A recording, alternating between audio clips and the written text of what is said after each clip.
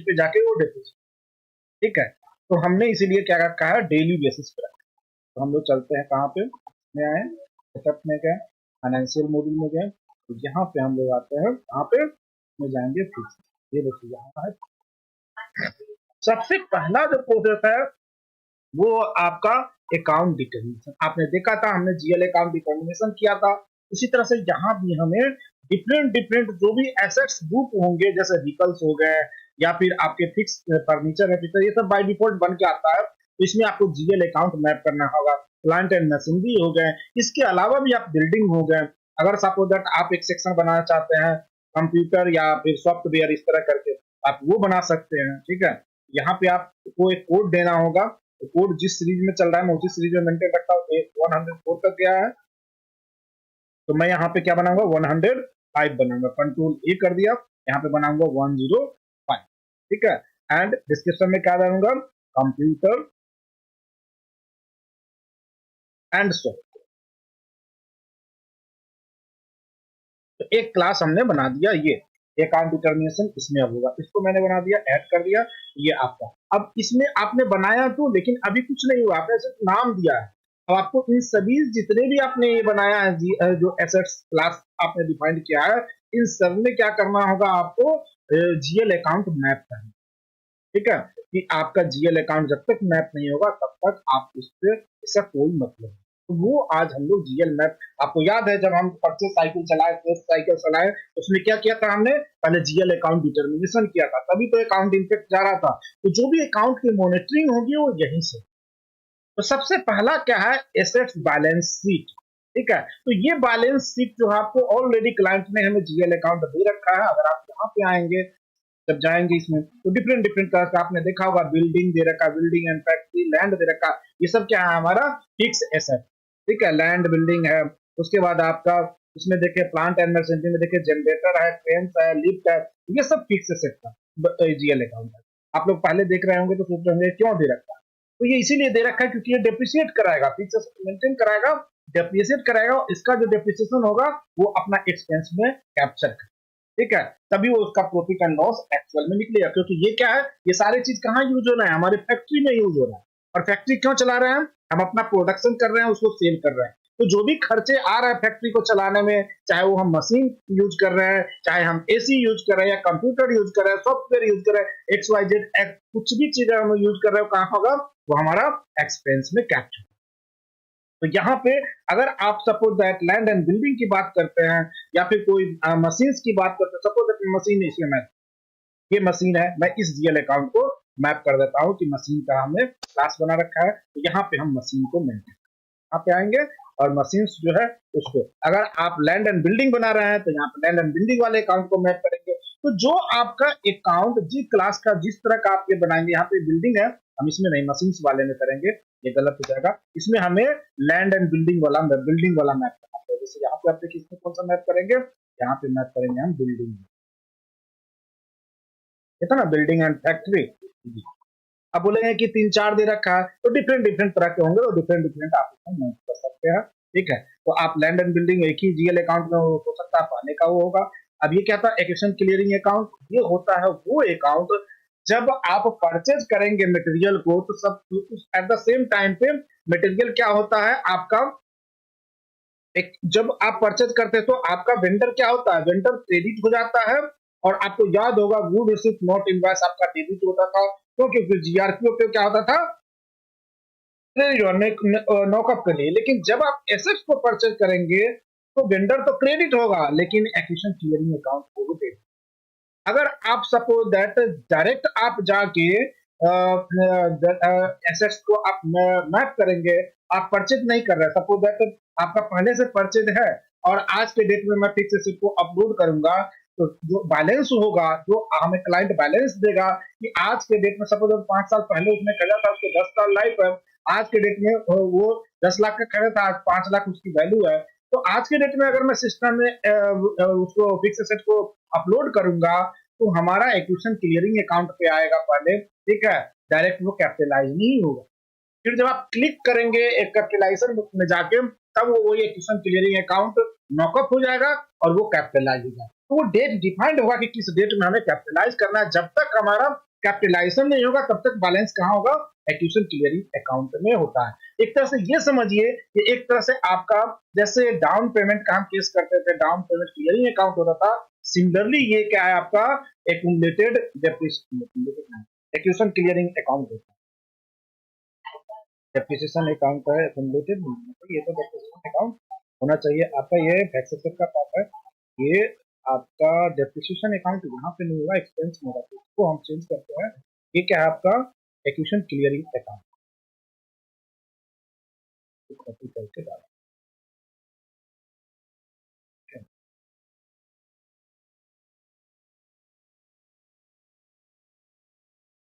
ये आपका क्या होगा, एसेट्स का पार्ट है। क्यों पार्ट होगा, क्योंकि जो भी वैल्यू है वो कैपिटलाइज होगा तब तक, जब तक कैपिटलाइज तब इसमें रहेगा, तो कैपिटलाइज वैल्यू जो होता है हमारा एसेट्स का पार्ट, ठीक है। एक्विजिशन क्लियरिंग समझ में आ रहा है, मैं क्लियर कर पा रहा हूं या नहीं? एक्विजिशन क्लियर, ठीक है। अब आता है आपका रिवैल्यूएशन अकाउंट। अब सपोज दैट इस अकाउंट इस जो आप जो ये बिल्डिंग खरीदे हैं या फिर आप जो मशीन ले रहे हैं, एक सर्टेन टाइम ड्यूरेशन के बाद आप उसको सेल करेंगे, ठीक है। या फिर इसकी वैल्यू जो आपने रिवैल्यूएशन है ना, सेल तो बाद में आगे नीचे आएगा, अभी आपका रिवैल्यूएशन है। आज आपने फिक्स एसेट डाला 5 लाख रुपए का हमारा ये वैल्यू था, कैपिटलाइज हो गया, लेकिन आपको पता चला किसी ने जब आपको जो वैल्यू मिला था वो गलत मिला था, उसका वैल्यू होना चाहिए था या तो 5,80,000 या फिर 5,20,000 होना चाहिए। तो आप उसको रीवैल्यूएट करेंगे, जैसे आपको इन्वेंट्री में बताया था कि स्टॉक को रीवैल्यूएट करते थे, वैसे यहाँ पे भी रिवैल्यूएशन होता है एसेट्स का। तो आप रिवैल्यूएट करेंगे तो ये अकाउंट कंपलसरी होगा, उसमें आपको ये डालना पड़ेगा। तो जो भी इम्पैक्ट आप वो जो बढ़ाएंगे घटाएंगे वो रिवैल्यूएशन अकाउंट में आएगा। अगर ये नहीं होगा तो आपको ये रीएवेल्युएट नहीं करने देगा। जैसे उसमें था जीएल इंक्रीज और डिक्रीज अकाउंट रिवैल्यूएशन के लिए, सिमिलरली यहाँ पे क्या है आपका रिवैल्यूएशन अकाउंट रिक्वायर्ड। अगर है तो ठीक है, नहीं है तो ऐसे ही इसको मैप करने की हमें जरूरत नहीं, फिर से उसको जनरली लोग रिवैल्यूएट नहीं करते हैं, रेयर रेयर होता, ठीक है। इन तीनों को नहीं भी हम अगर आप मैप करें तो चल सकता है, अगर आपको करना है तो कर सकते हैं, लेकिन इसके लिए आपको रिवैल्यूएशन अकाउंट बनाना पड़ेगा। मुझे नहीं लगता कि दे रखा है रिवैल्यूएशन, नहीं है, ठीक है।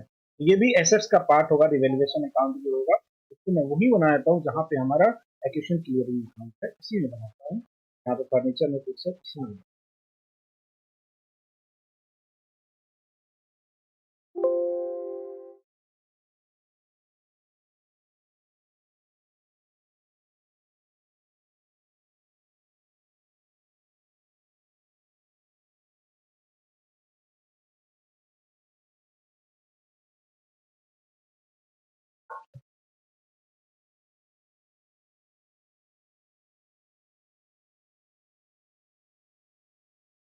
ठीक है। रिवैल्यूएशन रिजर्व अकाउंट, रिजर्व अगर आपको कुछ वैल्यू रखना है तो रिवैल्यूएशन रिजर्व क्लियरिंग अकाउंट नहीं डालते। ऑर्डिनरी डेप्रिसिएशन, तो मैं डेप्रिसिएशन की बात कर रहा था, वही है आपका। देखिए डिफरेंट डिफरेंट ऑर्डिनरी है, एक्यूमुलेटेड ऑर्डिनरी डेप्रिसिएशन है, अनप्लान डेप्रिसिएशन है, एक्यूमुलेटेड अनप्लान डेप्रिसिएशन, तो चारों को मैं कराता हूँ। ऑर्डिनरी डेप्रिसिएशन क्या होगा कि नॉर्मली जो आप मैप करेंगे, ठीक है, या फिर आप ये कहिए कि मैनुअली आप जाके उसको कुछ वैल्यू को आप डेप्रिशिएट करेंगे तो वो वैल्यू उसमें आएगा। अक्यूमुलेटेड ऑर्डिनरी डेप्रिसिएशन क्या है, एक्यूमुलेटेड जो ऑर्डिनरी डेप्रिसिएशन है जो सिस्टम में आप मैप करेंगे और सिस्टम खुद जो कैलकुलेट करेगा जो वैल्यू आपने दे रखा होगा, वो एक्यूमुलेटेड ऑर्डिनरी डेप्रिसिएशन है। अनप्लान डेप्रिसिएशन, कभी भी आप जो डेप्रिसिएशन प्रोसेस आपने लगा रखा है, वेदर द स्ट्रेट लाइन है या फिर डबल डिक्लाइन में कुछ परसेंटेज डिफाइन कर रखा है, उसके अलावा अगर आपने डेप्रिसिएशन कराया वो भी होगा और ये भी होगा तो अनप्लान में आएगा, ठीक है। और सिमिलरली एक्यूमुलेटेड अनप्लान डेप्रिसिएशन, इस वैल्यू को जो डेप्रिशिएट होगा टोटल एक्यूमुलेट कर देगा। तो मैं क्या करूंगा, सभी में एक ही जीएल अकाउंट मैप करूंगा, ऑर्डिनरी डेप्रिसिएशन कराए तो भी, क्योंकि अल्टीमेटली क्या है हमारा डेप्रिशिएट होकर एक्सपेंस में ही जाना है, तो मैं एक ही जीएल को सभी पे मैप। यहाँ पे आते हैं, अब देखते हैं हम एक्सपेंस में है हमारा डेप्रिसिएशन बना हुआ या नहीं, होगा जरूर, दिया है जरूर होगा। ये सब हमें क्लाइंट देगा, अगर नहीं दे रखा है तो आप जो standard required GL account required है आप बनाएंगे और कस्टमर को कंफर्म मेल भेजेंगे कि these things are mandatory in the SAP, so we are creating this account in this section for the this purpose. और उसको आप कंफर्म कर देगा अपने मन से, ये नहीं कि बना के देखिए डेप्रिसिएशन अकाउंट एक ही दे रखा है, यही डेप्रिसिएशन अकाउंट हम सभी में एक्सपेंस का पार्ट ही होता है डेप्रिसिएशन। क्यों? क्योंकि ये हमारा इसका पीएनएल का पार्ट है डेप्रिसिएशन।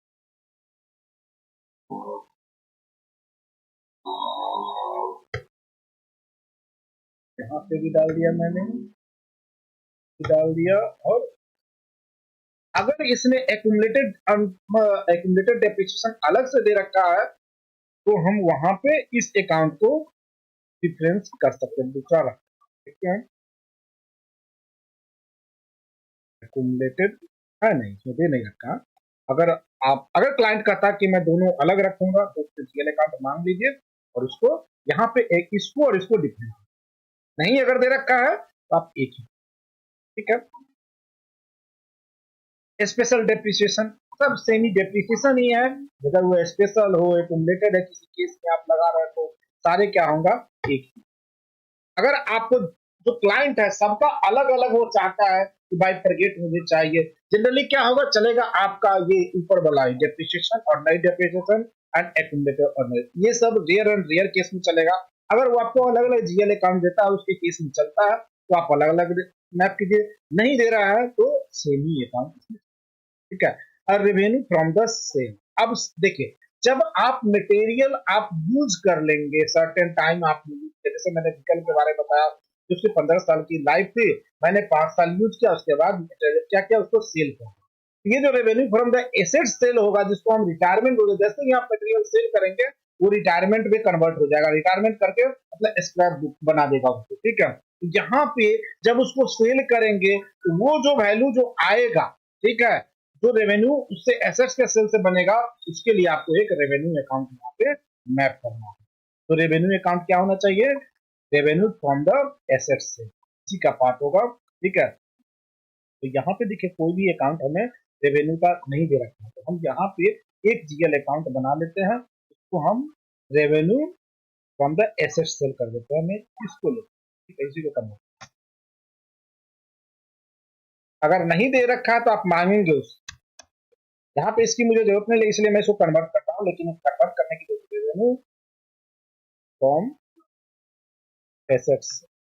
क्यों ले रहे हैं आपको पता है? एसेट सेल, जब भी हम एसेट्स को सेल करेंगे तो हमारा क्या हो जाएगा, जो भी पार्टिकुलर वैल्यू चाहे वो सब 15 लाख का था, अब मुझे 5 ही लाख मिल रहा है, 2 ही लाख मिल रहा है, जो भी कम वैल्यू मिल रहा है वो क्या होगा, अब वो आपका इस जीएल अकाउंट में आ जाएगा, आपके रेवेन्यू वाले साइड में आ जाएगा, क्योंकि आप तो प्रॉफिट एंड लॉस निकालेंगे। ठीक है, तो आप जब परचेज किए थे तो जब वो कैपिटलाइज हुआ, जो वैल्यू आपका कैपिटलाइज हुआ था वो एसेट्स का पार्ट था। अब उस वैल्यू में से जितना भी वैल्यू आपका इसका कमेगा वो कहाँ चला जाएगा, एक्सपेंस पार्ट में चला जाएगा। सपोज अगर आपने 15 लाख का कर्जा था और 5 लाख में आप बेच रहे हैं तो 10 लाख कहाँ चला गया, ये वैल्यू डेप्रिशिएट होकर आपका एक्सपेंस साइड में जाएगा, 5 लाख कहाँ आ जाएगा, इसमें आ जाएगा। ठीक है, तो आपका और कैपिटल कहाँ था, कैपिटल जो आपका था वहां से वो कैपिटल रिटायर्ड हो जाएगा, क्योंकि जैसे ही सेल करेंगे, सेल आप करेंगे तो एसेट्स में जो 15 लाख आपका बुक था कैपिटलाइज अकाउंट में वो जीरो हो जाएगा और वही अमाउंट क्या हो जाएगा आपका डिस्ट्रीब्यूट हो जाएगा रेवेन्यू और एक्सपेंस में।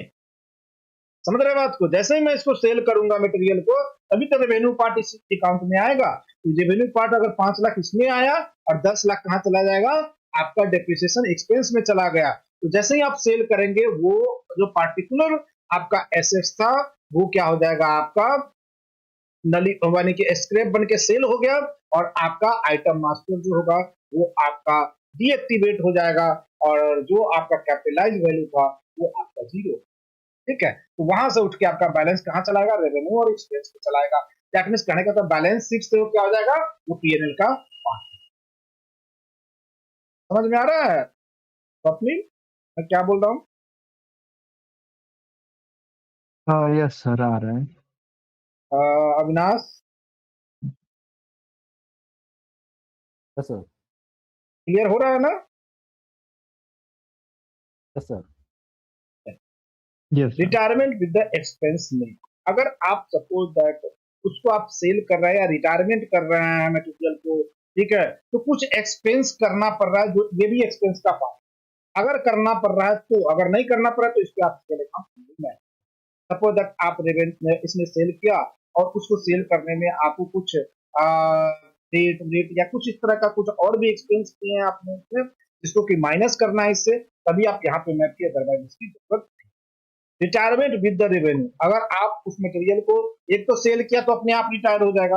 अगर आप रिटायर कर रहे हैं, कुछ एक्सपेंस हो रहा है रिटायर करने में, तो वैल्यू इस जीएल में आएगा। अगर आप रिटायर कर रहे हैं, कुछ रेवेन्यू आ रहा है एज ए स्टेप में, तो इसमें देखिए दो तरीका होता है रिटायरमेंट का। जब आप सेल करेंगे तो सिस्टम ऑटोमेटिकली रिटायर कर देता है और मटेरियल को डीएक्टिवेट कर देगा एसएस। तो उसके लिए जब सेल करते हैं तो इस अकाउंट में वैल्यू आएगा उसका रेवेन्यू। लेकिन आप सेल नहीं करके डायरेक्ट, इसमें एक ऑप्शन और भी है रिटायर करने का, एसेट्स रिटायरमेंट। अब जब एसेट्स रिटायरमेंट करेंगे तो आपको एआर इनवॉइस नहीं बनेगा, डायरेक्ट रिटायरमेंट के स्कीम पे जाएंगे, उस एसेट्स को सिलेक्ट करेंगे और क्लिक करेंगे आप रिटायरमेंट के लिए। तो वहां पे आप अगर कोई एक्सपेंस हुआ है, आप एक्सपेंस में डालना चाहते तो वहां पर ऑप्शन दे रखा है, तो ही एसडीएल अकाउंट में आएगा, अदरवाइज वैल्यू नहीं, जरूरत ही नहीं पड़ेगा इसकी। अगर आप कुछ रेवेन्यू हो रहा है तो रेवेन्यू किस जीएल अकाउंट में, अदरवाइज कोई जरूरत नहीं पड़ेगी। ठीक है, तो ये होता है आपका सेल। तो इसमें मैं एक अकाउंट बना के ये एक ही दोनों में डालता हूँ, रिटायरमेंट में भी और रेवेन्यू में। तो क्या होगा, कंसोल करके और इसको मैं पीएनएल का पाऊँ। ठीक है, हाँ तो होना चाहिए दोनों ही अलग अलग बनाइए। अब एक से काम चल जा रहा है, कंसोलिडेट होकर क्या होगा, पीएनएल का पार्ट होगा। अगर पॉजिटिव हो गया वैल्यू तो आपका क्या हो जाएगा, प्रॉफिट हो जाएगा। अगर निगेटिव हो जाएगा रेवेन्यू वाले तो इसमें मैं एक बनाता हूँ एक्सपेंस का पार्ट में से अदर एक्सपेंस।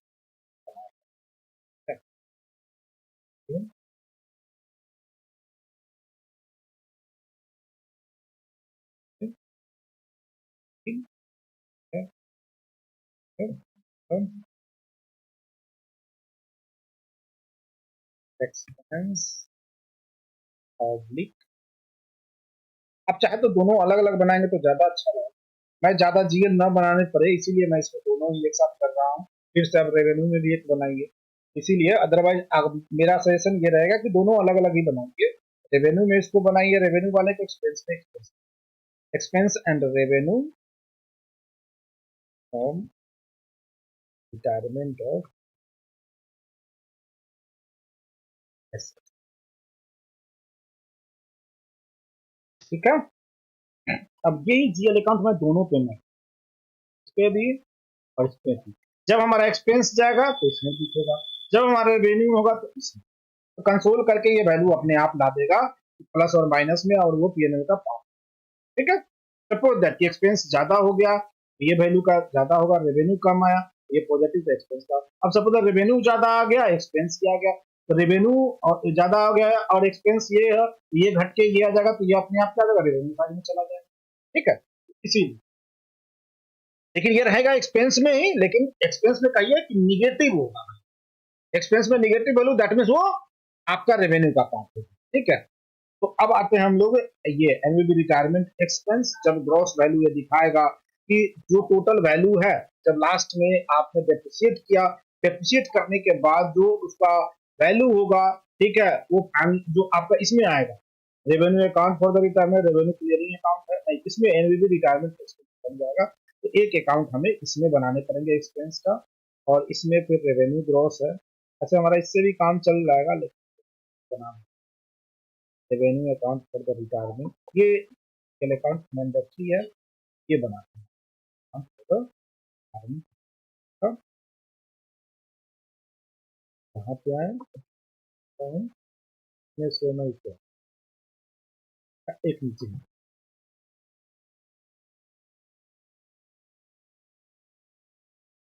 एक से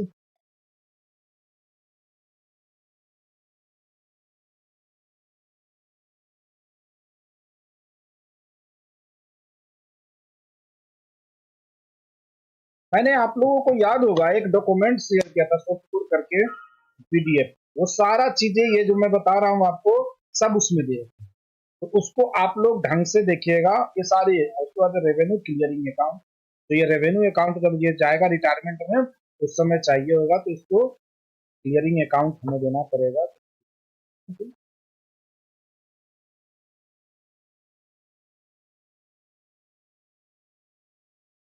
सबसे पहले हमने यहाँ पे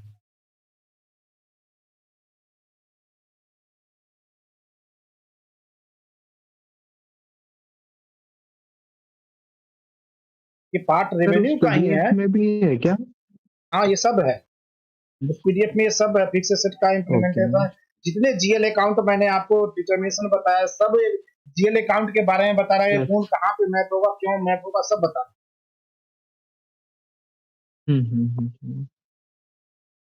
सर एक क्वेश्चन था कि हाँ ये जो बताइए। रिटायरमेंट एसेट्स होते हैं ये फॉर सेलिंग पर्पस नहीं होते ना? देखिए दोनों में होता है, आप जब सेल करेंगे तो भी रिटायरमेंट सिस्टम में क्या है, दो ऑप्शन दे रखा है। सपोज दैट आपने परचेज आज किया, ठीक है, 5 साल आपने यूज किया मटेरियल, उसके अभी उसके लाइफ बचे हुए और आपने क्या किया, मटेरियल को सेल कर दिया, ठीक है। तो जैसे ही आपने मटेरियल को सेल करेंगे तो सिस्टम क्या करेगा, रेवेन्यू अकाउंट में तो वैल्यू ले जाएगा जो आपने सेल किया है, और साथ साथ में क्या कर देगा, सिस्टम से उसको रिटायरमेंट को भी ऑटोमेटिकली बुक कर देगा। जैसे ही आपने सेल करेंगे तो वो आपके सिस्टम से तो रिटायर्ड हो गया ना, वो आपने सेल कर दिया लेकिन आपके सिस्टम से रिटायर्ड हो गया। अब वो आपको स्टॉक मार्केट में जाकर देखेंगे, वो फिक्स एसेट आपको ई में एक्टिव दिखाएगा, वो एक्टिव नहीं रहेगा, तो वो रिटायर्ड भी हो जाएगा, आपका सेल भी हुआ और सिस्टम ऑटोमेटिकली रिटायर्ड भी करेगा। जैसे कि आप परचेज करेंगे तो सिस्टम ऑटोमेटिकली क्या कर देता है, कैपिटलाइज कर देता है उसी दिन, अगर आप उसको मैनुअल नहीं कर रहे हैं, ठीक है। तो जैसे ही परचेज करेंगे एसेट्स को तो ऑटोमेटिकली कैपिटलाइज कर देगा उसी दिन। जैसे ही सेल करेंगे ऑटोमेटिकली सिस्टम क्या कर देगा, आपको रिटायर कर देगा। अब सिस्टम में ये भी है कि आप मैनुअली भी उसको कैपिटलाइज कर सकते हैं, जब तक आप अकाउंट में क्या हो, एक्विजिशन अकाउंट में रहेगा पड़ा हुआ, ठीक है। जिस डेट से आप चाहें कि उसको हम कैपिटलाइज करें उस डेट से आप कर सकते हैं। और सिस्टम ये भी ऑप्शन दे रखा है कि जिस डेट में आप चाहें उस डेट में आप रिटायरमेंट कर सकते हैं विदाउट सेल। मैंने सेल नहीं किया, मेरा मटेरियल डैमेज हो गया, ठीक है, टूट गया, मेरा मशीन ब्रेक डाउन हो गया, तो वो तो सेल तो नहीं हुआ, उसके लिए सेल बुक करने की जरूरत नहीं है, तो सिस्टम में आप रिटायरमेंट भी कर सकते। इसीलिए अलग अलग अकाउंट, एक ही तरह के अलग अलग अकाउंट, ठीक है। तो इसी तरह से हमें सभी क्लास में जितने भी हम एसेट्स क्लास बनाए हैं सभी में हमें ये जीएल अकाउंट मैप करना। अब मैं क्या करता हूँ, यहाँ से ये कॉपी करता हूँ और इसको मैं एक्सेल में रख लेता हूँ, ताकि जो हमारा एक जीएल अकाउंट है उसके अलावा बाकी सब में इसी की जरूरत पड़ेगी। मैं यहाँ पे अपने सेव पॉइंट के लिए रख दूंगा, यहाँ से कॉपी कर करके मैं फटाफट पेस्ट करूंगा और सारे हमारे जीएल अकाउंट डिटर्मिनेशन फटाफट, ठीक है। अब मैंने एक्सेल ओपन किया और ये सारे जो है ये आपका कॉपी पेस्ट चलता है, आपको शायद पता होगा, अभी तक हमने सेशन कराया, कई बार कॉपी पेस्ट किया, आपने देखा होगा। टोटल में आइटम वगैरह सब कुछ, प्राइस वगैरह सब कुछ कॉपी करे, तो ऐसे मैंने। अब यहाँ पे क्या है देखिए, अब अगला जो क्लास में बनाऊंगा जिसका डिटर्मिनेशन होगा उसमें क्या चेंज होगा, यही तो सिर्फ चेंज होगा, बाकी तो सब सेम ही है इसमें, और तो कुछ चेंज होना नहीं है। तो मैं इसीलिए यहाँ पे रख लिया कि खटाखट मैं यहाँ से कॉपी करूंगा उसमें। ये हमारा बन गया। अब आगे चलते हैं, plant and machinery. Asset balance sheet account क्या होगा, प्लांट एंड मशीनरी में जिस भी मशीनरी का हम एसेट्स बुक करना चाहते हैं, जो हमारा दे रखा है जीएल अकाउंट, यहाँ पे देखिए प्लांट एंड मशीनरी में जनरेटर दे रखा, लिफ्ट, मशीनरी दे रखा, मैं मशीनरी के नाम। अब इसके पास दो ब्रांच थे तो इसीलिए उसने दो ब्रांच का अलग अलग दे रखा, तो मैं इसको, समझ में आया, मतलब जो भी बैलेंस जब वो परचेज होगा, जब वो कैपिटलाइज होगा, तो टोटल का टोटल बैलेंस कहाँ आएगा, इस जीएल अकाउंट में वो बैलेंस अकाउंट बैलेंस वैल्यू आएगा, इसमें ये मशीनरी वाला, ठीक है। और जब वो कैपिटलाइज होगा तो यहाँ आएगा और यही से अमाउंट क्या होगा, डिस्ट्रीब्यूट हो जाएगा किसमें, आपको जो भी बताया, रेवेन्यू और एक्सपेंस। जैसे जैसे इसकी वैल्यू डिक्रीज होती जाएगी वैसे वैसे हमारा वो वैल्यू कहाँ तक जाता जाएगा, revenue side, sorry expense side में जाएगा। जब इस मशीन का लाइफ ऑलमोस्ट फिनिश होने वाला है, जिस दिन हम सेल कर देंगे या रिटायर कर देंगे जिस वैल्यू से, वो वैल्यू कहाँ चला जाएगा, हमारा रेवेन्यू में, ठीक है। यही बेसिक कंसेप्ट है आपका फिक्स एसेट, कि एक मैंने आज के डेट में पैसा रखा है, ठीक है, एक मशीन खरीद के, जितना भी का भी वैल्यू का भी हमने लैंड और बिल्डिंग लिया, ठीक है, वो टोटल वैल्यू हमारा क्या हो गया, इस पर्टिकुलर अकाउंट में आएगा, किसमें, एसेट्स बैलेंस शीट। अब जैसे जैसे उसकी लाइफ घटती जाएगी बढ़ती जाएगी, ठीक है, वो उससे क्या होगा, वो अमाउंट एक्सपेंस और रेवेन्यू साइड। अब जरा सा देखिए, अभी मैं डेप्रिसिएशन बताता हूँ। लैंड और बिल्डिंग में क्या होता है, एप्रिसिएशन होता है, कभी भी वैल्यू डिक्रीज नहीं होता। मशीनरी में तो होगा, लेकिन फिक्स एसेट जो हमारा लैंड एंड बिल्डिंग है, उस लैंड का क्या होगा, कॉस्ट बढ़ता ही जाएगा डे टू डे, लेकिन वो डिफाइंड नहीं है कि कितना कॉस्ट बढ़ेगा। तो अब उसको कैसे करेंगे, तो अब उस केस में क्या होगा, जब आप सेल करेंगे आप अपने लैंड को, तो जो 5 लाख का लैंड था, अब आप 50 लाख में सेल करेंगे, तो रेवेन्यू वैल्यू क्या होगा, ऑटोमेटिकली क्या बढ़ जाएगा, बढ़ जाएगा, ठीक है। और उसका डेप्रिसिएशन नहीं हो रहा है, उसका एप्रिसिएशन हो रहा है। तो जितना एप्रिसिएट होगा टोटल का टोटल कहां जाएगा आपका, वो चला जाएगा रेवेन्यू साइड में। और जितना में आपने परचेज किया था, तो कैपिटलाइज हुआ था, वो कहां चला जाएगा, आपका एक्सपेंस साइड। और कैपिटलाइज क्या हो जाएगा, जो कैपिटल वैल्यू था, ऐसे तो देखा जाए लैंड एंड बिल्डिंग आप इंड नहीं करेंगे, जब सेल करेंगे तभी तो कोई पर्टिकुलर वैल्यू पे, लेकिन आप तो सेल करेंगे नहीं। अगर आप सेल नहीं करेंगे तो ऑलरेडी वो बैलेंस शीट का पार्ट ही रहेगा, मतलब एसेट्स वैल्यू इसमें आपको सर्टेन वैल्यू दिखाता ही। अगर वो एप्रिसिएट हो रहा है, 5 लाख का 25 लाख हो गया, तो 20 लाख कहां चला जाएगा, रेवेन्यू साइड में चला, और 5 लाख इसमें दिखा, ठीक है। लेकिन जनरली ये चीजें नहीं करते, क्योंकि आज मेरा फैक्ट्री बना हुआ है, तो मैं उसको एप्रिसिएट नहीं कराता। जनरली कंपनी क्या करती है, जो एक्सपेंस होता है, जो खर्चे होते हैं, ऑडिट में वो दिखे हमारा भाई इतना खर्चा हो गया, उसके लिए करते हैं। जो बढ़ गया उसका नहीं कराते हैं कि हमारा लैंड का बिल्डिंग इतना, बिल्डिंग का कॉस्ट इतना बढ़ गया, ये हो गया, वो हो गया। वो कभी भी आपने नहीं देखा होगा किसी भी क्लाइंट को, वो अपना फिक्स एसेट को एप्रिसिएशन करवाएगा। जब भी करवाता है तो क्या होता है, डेप्रिसिएशन नहीं। कोई ऐसा क्लाइंट अगर मिल जाए तो बता दीजिएगा मुझे, ठीक है, क्योंकि हर इंसान को अपनी बेनिफिट चाहिए। तो इसके बाद जितने भी जीएल अकाउंट राइट दिख रहे हैं, सर। सब क्या है, रिमेन सेम है। तो अब हमें कोई टेंशन नहीं है। हम यहाँ पे आए, यहाँ से हमने क्या किया, सारे जीएल अकाउंट को 1 बाय 1 कॉपी करेंगे, कंट्रोल टैब दबाएंगे, यहाँ पे पेस्ट कर देंगे, हमारा काम। अब इसको जब आप उस डॉक्यूमेंट से पढ़ेंगे, जो मैंने बनाया है, वो अगर माइंड में रखेंगे, तो ये आपका इजिली, आपको कोई भी डाउट आगे चल के नहीं है, ठीक है। अब जब ट्रांजेक्शन करेंगे तो और ज्यादा जब हम इसको सारे को मैप करेंगे।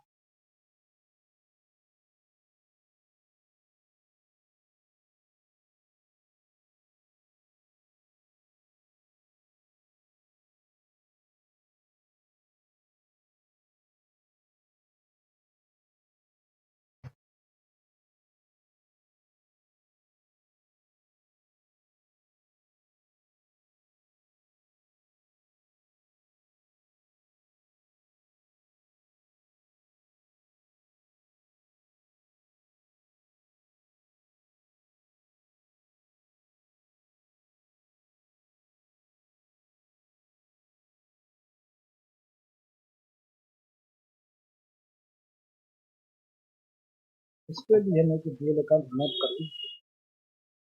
कभी भी मांगता है, कभी कभी अगर इसी तरह से जैसे ऊपर बनाया है ना, उसी तरह।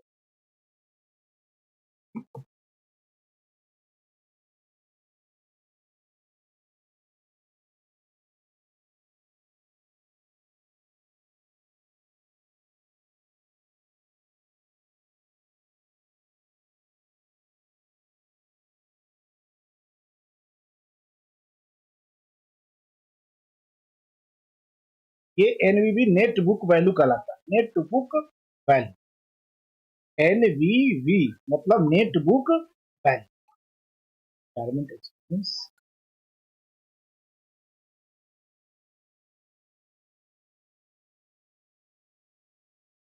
Net book value.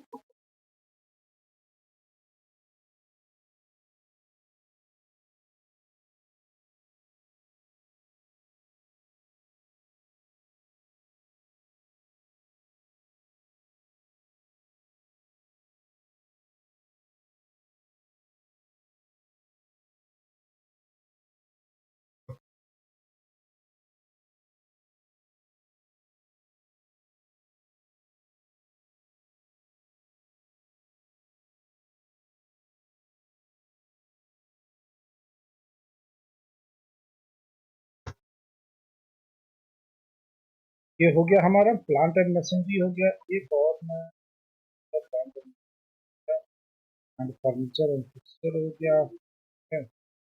फर्नीचर और फिक्सचर ऑलरेडी हमने दे रखा है यहाँ पे।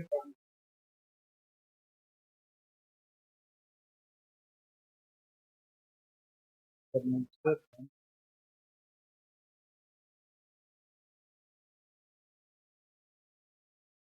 ये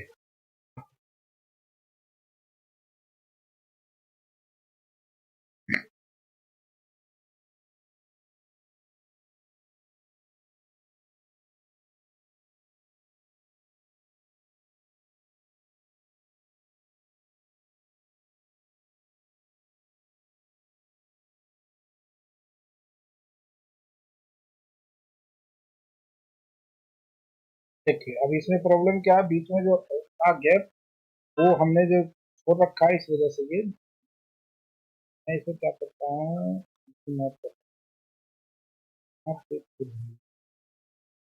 एक अकाउंट तो हमें ये तो मिल ही गया है, तो डाल देता हूँ इस दो में हमें कुछ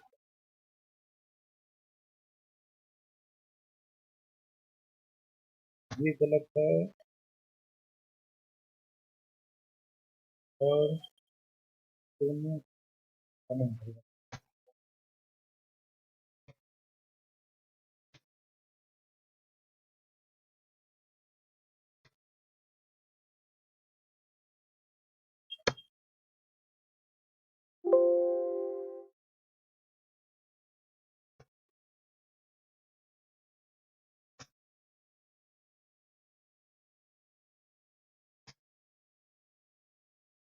तो ये अकाउंट हमारा ऑलरेडी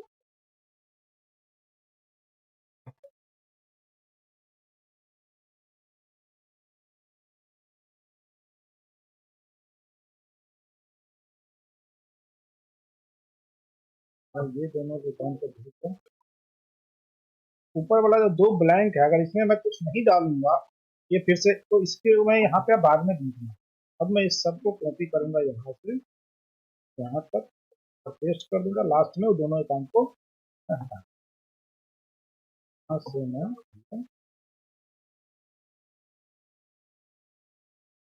से हमारा ठीक है। अब इसको मैं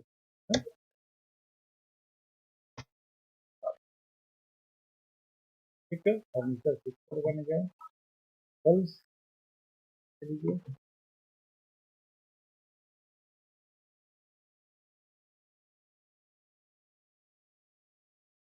कल्स ये है लोगो पिकअप है कार है मोटरसाइकिल कार।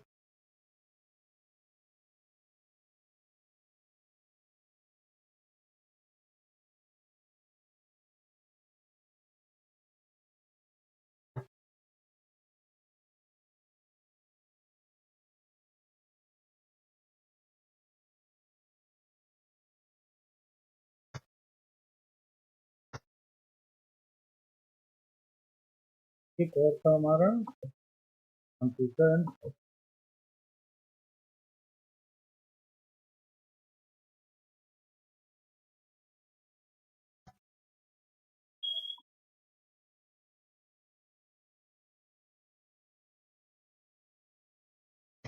ये हमारा क्या हो गया जीएल अकाउंट हो गया उसको हम। इसके अलावा और भी अगर कुछ आप बनाते हैं तो यहाँ पे जीएल अकाउंट आपको दिखेगा। ये तो हो गया फर्स्ट पार्ट आपका। अब बोलता है डेप्रिसिएशन टाइप, तो मैंने आपको बताया था डेप्रिसिएशन।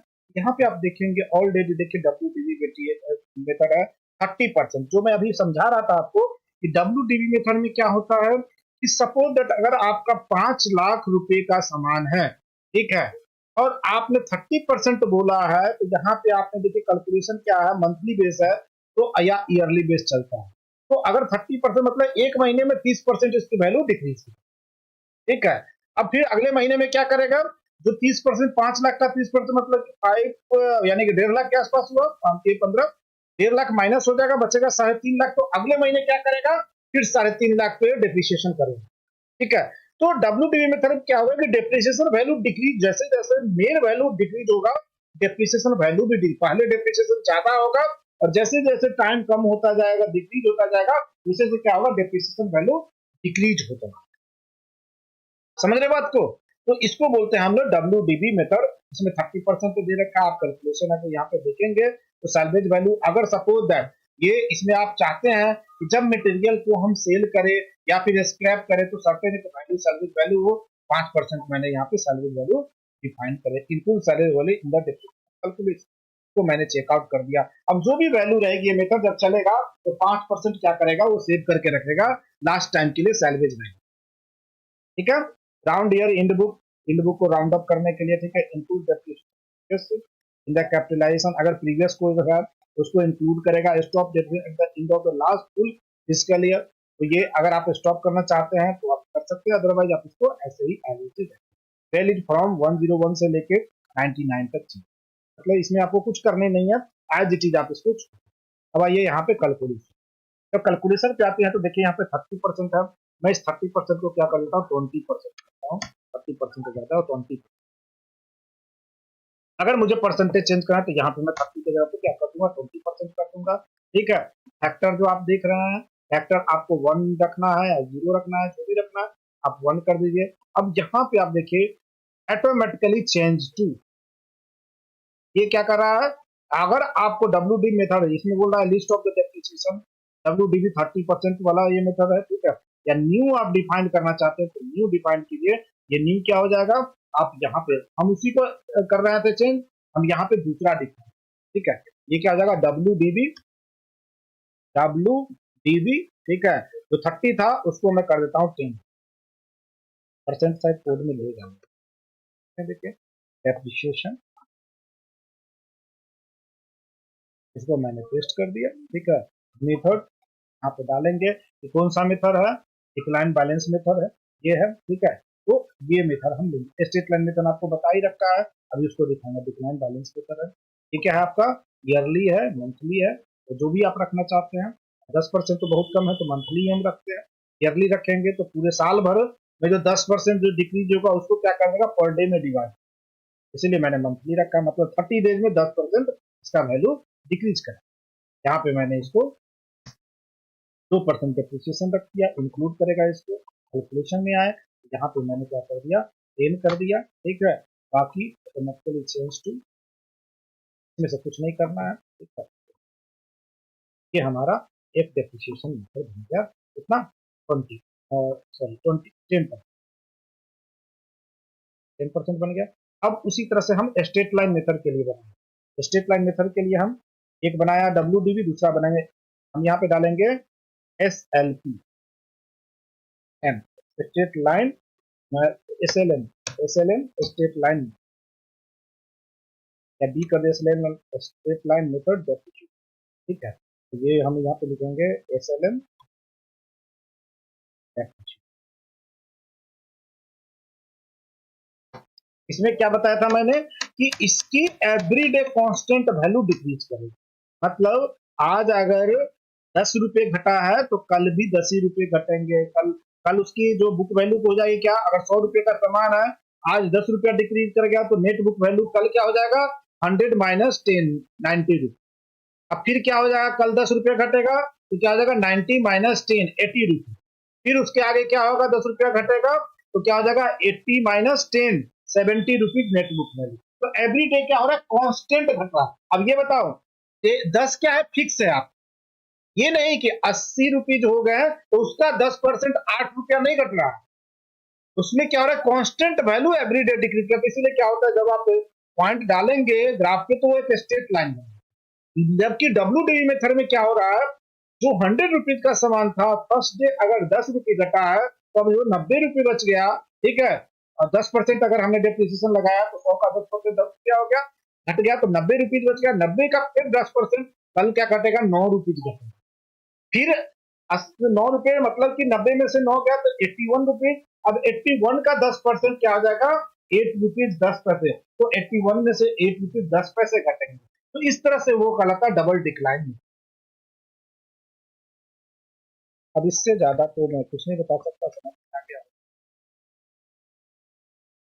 अब यहाँ पे क्या करेंगे मेथड में आप आएंगे स्ट्रेट लाइन, ठीक है, स्ट्रेट लाइन अब ईयरली है मैनुअल मंथली है, तो आप जैसे रखना चाहे रख सकते हैं। इस पे सैलवेज वैल्यू इसमें भी आप अगर डालना चाहते हैं कि हमारा सैलवेज वैल्यू वैल्यू में भी डाल सकते हैं और आप परसेंटेज में भी डाल सकते हैं। वैल्यू परसेंटेज दे रखा तो मैं यहाँ पे 5% डाल दिया सैलवेज वैल्यू। ठीक है, इसको मैं इंक्लूड करा देता हूँ।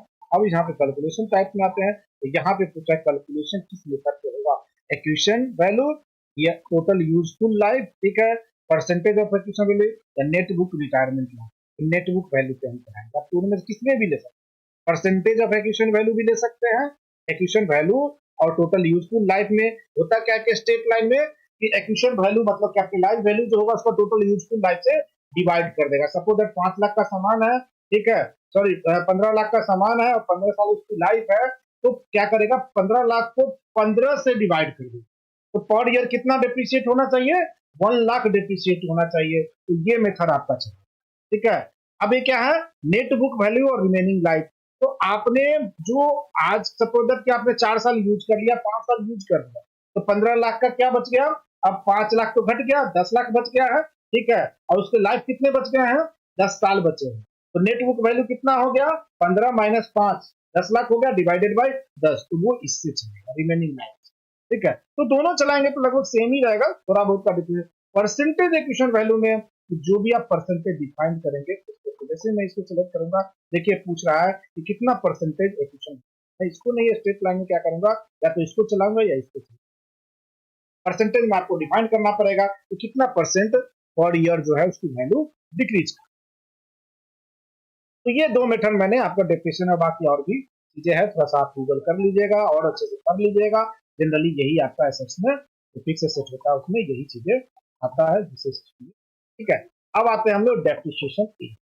जो डेप्रिसिएशन एरिया आता है इसमें देखिए टेक्स्ट बुक वैल्यू आता है, ठीक है, एडिशन एरिया, उसके बाद आप और देखिए इसमें मेन बुक वैल्यू आता है, मेनली इसी पे हम लोग कैप्चर करते हैं मेन बुक वैल्यू, और एक आता है आईएफएससी करके वो आता है, वो भी। अब यहाँ पे देखिए दो चीजें होता है, यहाँ पे देखें ड्राइव डेप्रिसिएशन एरिया, इसमें देखिए पोस्टिंग ऑफ डेप्रिसिएशन। जो मैं बोल रहा था ना कि जैसे ही आप परचेज करेंगे डायरेक्ट आपका क्या कर देता है, आपका कैपिटलाइज होता है डेप्रिसिएशन, मतलब कि जैसे ही आप इसको करेंगे डायरेक्ट, ये देख रहा है डायरेक्ट पोस्टिंग वाला, आप इसको इनडायरेक्ट, जब आप इनडायरेक्ट कर देंगे तो जब आप परचेज करेंगे तो जो भी बैलेंस आपने परचेज किया है वो आपका एक्विजिशन अकाउंट, अगर आप इस डेप्रिसिएशन में इस मेथड को यूज कर रहे हैं, मेन बुक वैल्यू अगर यूज कर रहे हैं, तब उस केस में क्या होगा, जब आप परचेज करेंगे तो वेंडर जो होगा क्रेडिट होगा और एक्विजिशन अकाउंट क्या हो जाएगा आपका डेबिट। मतलब कि अगर 10 लाख का कोई आपकी मशीन करता है तो वेंडर को 10 लाख से क्रेडिट हो गया और एक्विजिशन क्लियरिंग अकाउंट क्या हो जाएगा 10 लाख से डेबिट, ठीक है। अब ये इनडायरेक्ट पोस्टिंग अगर करेंगे तो आप जब जिस डेट में जाके आप उसको कैपिटलाइज करेंगे, उस स्क्रीन पे जाके आप इस वैल्यू को कैपिटलाइज करेंगे, उस डेट में ये कैपिटलाइज होगा। अगर आप यहाँ पे डायरेक्ट ऑप्शन ले लिए कि डायरेक्ट पोस्टिंग, तो जैसे ही परचेज होगा एट द सेम टाइम पे एक्विजिशन अकाउंट में जो वैल्यू आया ऑटोमेटिकली सिस्टम पोस्टिंग कर देगा कि इसमें कैपिटलाइज। समझ रहे बात को? तो आपको ये डिसाइड करना है कि डायरेक्ट रखा है या यहाँ भी मैं डायरेक्ट रखता हूँ, आगे जब आप कर लेंगे तब मैं इनडायरेक्ट करके भी आपको समझा, ठीक है। ये मेन बुक वैल्यू है। उसके बाद एक और होता है आपका ये आईएफआरएस, ठीक है, आईएफआरएस रिपोर्टिंग एडिशन। ये 3 तरह के वैल्यू होते हैं और ये तीनों ही आपका जनरली चलता है, मेनली मेन बुक वैल्यू चलता है, कोई तो मेन बुक वैल्यू के साथ आईएफआरएस भी लगाता है, ठीक है। ये आपका क्या क्या बताया, अकाउंट डिटर्मिनेशन बताया आपको, डेप्रिसिएशन टाइप बताया, उसका डेप्रिसिएशन एरिया बताया। अब एसेट्स क्लास हमने अभी बनाया, जो देखा आपने, ये देखिए फर्नीचर, ठीक है, ये आपका मोटर व्हीकल, ये आपका मशीन पार्ट, ठीक है, ये फर्नीचर आ गया। अब इसमें जो ये चीजों जो लगा है ये आपको डिफाइन करना, जैसे फर्नीचर एक कंप्यूटर भी होगा, कंप्यूटर का सिस्टम भी हम ले लेंगे, मशीन प्लांट एंड मशीनरी जैसे लिया हमने, ठीक है। अब यहाँ पे देखिए ये डिफॉल्ट एक्टिविटी, यहाँ पे मेन बुक वैल्यू हमने लगा रखा है, डिप्रिसिएशन, ये मेन बुक वैल्यू जो अभी आपको बताया वो चल रहा है, और इस पर डेप्रिसिएशन क्या चल रहा है, स्ट्रेट लाइन पीरियड में था। तो मैं इसको एसएलएम जो अभी बनाया था, मैं एसएलएम यही बनाया था हमने, ये वाली स्ट्रेट लाइन मेथड डेप्रिसिएशन इसको लगाता हूँ, ठीक है। और इसकी यूजफुल लाइफ है, अब ये पूछ रहा है कितना इसका लाइफ है, जो ये प्लांट एंड मशीनरी होगा, ठीक है, जो मशीनरी होगा उसका लाइफ कितना होगा, तो मंथ में पूछ रहा है, तो मंथ में हम इसको बताएंगे कि कितना होगा। तो यहाँ पे तो देखिए general and low value asset, general यहाँ पे मैं 60 तक 5 साल तो एक मशीन चलेगी। टेक्स्ट बुक वैल्यू इसमें भी मैं, अब दोनों में से एक ही रख सकते हैं, आप चाहें तो उसको हटा भी सकते हैं। आप हल कर दीजिए, लगा हुआ रन कीजिए। तो मैंने एक तो डिफाइन कर अप्लाई करने, ठीक है। आगे चलते हैं, कौन सा मोटर व्हीकल्स, मोटर व्हीकल्स में हमने काट लिए थे, ठीक है। तो इसमें WDV में कर लेते हैं, 30% नहीं बल्कि 20 वाला जो हमने बनाया है 10% तो लिया। और यहाँ पे हमने व्हीकल का 7 ने 15 साल होता है, तो 15 में 12 बहुत ज्यादा हो जाएगा, 15 बढ़ाइए, 15 दूना 30 और 10 120 यानी कि 150 है, यानी 150 नहीं 180, 15 बढ़ाइए 180 मंथ है, देखिएगा गलत नहीं, मैंने इसका लाइफ दे दिया 100, ठीक है। तो आप, मैं इसमें से टेक्स्ट बुक को हटा देता हूँ और इसको रखता हूँ, IFRS को रखता हूँ और इसको, ठीक है, इसको हटा दिया, इसको भी मैं सेम ही प्रोसेस करता हूँ और इसको कर लेता हूँ 180, कर दिया, ठीक है। अब आते हैं हम लोग पे, एक और था हमारा कंप्यूटर फर्नीचर में पिक्चर हो ही गया, तो कर दिया हमने, उन्होंने तो सेम ही होगा ना, ये पहले से करा हुआ स्टेपलर मेथड है, तो भी हमने WDB 20 तो नहीं बनाया है, हमने 10 बनाया है। तो ये मैच तभी करेगा जब दोनों इसमें ये रहा, इसमें 20 इसमें 30, तो दोनों मैच ही अलग अलग जाएगा, ठीक है। तो भी मैं हो जाता है, एक और बनाते हैं हम सब, ठीक है, ठीक है। वो तो हमारा क्या था, कंप्यूटर एंड सॉफ्टवेयर का 105 का, तो हो जाएगा एप्रिशिएशन मैं ले रहा हूँ डिस्क्रिप्शन कंप्यूटर,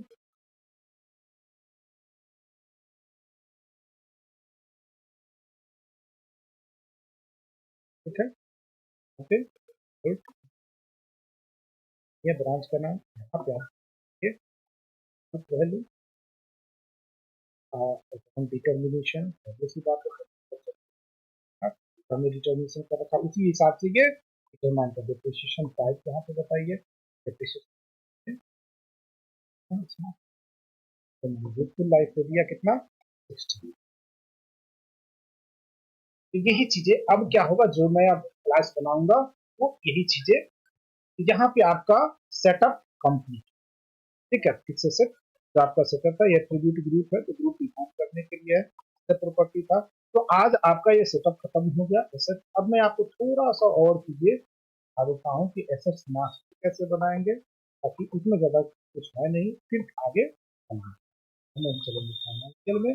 अब एक ट्रांजेक्शन में हम आएंगे, यहाँ पे आइए, फिक्स एसेट में आए, फिक्स एसेट में आप देखिए सबसे पहले जो रखा एसेट्स, जैसे आप आइटम मास्टर बनाते हैं उसी तरह से यहाँ पे भी आपको मास्टर क्रिएट करना है, कंट्रोल A किया, ठीक है। अब यहाँ पे देखिए हमें फिक्स एसेट का है, यहाँ पे आपको डिफाइन करना पड़ेगा फिक्स एसेट, फिक्स्ड, ठीक है। अब अकाउंटिंग में अगर आप देखेंगे एज इट इज जैसे है, आप रहने दे, क्योंकि कोई अकाउंटिंग नहीं होता, नॉन अकाउंटिंग जो आपका इन्वेंट्री होता नहीं है, मैंने सिर्फ इसका रूप एक बना दिया, ठीक है। ये जो आइटम होता है fix asset, non inventory item होता है, सेल्स और परचेज दोनों होते हैं, ठीक है। अच्छा ये देखिए इसमें वर्चुअल आइटम जो दिया है, जैसे अभी बताया था नॉन टेंजिबल एसेट्स जो होता है, जो कि हम उसको अच्छा इसको कर लेते हैं, यहाँ पे हम डिफाइन करेंगे इसके लिए, ठीक है। मैनुअल कर दिया। अब यहाँ पे हम डालेंगे फिक्स एसेट के लिए FA फिक्स एसेट 0001 करके मैंने डाल दिया। तो यहाँ पे मैं एक बना देता हूँ मास्टर, सपोज दैट हम लोग अगर मशीन की बात कर रहे हैं, मैं यहाँ पे लिख देता हूँ सेपर मशीन,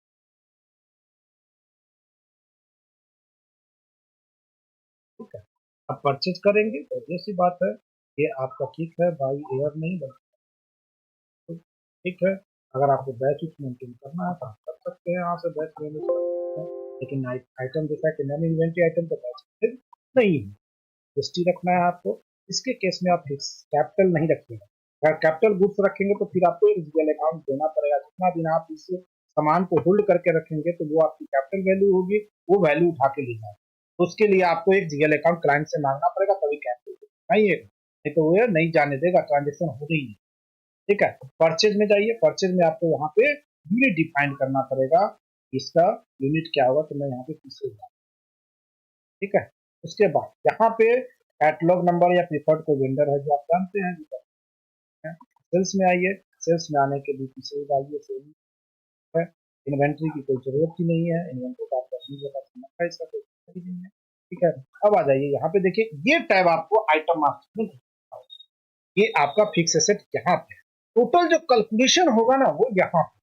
ठीक है, अब यहाँ पे देखिए सबसे पहले पूछ रहा डेप्रिसिएशन अभी नहीं आ रहा, जब हम यहाँ पे सेट कर देंगे तो देखिए एसेट्स क्लास, तो हमारा एसेट्स क्लास जो हमने बनाया था उसी में से आया, ये हमारा क्या है, पेपर मशीन है, तो ये आपका मशीन है, मशीनरी का। जैसे ही हमने लिया, जो अभी हमने वो सारे मेथड यहाँ पे मैप किए थे वो सारे अपने आप लाइव वगैरह सब उठ के आ गए, जो अभी आप देख रहे थे डेफिनेशन वो एसेट्स क्लास बनाया था वहीं से ये उठ के आए। अब एसेट्स ग्रुप इसको डाले या ना डाले कोई फर्क नहीं पड़ता, आप ग्रुप बनाना चाहते हो तो बना दीजिए, यहाँ पे आप लिख दीजिए मशीन, प्लांट एंड मशीन।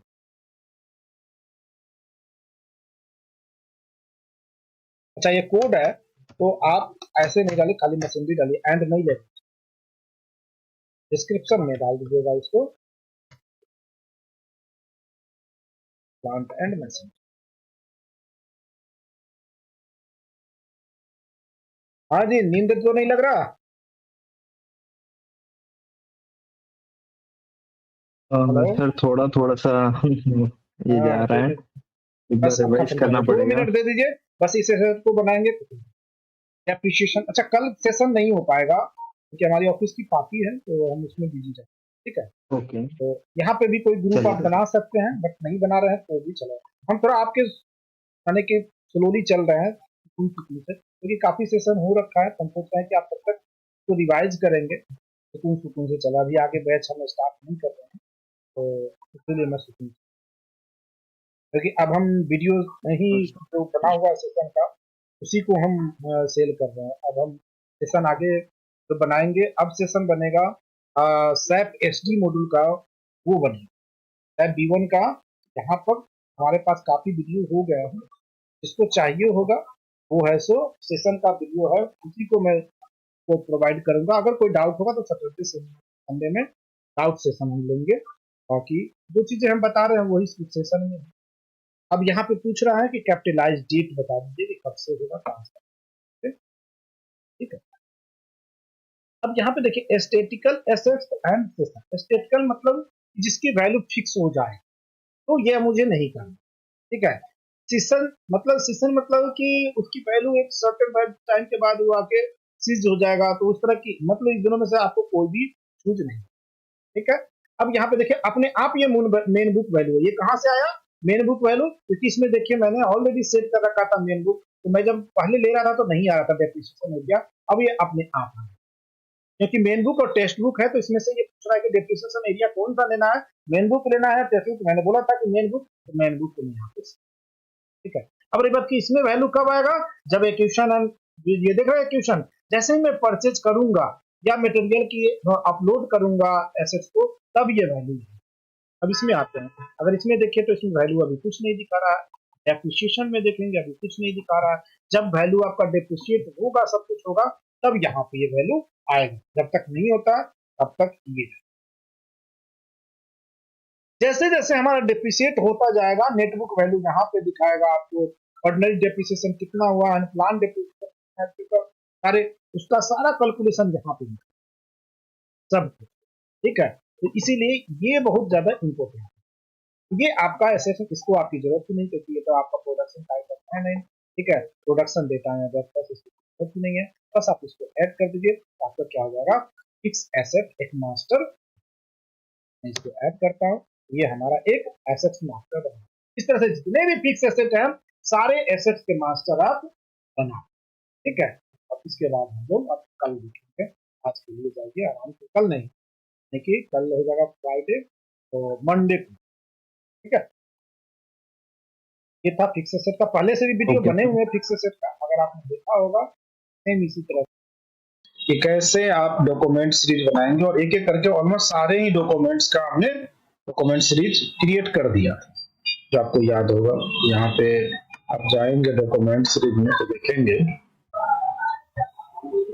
ये था डॉक्यूमेंट नंबर, हमने यहाँ से शुरू किया था, आइटम में भी लगाए थे, उसके बाद आपका बिजनेस पार्टनर में भी, ये देखिए बिजनेस पार्टनर में हमने लगा दिए थे, फिर आइटम में भी हमने शायद कोडिंग किया था, आइटम में भी आरएम में लगा दिया था, सब चीजें बाकी बोला था क्या अपना कर लेना, ठीक है। और इस तरह से सारे ही डॉक्यूमेंट्स के हमारे सही है। तो पहले हम स्टार्ट करेंगे ट्रांजैक्शन, परचेज साइकिल से स्टार्ट करेंगे, एंड परचेज जब हो जाएगा तब नेक्स्ट डे हम लोग, आज परचेज हो नहीं पाएगा तो जितना होगा आज स्टार्ट करते हैं हम लोग परचेज, क्योंकि हमारा पहले मटेरियल प्रोक्योरमेंट होगा, फिर हमारा प्रोडक्शन होगा, फिर हम सेल्स करेंगे, ठीक है।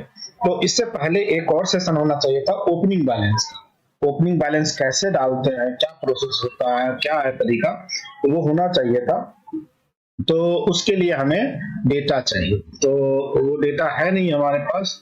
मैं देखता हूँ अगर कोई डेटा पड़ा हुआ होगा तो किसी का, तो नहीं तो फिर एक सैंपल बनाना पड़ेगा अपने से।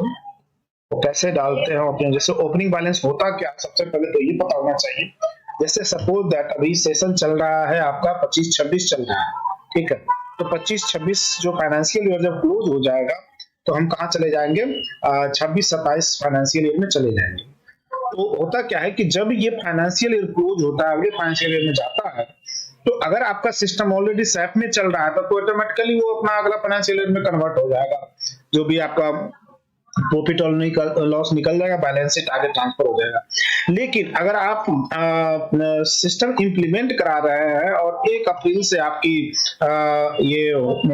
1 अप्रैल से आप गो लाइव जा रहे हैं, तो करना क्या होता है कि सपोज दैट आप टैली यूज कर रहे हैं या ओरेकल यूज कर रहे हैं, कोई या कोई और सॉफ्टवेयर यूज कर रहे हैं, तो वहां से ओपनिंग बैलेंस आता है और हम इसमें डालते हैं सिस्टम को। तो 2 तरीके होते हैं, एक तो आप ओपनिंग बैलेंस क्या करते हैं, एक फाइनेंशियल ईयर क्लोज हो रहा है, दूसरा शुरू हो रहा है तब 1 अप्रैल से स्टार्ट कर रहे हैं, तो उस केस में क्या होगा, ओनली बैलेंस शीट जाएगा, ठीक है। जो बैलेंस शीट होगा जो क्लाइंट हमें देगा वो बैलेंस शीट देता है, बैलेंस शीट में assets, liability and equity part जो होता है वही होता है, ठीक है। एंड रेवेन्यू और एक्सपेंस जो होता है वो तो आपका प्रॉफिट एंड लॉस में कन्वर्ट करके वो कैपिटल का पार्ट में कन्वर्ट हो जाता है। तो जो हमें क्लाइंट देगा उसको हम क्या करते हैं, सिस्टम में एज ओपनिंग बैलेंस डालते हैं। तो उसको कैसे डालते हैं, क्या तरीका है, मैं देखता हूँ अगर हमारे पास कोई डमी होगा ओपनिंग बैलेंस, तो अगर किसी क्लाइंट का डेटा दिखाना सही नहीं है, नहीं तो मैं आपको एग्जैक्ट दिखाता, मैं देखता हूँ ट्राई करके अगर किसी का मिल रहा है। या आप लोगों को अंडरस्टैंडिंग है ओपनिंग बैलेंस का? स्वप्निल, अविनाश? हाँ हाँ सर। मुझे नहीं है सर। अच्छा नहीं है, देखते हैं कोई डेटा मिल रहा है तो फिर ओपनिंग बैलेंस जब होगा तभी तो हम चला पाएंगे।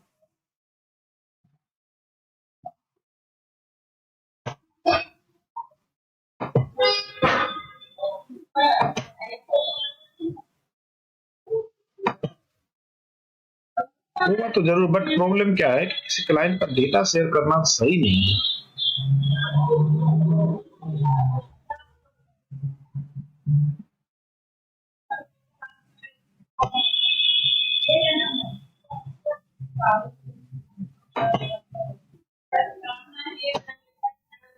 और ओपनिंग बैलेंस होगा अभी तो फिर देखिए, जैसे कि है ओपनिंग बैलेंस किसी क्लाइंट का, वो मैं दिखाता हूँ। जैसे जनरल लेजर है, ठीक है, तो जनरल लेजर मतलब जीएल में क्या क्या बैलेंस होंगे वो उसने दिया कि जनरल लेजर में क्या क्या बैलेंस हो सकते हैं।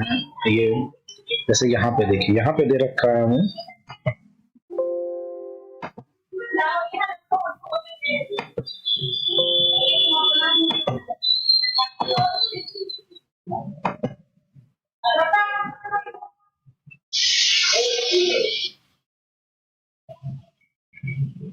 ये तो मैंने चढ़ाया है वो ओपनिंग बैलेंस वेंडर,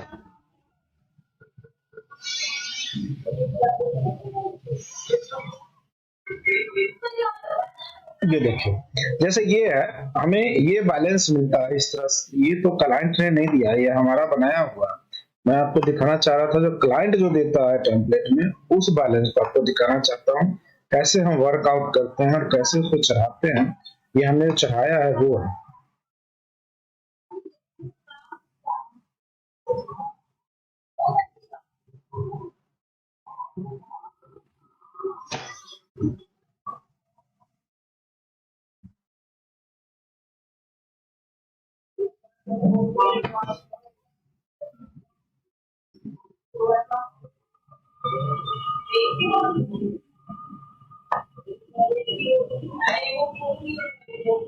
ये देखिए, ये हमें दे रखा है वेंडर और कस्टमर दोनों का ही बैलेंस इसमें दे रखा है। आप देखेंगे ऊपर, ये हमारा कस्टमर है, ठीक है, और इधर जो हमें दे रखा है कम्युनिटी बैलेंस, उसने अपना जैसे क्लाइंट को लगा उस हिसाब से दे रखा है। तो ये हमें कस्टमर का बैलेंस दे रखा है और नीचे हमें वेंडर का बैलेंस दे रखा है। तो अब इस केस में क्या करना है, इस बैलेंस को हमें डालना है। तो दो तरीका है, जो बैलेंस चढ़ता है या तो बिल वाइज चढ़ता है या फिर आपका ओनली बैलेंस चढ़ता है।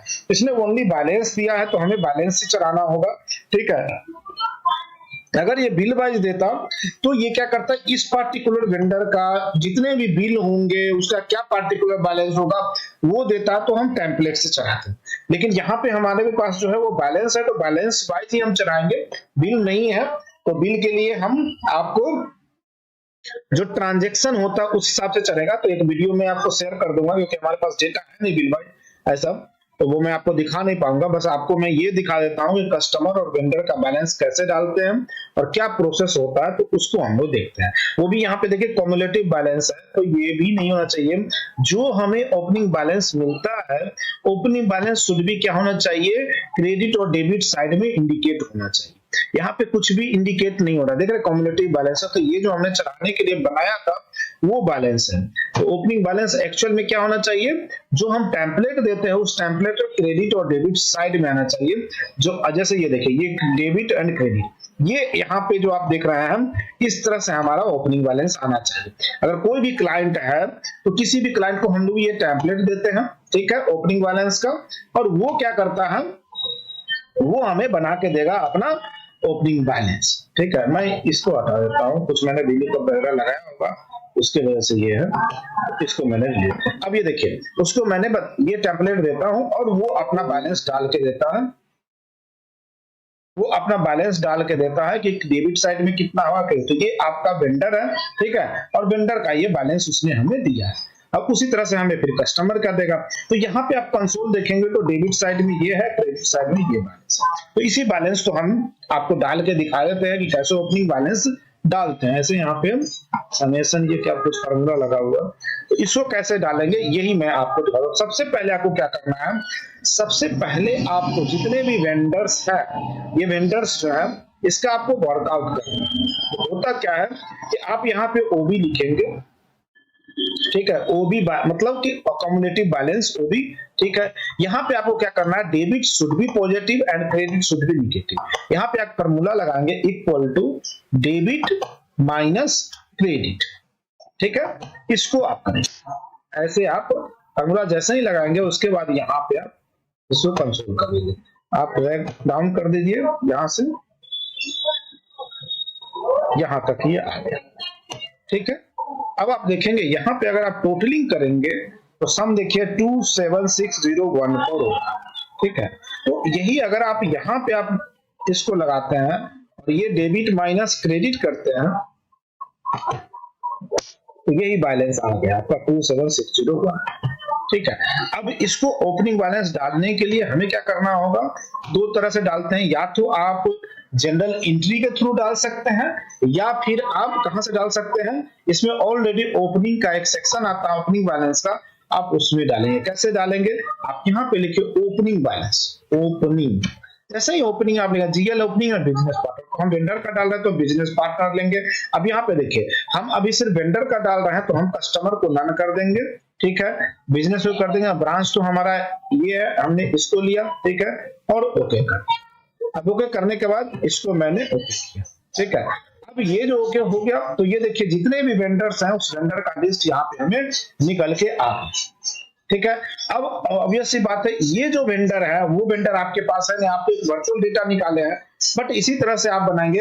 अब क्या करना है, जो हमारा वेंडर यहाँ पे अभी ये लिस्ट निकालेंगे, ये जो लिस्ट है हमारा इसको हम निकालेंगे, ठीक है। यहाँ पे मैंने राइट क्लिक किया, कॉपी टेबल किया, ठीक है, और इस डेटा को हम निकाल के यहाँ पे एक अलग अलग से सीट ले लेते हैं हम, इसमें हम इसको लाएंगे और यहाँ पे पेस्ट करेंगे।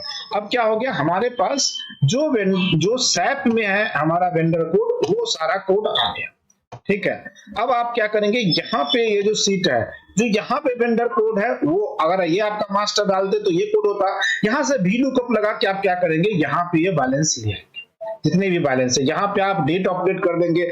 जैसा कि आप अगर ओपनिंग बैलेंस डाल रहे हैं, अभी आपका 25-26 चल रहा है, तो आप कब डाले होंगे, 31 मार्च 2025 को डालेंगे। तो यहाँ पर जो डेट डालेंगे, जो ओपनिंग बैलेंस डालने का डेट, वो क्या डालेंगे आप, 31, यहाँ पे डालेंगे 31/03/2025, ठीक है। इसी तरह से सारे तो आप अपडेट कर दीजिए यहाँ। अब यहाँ पे जिसका भी जो मेन जो बैलेंस है, कहाँ पे लाना है हमें, वो भी बैलेंस में लाना है, इसमें लाना है। ये जो आपका कम्युलेटिव बैलेंस है, इसी में आपका बैलेंस जाना चाहिए, ठीक है। तो हम क्या करते हैं, इसको ये करते हैं, ठीक है। अब यहाँ पे जो भी बैलेंस इसका बनता है, वो भी बैलेंस जो होगा, वो बैलेंस हम यहाँ पे कॉपी करके यहाँ से ले आएंगे। इसमें ऐसा भी हो सकता है कि कोई सेक्शन ऐसा जो वेंडर है वो खाली हो, आपने यहाँ से कॉपी किया है। इसमें से ऐसे भी हो सकता है कि सारे वेंडर का ओपनिंग बैलेंस नहीं हो, इसमें से 5 का बैलेंस हो, 5 का नहीं हो, तो उसी हिसाब से आपको यहाँ पे सीट बनानी है, जो ये सीक्वेंस में, जिस सीक्वेंस में आपने निकाला है उसी सीक्वेंस में यहाँ होनी चाहिए। अब यहाँ से क्या करेंगे, आपका जो भी बैलेंस, सपोज दैट ये बैलेंस है ऊपर के वेंडर का, ठीक है, मैंने यहाँ पे डाल दिया। बस ये आपको दिखाने के लिए, एक जो बैलेंस इसका है नहीं, बट हम आपको दिखाना चाह रहे हैं। यहाँ पे कुछ नहीं है, खाली है, ये 3 वेंडर जो है उसका बैलेंस नहीं है, तो बैलेंस नहीं तो उसको खाली नहीं छोड़ना, इसमें समथिंग 0 डालना ही डालना है। ब्लैंक एक छोड़ेंगे तो ऊपर वाले को ही कॉपी कर देगा। अगर बीच में कोई ब्लैंक आ रहा है कि उसका कोई बैलेंस नहीं है, तो उसमें आपको नील बैलेंस डालना है, 0 बैलेंस डाल के तब ओपनिंग बैलेंस डालना है। विदाउट 0 का डालेंगे तो क्या करेगा, ये जो बैलेंस है उसी को वो नीचे कॉपी कर देगा, ये ध्यान रखिएगा, ठीक है। तो अब क्या करना है, अब ये हो गया, अब उसमें और 2-4 हम डाल देते हैं, पूरे भरने हम। तो यहाँ पे आया, सेट 2 पे आया, कुछ बैलेंस हमने यहाँ से उठा लिया, ये वाले,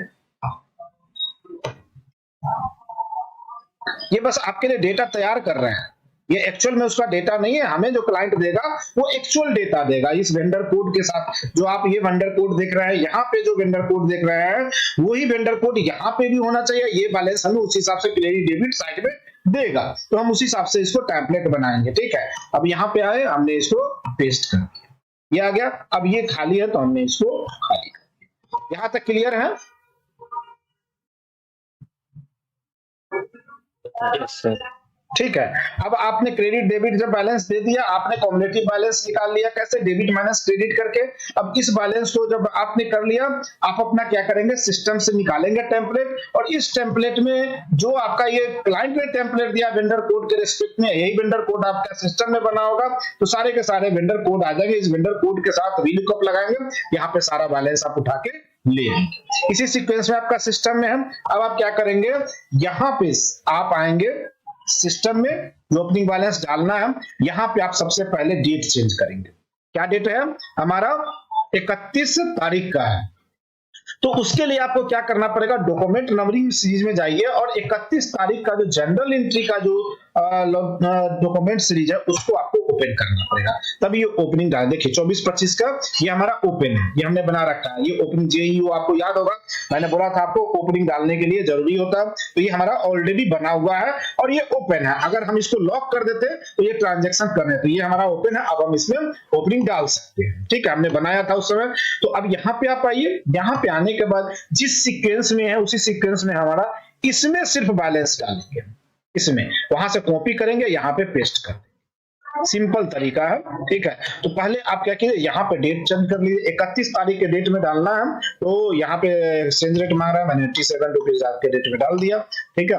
अब क्या करेंगे, हम यहाँ पे आएंगे और यहाँ पे डालेंगे डेट। तो डेट क्या है, 31 मार्च, तो 31/03/25, टैब बटन दबाया, आपने यहाँ पे डेट लिया। अब यहाँ पे हम रेफरेंस में आप कुछ डालना चाहते हो तो डाल सकते हैं, ओपनिंग बैलेंस से, या फिर हम यहाँ पे लिखेंगे कि वेंडर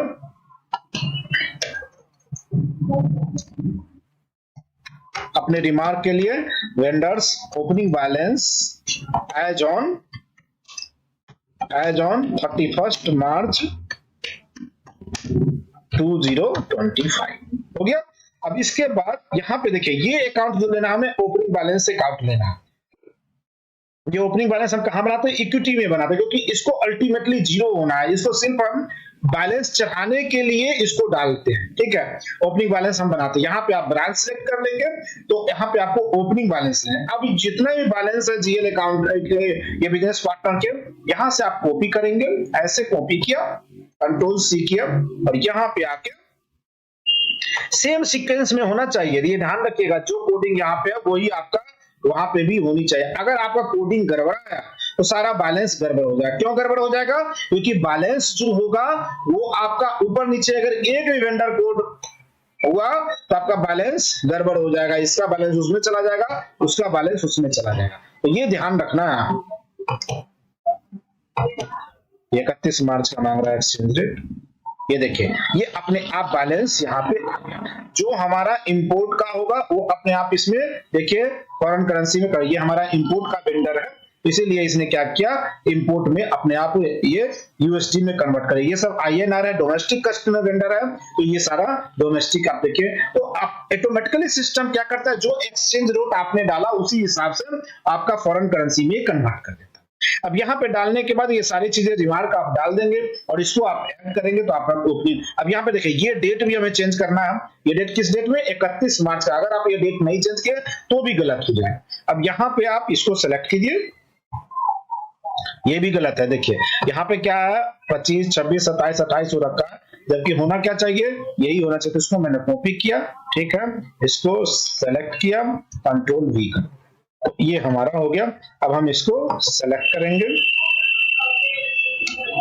और इसको उठा के यहाँ पे हम कॉपी पेस्ट कर देंगे, इसमें हम पेस्ट कर, ठीक है। तो अब हमारा डेट परफेक्ट हो गया, सारा चीज हमारा आ गया है। अब इसको हम ऐड कर देंगे, तो हमारा जो क्रेडिटर बैलेंस होना चाहिए, ओपनिंग बैलेंस, ये सारा का सारा किसके साथ जुड़ा हुआ है, ये आपका एक क्रेडिटर इंपोर्ट है, बाकी सब क्या है, क्रेडिटर डोमेस्टिक है। तो ये बैलेंस तो जाएगा हमारा क्रेडिटर इंपोर्ट बैलेंस क्रेडिटर में, और ये सब कहाँ चला जाएगा, क्रेडिटर डोमेस्टिक में। देखिए इसको अगर मैं क्लिक करूं तो सेंट्री क्रेडिटर इंपोर्ट है, तो इंपोर्ट में जाएगा ये ओपनिंग बैलेंस, और बाकी सब इसमें क्या है, ये डोमेस्टिक में चला जाएगा। तो ये हमारा सेंट्री क्रेडिटर डोमेस्टिक है। अब इसको मैं ऐड करता हूं तो हमारा ओपनिंग बैलेंस जो वेंडर का है वो हमारा कंप्लीट हो जाएगा। Posting date deviated from the defined range to complete the operation defined the posting period to match. हाँ ठीक है, क्योंकि आपका जो पोस्टिंग पीरियड है वो क्लोज होगा 31 मार्च का, तो हमें पोस्टिंग पीरियड भी डिफाइन करना है। अब आते हैं यहाँ पे पोस्टिंग,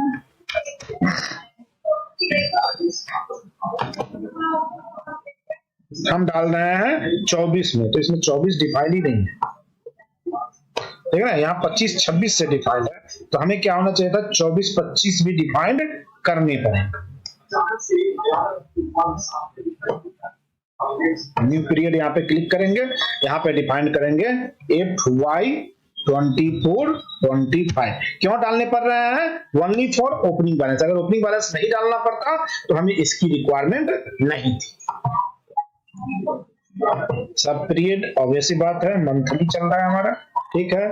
12 पीरियड यहाँ पे आप सिलेक्ट करेंगे 24, ठीक है। ये जो पोस्टिंग पीरियड स्टार्ट होगा आपका कब से होगा, ये हो जाएगा आपका 24 से स्टार्ट होगा, एंड ये भी 24 से स्टार्ट होगा।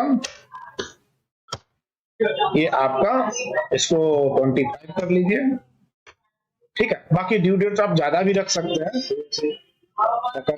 डेट 14 नहीं होगा, ये होगा 24, तो ठीक है, ये गलत आ गया, ये 31/3 ये गड़बड़ है, ये वाला डेट गलत है, इसीलिए प्रॉब्लम कर रहा है। इसको मैं 6 कर देता हूँ, 26, इसको पहले चेंज करता हूँ, इसको मैं 24 करता हूँ, ठीक है। अब ये लेगा क्योंकि बोल रहा है, ये देखिए अब मैं इसको 25 करूंगा तो ये ले लिया, क्योंकि यहाँ पे 25, यहाँ पे मैं 25 था और इसको मैंने 24 कर दिया था, कम कर दिया था, तो इसीलिए ये गड़बड़ कर रहा था। अब ये 24 हो गया, ये 25 के जगह 28 भी रख सकते, 27 की कोई डॉक्यूमेंट डेट है, डॉक्यूमेंट डेट आपका कुछ भी हो सकता है, पोस्टिंग डेट नहीं होना चाहिए, ये हो गया। अब आपका start of the fiscal year कब से है, ये आपका 24 से होगा, तो ये मैंने 24 रख लिया, ठीक है, 104/24, और ये हो जाएगा आपका, ठीक है। अब इसको आप ऐड कर दीजिए, तो आपका 24 का पोस्टिंग पीरियड बन चुका है, ठीक है। अब आप कब डाल रहे हैं, मार्च के महीने में डाल रहे हैं, तो ये अनलॉक है, ये देखिए आपका ये 25 कहां से है, वो ठीक है 25 में ही तो डालेंगे हम, ये आपका अनलॉक है। अब ये आपको ओपनिंग बैलेंस डालने देगा। एक बार डॉक्यूमेंट सीरीज में देख लीजिए, डॉक्यूमेंट नंबरिंग सीरीज में आपका जो डॉक्यूमेंट नंबरिंग में आए, ठीक है, डॉक्यूमेंट नंबरिंग आके जेई चेक कीजिए, जनरल एंट्री में इस पे ये 24/25, ये 25/26, ये आपको देखना है, जो हमने पोस्टिंग पीरियड में डिफाइन किया है पीरियड इंडिकेटर, वही यहाँ पे लगना चाहिए। अब आप इसको जब डालेंगे, वो क्यों नहीं डालने दे रहा था, क्योंकि हम जनरल एंट्री, अगर हम जनरल एंट्री डालने जाते हैं 20 ये आपका 24/25 फाइनेंशियल ईयर, तो वो डलता नहीं, इसलिए डिजाइन कर रहा था। अब हम इसको ऐड करेंगे, तो ये ऐड करें, बोल रहा है कि all the opening balance posting will be connected to the branch this one, do you want to continue, तो यस। ये देखिए ये आपका ओपनिंग बैलेंस डल चुका है। अब आप चेक करना चाहते हैं तो चेक कर सकते हैं एक एक वेंडर का ओपनिंग बैलेंस। तो मैं क्या करता हूं, यहाँ पे जो हमने वेंडर लिया था, ये था हमारा, मैं इस वेंडर को लेता हूं, ठीक है, और यहाँ पे आया, मैं बिजनेस पार्टनर पे गया, बिजनेस पार्टनर पे जाने के बाद मैं वेंडर डालता हूं, ये देखिए ये मैंने वेंडर कोड डाला, इंटर किया, अभी देखिए ये बैलेंस हमारा उठ के आ गया 437। ये अगर आप इसको अंदर जाके चेक करेंगे तो ये देखिए 437 ये दिखा रहा है ओपनिंग बैलेंस, ये ठीक है। यहाँ पे देखिए 1/4 से दिखा रहा है, आप यहाँ पे 31 डाल दीजिए, 3103। अब देखिए ये आपका बैलेंस दिखा रहा है कि 38,104.1, ठीक है। तो ये ओपनिंग बैलेंस जो हमने डाला था वो आ गया यहाँ पे। इसी तरह से और भी बैलेंस आप और भी कोई वेंडर खोल के देख लीजिए, जिसके जिसके होंगे बैलेंस, वो सारे बैलेंस ये देखिए यहाँ पे आ गया, तो सारे बैलेंस आपको यहाँ पे रिफ्लेक्ट होना भी, हमने कोई भी ट्रांजेक्शन नहीं किया है, तो ये सारे बैलेंस, अगर आप यहाँ पे आज का डेट ले लेंगे, ठीक है, 1 तारीख से देखेंगे तो 1 तारीख से दिखाएगा, अगर आप 31 से लेंगे तो पूरा ओपनिंग बैलेंस। अगर मैं यहाँ से 0104 ले लिया, ये देखिए ये बैलेंस हमारा यहाँ पे सेट हो गया, और ये आपका ओपनिंग बैलेंस, मतलब इतना बैलेंस आप पे क्या है, आपका ये आपका डेबिट बैलेंस है, ठीक है। तो ये डेबिट बैलेंस मतलब कि आपने उसको पे कर रखा, ठीक है। क्रेडिट बैलेंस है मतलब इतना आपको पे करना। तो इस तरह से जैसे हमने वेंडर का डाला, उसी तरह से क्या करेंगे, हम कस्टमर का भी ओपनिंग बैलेंस डालेंगे। जब हमारे पास कस्टमर का ओपनिंग बैलेंस देगा तो फिर क्या करेंगे, हम इसी तरह से कस्टमर का टेम्पलेट निकालेंगे, फिर हम कस्टमर का ओपनिंग बैलेंस देंगे। जैसे कि देखिए यहाँ पे वेंडर है, वेंडर है, वेंडर है, वेंडर, कस्टमर का वेंडर मास्टर डेटा नहीं है इसमें, ठीक है। तो उसी हिसाब से हमें कस्टमर का भी ओपनिंग बैलेंस डालने होते हैं। तो देखते हैं इसमें कहीं दे रखा, ये आपका वेंडर ही है, कस्टमर है नहीं,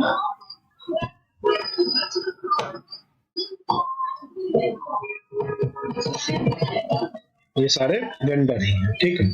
तो कस्टमर हम निकालते हैं अपने मन से, हम देखते हैं कैसे डालना है। अगर आपको ओपनिंग बैलेंस डालना है, फिर जाइए यहाँ पे ओपनिंग बैलेंस पे, बिजनेस पार्टनर ओपनिंग बैलेंस। अब यहाँ पे आप क्या कर दीजिए, वेंडर को नन कर दीजिए, ठीक है, और कस्टमर को ऑन कर। अब इसको आप ओके कर दीजिए, तो ये आपके कस्टमर के लिस्टिंग करके आ। अब उसी हिसाब से सीक्वेंस मिलाइए, इसमें बैलेंस डाल दीजिए। अल्टीमेटली क्या होना चाहिए, जो आपके जीएल बैलेंस है, जितने भी आप ओपनिंग बैलेंस दे रहे हैं बैलेंस शीट का, उसका टीवी मैच होना चाहिए। टीवी कहने का मतलब कि जो क्रेडिटर बैलेंस है और डेटर बैलेंस है, ठीक है, मतलब जेंडर लेजर का जितना भी बैलेंस होगा सबका बैलेंस क्या होना चाहिए, मैच करना चाहिए। अगर आपका क्रेडिट बैलेंस अगर डेबिट बैलेंस के इक्वल नहीं हो रहा है, इसका मतलब आपका जो ओपनिंग बैलेंस है वो गलत है। मैं आपको चेक कराता हूँ कैसे, तो एक ले लेता हूँ। वेंडर और कस्टमर का तो क्लियर हो गया कि इसमें कस्टमर का भी डाल के दिखाऊं। सर क्लियर है। क्लियर है। अब देखिए जैसे जीएल अकाउंट होगा तो जीएल अकाउंट का आपको दिखाता हूँ। एक जीएल अकाउंट का टेम्पलेट खोल लेता हूँ जो हमने यूज किया है कहीं, इसमें है नहीं जीएल का। वेंडर वेंडर वेंडर मिसमैच, ठीक है, इसमें देखता हूँ कहीं पे होगा, डेटा तो होगा, लेकिन वही थोड़ा सा प्रॉब्लम होता है, किसी क्लाइंट का डेटा शेयर करना ना ये सही नहीं होता, इस वजह से। अब यहाँ पे देखिए, अब इसमें आप देखेंगे तो जीएल ओपनिंग बैलेंस ये क्या है, कॉपी ओपनिंग बैलेंस टेम्पलेट, इस तरह से हम लोग टेम्पलेट देते हैं क्लाइंट को। ये कस्टमर का है जैसे अभी आपने देखा, ठीक है। यहाँ पे आपका कस्टमर टीवी ये इस तरह ये क्लाइंट का दिया हुआ है, इस तरह से क्लाइंट का दिया हुआ है। हम फिर उसे वर्कआउट करते हैं, फिर इसके बैलेंस को डालते हैं, फिर हम यहाँ पे आते हैं, ठीक है, ये आपका इस तरह से मैच कराते हैं। अब ये जितना भी बैलेंस है वो जीएल बैलेंस में मैच होना चाहिए। अब जीएल वाला में बैलेंस अपने ये वेंडर है, आइटम है, आरएम है, vendor trial balance, customer domestic opening, GL opening, ये मेन है, इसको समझिए ये क्या है। अब जितना भी बैलेंस हमने डाला वो कहाँ चला गया, क्रेडिटर साइड में चला गया, और हमारा जो वेंडर का डाला तो क्रेडिटर में जाएगा, और जो आपने कस्टमर का डाला वो कहाँ जाएगा, डेटर्स में जाएंगे, ठीक है, सेंड्री क्रेडिटर सेंड्री डेटर। अब ये सारे जीएल अकाउंट कोड यहाँ पे एक कोड डालेंगे वो, ठीक है, और कोड डाल के जैसे ये देखिए ये जीएल अकाउंट पड़ा हुआ है, इस ऐसे जीएल अकाउंट में वो बैलेंस डाल के हमें क्रेडिट साइड में, जैसे देखिए यहाँ पे मैंने टेम्पलेट दिया, यहाँ पे हो गया जीएल अकाउंट, उसका नाम हो गया, करेंसी क्या है, डेबिट साइड में बैलेंस है या क्रेडिट साइड में वो बैलेंस डाल के देंगे, और फिर उसके बाद कुछ रिमार्क डालना है तो रिमार्क देंगे। और इसके बेस पे हम लोग क्या करेंगे, अपना सैप में बैलेंस को, जैसे देखिए यहाँ पे है ये जीएल अकाउंट है, ठीक है, ये उसका डेबिट बैलेंस है इस जीएल अकाउंट में। ये जितने भी जीएल अकाउंट है सब क्या है आपका ओनली बैलेंस शीट है। बैलेंस शीट कहने का मतलब कि इसमें जो बैलेंस है ओनली आपका एसेट्स, लायबिलिटी एंड इक्विटी का है।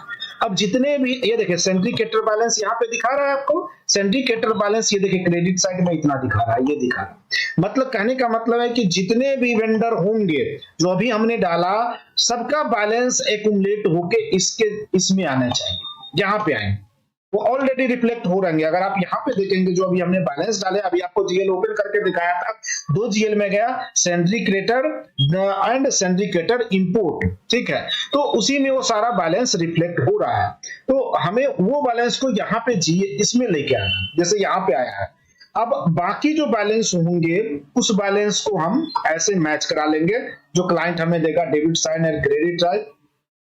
यहाँ पे देखिए ये ओपनिंग बैलेंस है, ये ओपनिंग बैलेंस जो है यहाँ पे देख रहे हैं, ये क्रेडिट साइड डेबिट साइड दिखा रहा है, और ओबी बैलेंस ये मतलब इतना का डिफरेंस है, ठीक है, और ये ओबी बैलेंस इसके बराबर है। तो जैसे ये बराबर हुआ तो ये क्या हो जाएगा, 100% ये जीरो हो जाएगा, मतलब क्रेडिट बैलेंस डेबिट बैलेंस। ये देखिए ये बैलेंस क्रेडिट, ये आपका डेबिट बैलेंस है, और ये क्या है क्रेडिट बैलेंस है, तो दोनों क्या हो रहा है, इक्वल हो रहा है। इसका कहने का मतलब ये है कि ट्रायल बैलेंस मैच कर रहा है, ओपनिंग बैलेंस का जो ट्रायल बैलेंस है वो आपका परफेक्टली मैच कर रहा है। अगर इस दोनों में डिफरेंस है तो हम लोग ओपनिंग नहीं डालते, ठीक है। अगर सर्टेन डिफरेंस है तो अल्टीमेटली क्या होगा, ये जो ओपनिंग बैलेंस अकाउंट है उसमें सर्टेन बैलेंस ऑलरेडी स्टैंडिंग रह जाएगा। अगर वो स्टैंडिंग रह जाएगा इसका मतलब ओपनिंग बैलेंस प्रॉपर्ली नहीं पड़ा है, उसमें कुछ मिस्टेक्स हैं, ठीक है। इसमें हमारा जितने भी कंट्रोल है, जैसे कि स्टॉक का बैलेंस है वो भी आएगा, जितने भी स्टॉक, अभी हमने स्टॉक का बैलेंस नहीं डाला, अभी हमने क्या डाला, सिर्फ क्रेडिटर डाला है, उसी तरह से डेटर डालेंगे। उसके बाद जितने भी कंट्रोल अकाउंट है पहले हम उसको हाईलाइट कर लेते हैं, जैसे ये कंट्रोल अकाउंट है, इन सब का बैलेंस हम नहीं डालेंगे। ये बैलेंस हो गया, ये हमारा कंट्रोल अकाउंट है, उसके बाद ये डेटर्स जो है ये भी हमारा कंट्रोल अकाउंट, डेटर्स मतलब कस्टमर, कस्टमर का बैलेंस आप डालेंगे अपने आप सिस्टम में आ जाएगा इस बैलेंस पे, ठीक है। ये हमारा कंट्रोल अकाउंट है। उसके बाद आपका कंट्रोल अकाउंट तो समझ में आता है आप लोग कि नहीं आता है? कंट्रोल का मतलब वो पार्ट ऑफ अकाउंट में कंट्रोल चेक करते हैं। हाँ, तो इसका मतलब क्या है? चार्टर अकाउंट में टिक करते हैं, इसका मतलब क्या है? इसका मतलब ये है कि ये डायरेक्टली इसमें पोस्टिंग नहीं होगा। जनरल एंट्री से आप इसमें डायरेक्ट पोस्टिंग नहीं करेंगे। आपका अगर कोई रॉ मटेरियल है, रॉ मटेरियल का स्टॉक इन हुआ या आउट होगा तो स्टॉक का वैल्यू इंक्रीज डिक्रीज करेगा, तो उसका इंपैक्ट इस पे आएगा स्टॉक वैल्यू में, स्टॉक ऑफ रॉ मटेरियल। अगर सेमी फिनिश कोई आइटम है, उसको आपने गुड्स रिसीव किया या गुड्स इशू किया, इन होगा तो उसका स्टॉक वैल्यू आ जाएगा। अगर आप आउट कर देंगे तो स्टॉक वैल्यू कम हो जाएगा। फिनिश गुड है आपके सिस्टम में आया तो उसका स्टॉक वैल्यू बढ़ जाएगा, या फिर जब बाहर करेंगे तो आउट हो जाएगा। तो ये सब वो अकाउंट है जिसमें कि डायरेक्ट पोस्टिंग नहीं होगा, इसीलिए मैंने इसको है। बाकी जो अकाउंट है उसमें आप डायरेक्ट पोस्टिंग कर सकते हैं। तो ये जितने भी अकाउंट बच गए बिना हाईलाइट के, इसका कैसे हमें ओपनिंग डालना है वो मैं आपको पहले दिखाता हूं, फिर आपको बताऊंगा कि क्या, ठीक है। तो मैं यहाँ पे क्या करता हूँ, पहले फिल्टर लगाता हूँ। जितने भी मैंने हाईलाइट किए हैं यहाँ पे मैंने फिल्टर लगाया, और जो हाईलाइटेड है उन सबको यहां से मैं हाइड कर दूंगा, ठीक है। यहां से मैं इसको रखा, ठीक है। हमें इन सबको हाइड करना, तो मुझे ये नहीं चाहिए, इसके बिना नो फील्ड वाला लेना है, ठीक है। ये सारे जीएल अकाउंट है जिसका हमें जनरल एंट्री डालनी है, ठीक है, एक्सेप्ट जो हाईलाइटेड है, क्योंकि वो सारे क्या है, हमारा कंट्रोल अकाउंट है। तो सबसे पहला काम क्या होगा कि जितने भी बैलेंस है सबको हम यहां सीट पे लेंगे, क्रेडिट साइड और डेबिट साइड में पहले मैच करा कर देख लेंगे कि हमारा क्रेडिट बैलेंस डेबिट बैलेंस के जो क्लाइंट दिया है वो इक्वल है या नहीं। अगर इक्वल है तो टीबी हमारा परफेक्टली मैच है, ठीक है, टीबी परफेक्टली मैच। अब हम इसको डाल सकते हैं। अगर नहीं है तो आप क्लाइंट को हाईलाइट करके देंगे कि आपका टीबी जो ओपनिंग बैलेंस का मैच नहीं कर रहा है, आप इसको मैच करा के दीजिए। क्योंकि अकाउंटिंग का कंसेप्ट है कि जितना आपका क्रेडिट बैलेंस होगा उतना ही डेबिट बैलेंस होना चाहिए। अगर नहीं हो रहा है इसका मतलब सर्टेन मिस्टेक्स हैं, ठीक है। तो क्लाइंट को आप ये हाईलाइट करके देंगे कि यहाँ पे कुछ डिफरेंस आ रहा है, आप बताएंगे वो डिफरेंस आ रहा है, इसको पहले सॉर्ट आउट करके दो कि ये डिफरेंस क्यों है, इसको करो तभी मैं ओपनिंग डालूंगा, अदरवाइज ओपनिंग नहीं डालूंगा, ये ओपनिंग गलत है। फिर भी वो बोलता है डाल दो, तो आप उससे कंसर्न लेंगे, आप उसको मेल पर लेंगे कि गलत टीवी डालना है तो तुम मुझे उसका कंसर्न, ठीक है।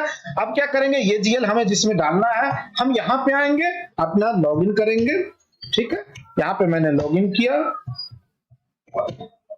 जैसे मैंने अभी आपको कस्टमर वेंडर के केस में बताया था, टेम्पलेट सिस्टम से निकालेंगे फिर उसमें बैलेंस डालेंगे, वैसे ही हम यहां से टेम्पलेट निकालेंगे जीएल का, ठीक है। हम यहां पे आए, अब दो तरीका है इसमें कि आपके पास अगर परफेक्टली जीएल है, ये तो आप यहां से भी डाल सकते हैं, ओपनिंग वाले में देखिए जीएल ओपनिंग बैलेंस है ना। यहां पे आप आएंगे, सबसे पहले आप क्या करेंगे, रेवेन्यू और एक्सपेंस को हटा देंगे। क्यों? क्योंकि रेवेन्यू एक्सपेंस कभी भी अगर फाइनेंशियल ईयर स्टार्ट हो रहा है तब नहीं डलेगा। अगर इन बिटवीन आप गो लाइव जा रहे हैं, कहने का मतलब ये है कि 1 अप्रैल से ना जाके आपने बीच में अगस्त में आप गो लाइव जा रहे हैं, तब तो रेवेन्यू और एक्सपेंस भी पड़ेगा, क्योंकि प्रॉफिट एंड लॉस तो at the end of the financial year निकलेगा, तो तब दोनों रेवेन्यू भी पड़ेगा, एक्सपेंस भी पड़ेगा। लेकिन अगर आप फाइनेंशियल ईयर के स्टार्टिंग से जा रहे हैं, 1 अप्रैल से जा रहे हैं गो लाइव, तो क्या होगा, only assets liability and equity आएगा। यही क्या कराता है, हमारा बैलेंस शीट कराता है। इसको ओके करेंगे तो सारा का सारा जीएल है वो जीएल देखिए उसी फॉर्मेट में आ गया जिस फॉर्मेट में अभी आपने कस्टमर को देखा था। अब यहां से क्या करेंगे, हम ये टेम्पलेट उठा लेंगे, कॉपी टेम्पलेट किया, ठीक है। कॉपी टेम्पलेट करने के बाद हम कहां आ जाएंगे, यहां पे आएंगे, तो यहां पे एक सीट हम अपना यहां पे बना लेंगे, ठीक है। अब आपको इसमें से जो आपका कंट्रोल अकाउंट है उसको यहां से देखिए, ये है आपका कंट्रोल अकाउंट, ठीक है। इसको आप हाईलाइट कर लीजिए। उसके बाद कौन सा होगा, देखिए इधर पे, इसको भी यहां से आपको आउट करना है। जैसे आपने वहां से आउट किया है, वहां पे वहां से आउट कर दिया तो आपको अगर वहां से डिलीट मार देंगे तो आपको यहाँ पे VLOOKUP लगा के, लेकिन ये आपका GL अकाउंट उसमें मैच नहीं करेगा, वो GL अकाउंट कोई और है, ये GL। लेकिन परफेक्टली क्या होगा, जब हम यही GL अकाउंट वहां पे जो हमें टेम्पलेट देगा, जो हमें क्लाइंट जिस टेम्पलेट में हमें देगा स्टॉक, वो इसी टेम्पलेट में होगा, इसी GL अकाउंट में होगा, तो हमारा वो परफेक्ट। ये देखिए ये हमारा कंट्रोल अकाउंट है, इसको हम हाईलाइट कर लेंगे। अब डेटर्स अकाउंट होंगे, देखिए उसमें डेटर्स अकाउंट को भी हाईलाइट करेंगे।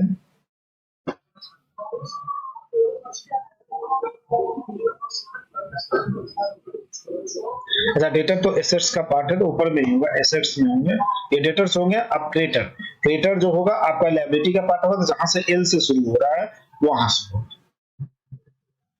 इसमें देखिए आपका क्रेडिटर होगा, लायबिलिटी शुरू हो गया है, ये है आपका सैलरी क्रेडिटर। देखिए जो हमने बैलेंस डाला है ऑलरेडी यहाँ रिफ्लेक्ट हो रहा है, हमने क्रेडिटर बैलेंस डाल दिया था, ये देखिए क्रेडिटर बैलेंस ऑलरेडी इसमें आ गया।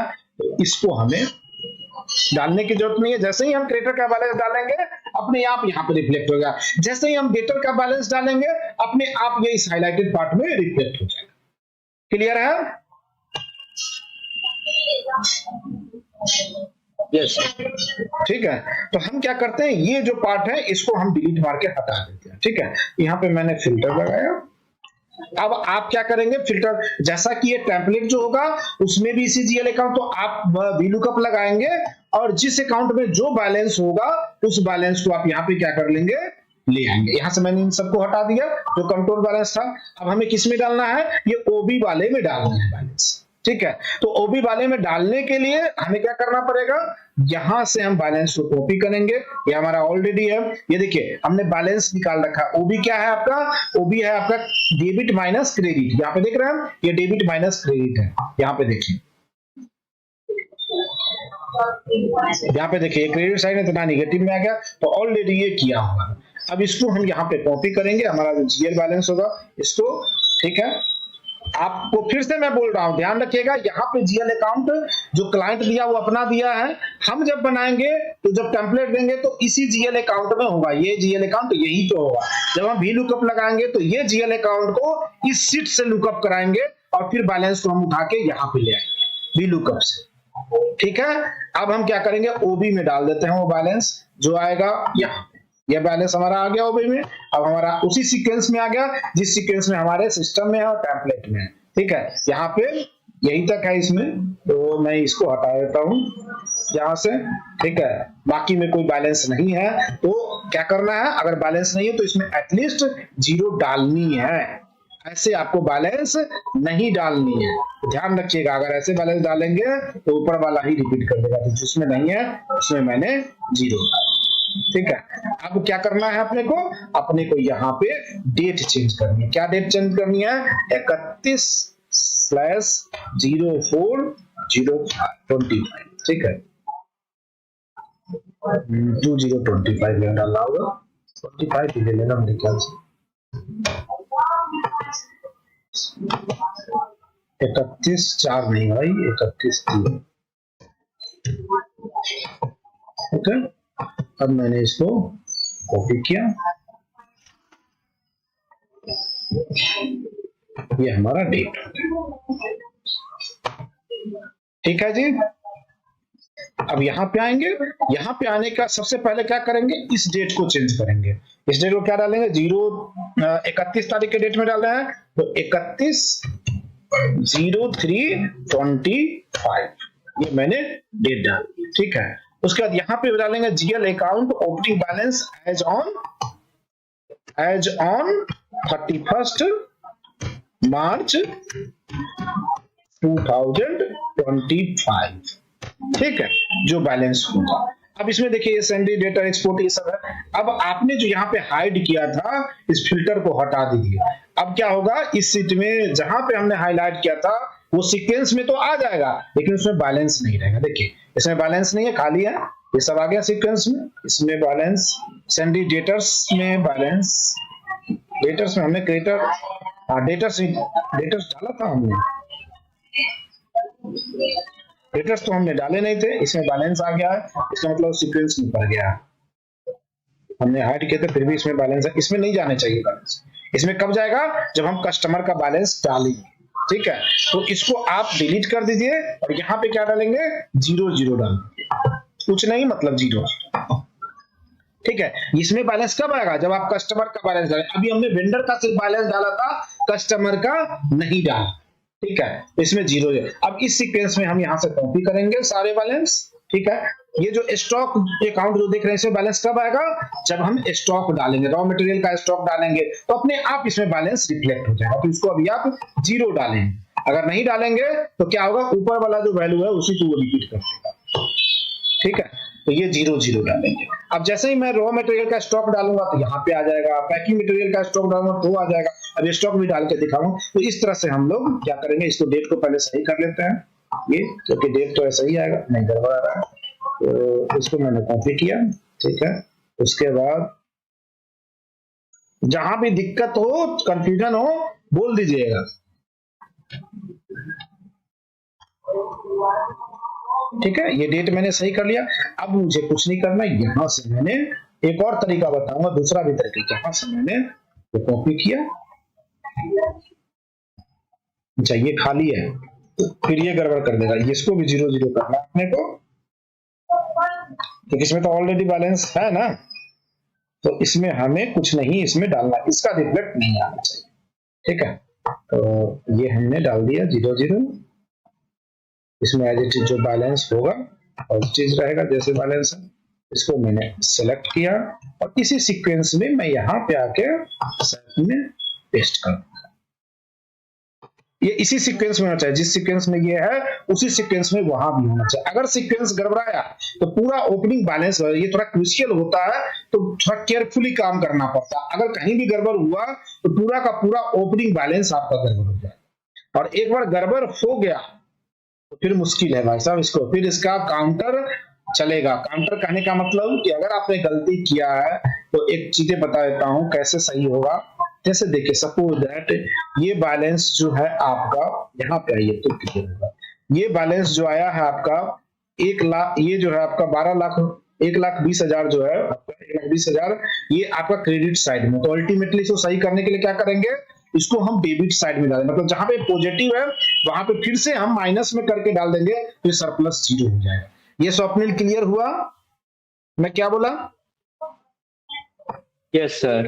अगर वो गलत यस, डेबिट साइड में, डेबिट साइड में कुछ बैलेंस है और आपने ये क्रेडिट, आपका ये 0 बैलेंस होना चाहिए था, डेबिट साइड में गलती पड़ गया तो आप तो डाल दिए। अब उसको सही कैसे करना है? तो इतना ही बैलेंस हम क्रेडिट साइड में डाल देंगे, तो मतलब कि ये जो पॉजिटिव आ रहा है डेबिट माइनस क्रेडिट, ये माइनस हो जाएगा, तो वो बैलेंस हमारा सही हो जाएगा। उसी डेट में जैसे अभी कर रहे हैं ना, सेम डेट में जाके हम उसको डाल देंगे तो हमारा मेंटेन है। क्योंकि अपना तो अकाउंटिंग बैकग्राउंड से है, इन्हें क्लियर होगा, आपको थोड़ा सा ये समझिएगा, ठीक है।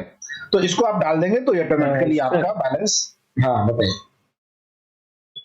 सर सारे डॉक्यूमेंट्स में ओपनिंग बैलेंस का सेम फॉर्मूला ही रहेगा ना, कि डेबिट माइनस क्रेडिट? एग्जैक्टली, सभी में आपको स्टॉक में डालने की जरूरत नहीं है, क्योंकि स्टॉक में जो आएगा अभी दिखाऊंगा कितनी क्वांटिटी है, कितना यूनिट प्राइस है, उससे आएगा, तो उसमें अपने आप आएगा। लेकिन जब आप क्रेडिटर और डेटर का बैलेंस डालेंगे तो सभी का यही टेम्पलेट होगा, जो मैंने अभी टेम्पलेट आपको दिखाया, सभी में क्रेडिट और डेबिट बैलेंस ही जाना है। देखिए यहाँ पे आपको इसी तरह से बना के देना है, वो डाल के देगा हमें कि इसमें बैलेंस क्रेडिट साइड में है या डेबिट साइड में है। जब वो दे देगा तब हम वो भी बैलेंस निकालेंगे, डेबिट माइनस क्रेडिट करके, debit positive and credit negative, ठीक है। ये हो गया। अब हम यहाँ पे क्या करेंगे, ये डेट हमने चेंज कर लिया, इस डेट को हमें सही करना है, तो 1 by 1 तो कर नहीं पाएंगे, तो हम यहीं पे एक्सेल पे सही किए थे, इसी डेट को हम कॉपी कर लेते हैं यहाँ से। यह इस डेट को कॉपी किया, ठीक है, यहाँ पे ऐसे कॉपी किया और फिर यहाँ पे मैंने इसको पेस्ट कर दिया।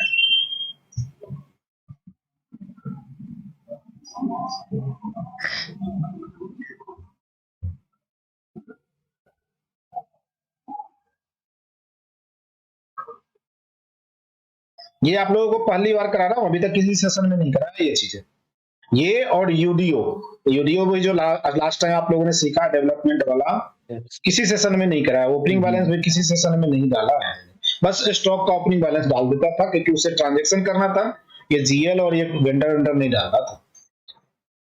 ठीक है, ये हो गया। अब हम इसको ऐड कर देंगे। जैसे ही हम ऐड करेंगे, देखिए ये आपका बोल रहा है कि करना है, ठीक है। यहाँ पे ब्रांच में सब सेलेक्ट कर लीजिए, इसको एक दो बार बढ़िया से रिव्यू करके अच्छे से मिला लीजिएगा, फिर उसके बाद नेक्स्ट कर दीजिए। अब आपका बैलेंस इसमें जितने भी जीएल अकाउंट है उसमें बैलेंस ये चला गया, ठीक है। एक तो ये तरीका है जीएल अकाउंट बैलेंस डालने का। दूसरा तरीका क्या है कि आप यहाँ पे आइए, फाइनेंशियल में जाइए, जनरल एंट्री पे स्क्रीन पे जाइए, ठीक है। जिस भी जीएल में आपको बैलेंस डालना है, ये भी सिंपल तरीका। जैसे देखिए सपोज दैट यहाँ तो था कि सारे का डालना है, जिसका नहीं है उसका भी जीरो करके डालना है। आप सपोज दैट मुझे इतना ही जीएल है, इसमें से मैं पहले हाईलाइट करके हटाता, हाईलाइट वाले को हटा लेता हूँ। ये लगाया फिल्टर, यहाँ पे मैंने जितने भी येलो हाईलाइट है उसको हटा के नो फिल वाला उठाता। अब इन जीएल में बैलेंस डालिए। मैं 2 जीएल लेता हूँ, सिर्फ ये इतना लेता हूँ, इसमें बैलेंस डाल। मैंने यहाँ से कॉपी किया, यहाँ पे आए, आपने क्या ओपन किया, आपने जेई वाला ओपन किया। यहाँ पे आप डॉक्यूमेंट कौन सा लेंगे, जो आपका 24-25 सेशन का बना हुआ है, 31 डेट में, ये मैंने सेलेक्ट किया। अब यहाँ पे क्या डालेंगे, डेट डालेंगे। किस डेट में आप डाल रहे हैं, 31/03/25 के डेट में, ठीक है। यहाँ पे आपने 31/03/25 ये डाल दिया, ठीक है। ये अब यहाँ पे रिमार्क में आप डालेंगे कि ओपनिंग बैलेंस, जैसे वहां डाला था balance as on 31 March, as on 31 March 2025 ये डाल दिया। उसके बाद यहाँ पे आप आएंगे, यहाँ पे लोकेशन आप सिलेक्ट कर लेंगे, किस लोकेशन के लिए आप डाल रहे हैं, जो ब्रांच है। और यहाँ पे आके आपको क्या करना है, जो भी जीएल अकाउंट आपने कॉपी किया है जस्ट यहाँ पे पेस्ट कर, सारे जीएल अकाउंट यहाँ पे आ जाएंगे, ठीक है। अब जितने भी जीएल अकाउंट आए हैं यहाँ पे ओबी बैलेंस नहीं डलेगा, यहाँ पे डेबिट और क्रेडिट साइड में जो दिया आपको बैलेंस वो एज इट इज उसी तरह से डलेगा। डेबिट साइड में है बैलेंस तो डेबिट साइड में डलेगा, क्रेडिट साइड में है तो क्रेडिट साइड में बनेगा। सिस्टम अपने आप उसको एडजस्ट करेगा। आपको ये दिया था बैलेंस, ये देखिए यहाँ पे आपको जो बैलेंस मैंने ये जो कंसोल बैलेंस उठाया था, कहां से उठाया था, यहां से उठाया। ये डेबिट, ये आपका डेबिट बैलेंस है, ये आपका क्रेडिट बैलेंस है। तो यहां से हम क्या करेंगे, जितने भी जीएल थे हमारा उसमें का डेबिट बैलेंस और क्रेडिट बैलेंस उठा लेंगे। ऐसे पूरे एक ही बार में कॉपी कर लिया, यहां पे आया और यहां पे आके फर्स्ट वाले में यहां पे क्लिक करेंगे और ऐसे हम डाल देंगे।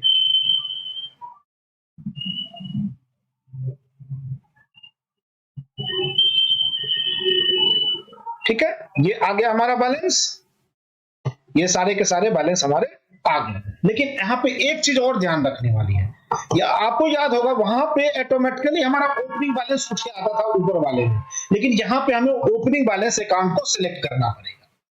अभी इसमें देखें कहीं भी ओपनिंग बैलेंस नहीं है, तो हम यहाँ पे टैब बटन दबाएंगे, यहाँ पे क्लिक करेंगे और क्या करेंगे, ओपनिंग बैलेंस अकाउंट यहाँ पे डाला, ठीक है। अब हमें बैलेंस डालना नहीं, अपने हम टैब बटन दबाएंगे, अपने आप ये देखिए जितना ये टोटल बैलेंस डेबिट साइड में था उतना ही क्रेडिट बैलेंस में आ गया। अब इसको हम ऐड कर देंगे तो हमारा ओपनिंग बैलेंस इस तरह से। तो जो अगर जीएल का ओपनिंग बैलेंस जिसमें पोस्टिंग हो सकती है एक्सेप्ट कंट्रोल अकाउंट, तो उसको आप जैसे अभी मैंने बताया, यहाँ जनरली लोग यही यूज करते हैं जीएल। क्यों यूज करते हैं, क्योंकि एक ही जनरल एंट्री में आपका जीएल का ओपनिंग बैलेंस डल जाता है। अभी जो आप उसको यूज किए हैं, जितने जीएल अकाउंट होंगे उतने जनरल एंट्री इसने क्रिएट किए होंगे इंडिविजुअल का। आप यहाँ पे देखिए कितना 54 चल रहा है, मतलब 53 ऑलरेडी क्रिएट कर चुका है उसने। तो ज्यादा numbers of document series accumulate करता है। यहाँ पे डालेंगे तो एक ही डॉक्यूमेंट सीरीज में आपका उसका बेनिफिट भी है, लॉस भी है। अगर सपोज कोई एक गलती हो गया है तो आप यहाँ से जनरल एंट्री को रिवर्स कर सकते हैं, लेकिन इसमें गलती होगा तो पूरा ही रिवर्स होगा। तो दोनों ही चीजें हैं, बेनिफिट है। इसको इसका बैलेंस ऑलरेडी डल चुका है इसलिए मैं ऐड नहीं करता। तो दो तरीका है, दोनों ही तरीके से किसी भी तरीके से आप अपना ओपनिंग बैलेंस डाल सकते हैं। तो ये तो हो गया आपका वेंडर का, कस्टमर का एंड आपका जीएल बैलेंस का, ठीक है। जैसे ही जीएल डाल देंगे आप अपना कस्टमर डाल देंगे, वेंडर डाल देंगे, तो जो ये ओपनिंग बैलेंस एक और स्टॉक डाल देंगे, ये जो ओपनिंग बैलेंस में आप देखेंगे यहाँ पे सर्टेन अमाउंट आपका ओपनिंग बैलेंस में यहाँ रिफ्लेक्ट कर रहा है, ये अपने आप जीरो हो जाएगा। क्यों जीरो हो जाएगा, क्योंकि यहाँ पे आपको मैंने पहले ही बोला कि ये जो है आपका टीवी मैच होना चाहिए। अगर टीवी मैच होगा तो ओपनिंग बैलेंस क्या कर रहा है, सिर्फ क्रेडिट और डेबिट को मैच ही तो करा रहा है, कभी वो क्रेडिट हो रहा है, कभी वो डेबिट हो रहा है, तो अल्टीमेटली क्या हो जाएगा वो, जब ये टोटल का टोटल बैलेंस मैच कर रहा है तो अल्टीमेटली ओपनिंग बैलेंस क्या होना चाहिए, 0 होना चाहिए। मतलब परफेक्टली आपने ओपनिंग बैलेंस डाल दिया है, तभी आपका क्या हुआ, ओपनिंग बैलेंस आपका 0 होगा। अगर ओपनिंग बैलेंस में कुछ बैलेंस दिखा रहा है, इसका मतलब अभी कुछ पार्ट हमारा डलना बचा हुआ है। टीवी अगर मैच कर रहा है, यहाँ पे कुछ बैलेंस दिखा रहा है, इसका मतलब सर्टेन पार्ट हमारा बचा हुआ है, या फिर हमारा टीवी मैच नहीं कर रहा। क्लियर हो रहा है? Yes sir. अब देखिए, अब हम लोग डालेंगे स्टॉक। तो स्टॉक को कैसे डालेंगे, तो मैं 2-4 डाल के दिखाता हूं आपको, ज्यादा नहीं डालूंगा इसमें। स्टॉक बैलेंस, सपोज दैट मेरे पास रॉ मटेरियल है, ठीक है, तो ये स्टॉक बैलेंस अगर दे रखा है तो वो भी मैं डाल देता हूं, उससे क्या होगा आपको और क्लियरिटी बन जाएगी। यहां तक क्लियर है अभी जो बताया? Yes sir. अब आते हैं हम, ये देखिए स्टॉक का हमें ये फॉर्मेट दे रखा है, क्लाइंट ने दिया है, तो इसी के लेके हम आपको समझाते हैं। ये देखिए मैंने ये टेम्पलेट बना के दिया था, आइटम कोड, आइटम नाम, आइटम ग्रुप कौन सा है, उसका यूएम क्या है, क्वांटिटी कितना है, रेट क्या है, एंड टोटल, ठीक है। तो हमें सिंपली क्या करना है, सपोज दैट ये आइटम है, रॉ मटेरियल में ये आइटम है और इसका हमें स्टॉक डालना है। हम क्या करते हैं, सबसे पहले तो हम इसके आइटम कोड को रिप्लेस करते हैं, क्योंकि हमारे जो सिस्टम में आइटम कोड है, हम उस कोड को डालते हैं यहाँ पे, तभी हम डाल पाएंगे, क्योंकि इसने जो दिया है हमारे में तो है ही नहीं वो आइटम कोड। तो हमारा आइटम कोड क्या होना चाहिए, जो सिस्टम में है उससे परफेक्टली मैच होना चाहिए, तभी ये स्टॉक डलाएगा, अदरवाइज नहीं डलाएगा, ठीक है। तो हमें जो ये जो है क्लाइंट, ये अपने तरीके से दिया है, हमारे जो सिस्टम में जो हमने अपना सिस्टम बनाया है उसके हिसाब से हम यहाँ पे पहले आइटम कोड मेंटेन करते हैं। तो हम यहाँ से रॉ मटेरियल, जैसा कि रॉ मटेरियल है तो हम यहाँ पे आएंगे, ठीक है, आइटम मास्टर, यहाँ पे मैंने स्टार लगाया, ठीक है। ये सब हम लोग आइटम कोड वगैरह सब डाल के देते हैं उसको, बस उसको क्या करना था, क्वांटिटी और यूनिट प्राइस डालना होता है। हम यहीं से टेम्पलेट निकाल, जैसे रॉ मटेरियल का देना है टेम्पलेट, तो यहाँ से हमने कॉपी किया, ठीक है, इसको मैंने कॉपी कर लिया, कॉपी टेम्पलेट, ठीक है, यहाँ पे किया, यहाँ पे आके इसको मैं पेस्ट कर दूंगा अपने आप। ये देखिए, ये हमारा, सॉरी, ये आइटम ग्रुप, ठीक है, आइटम ग्रुप तो हमें पता है कि रॉ मटेरियल है, ये आपने आप ये मेंटेन कर दिया यहाँ से, ठीक है। बाकी जो बचा हुआ है उसको मैं हटा देता हूँ, यहाँ पे हम उससे लेना देना, इतना हमें स्टॉक डालना जितना हाईलाइटेड है, ठीक है, जितना का कोड है, ठीक है। और ये क्या है, हमारा रॉ मटेरियल है, तो मैं यहाँ पे, ये हम लोग टेम्पलेट यहाँ तक बना के देते हैं, आइटम कोड डाल देते हैं, नाम डाल देते हैं, ठीक है। और सिर्फ उसको क्या करना होता है, क्लाइंट को उसकी कितनी क्वांटिटी उसके स्टॉक में है और उसका रेट क्या है, वो सिर्फ वो बताता है। यहाँ पे आपका जो ये था रॉ मटेरियल था, ये मैंने ऐसे ही बना के देते हैं हम लोग, इसमें यूएम वो बताएगा, नहीं भी बताएगा तो हमारे पास तो ये क्वांटिटी और ये है। तो हम क्या करेंगे, यहाँ पे सबसे पहले हम आइटम कोड उठाएंगे, जितना भी हमारा रॉ मटेरियल वाला कोड है, यहाँ पे आएंगे, इसी सीक्वेंस में लेंगे जिस सीक्वेंस में हमें दे रखा है। सीक्वेंस मिसमैच नहीं होना चाहिए, अगर सीक्वेंस मिसमैच हुआ तो प्रॉब्लम हो जाएगी, ये ध्यान रखिएगा। हमने यहां तक लिया, कॉपी किया, ठीक है।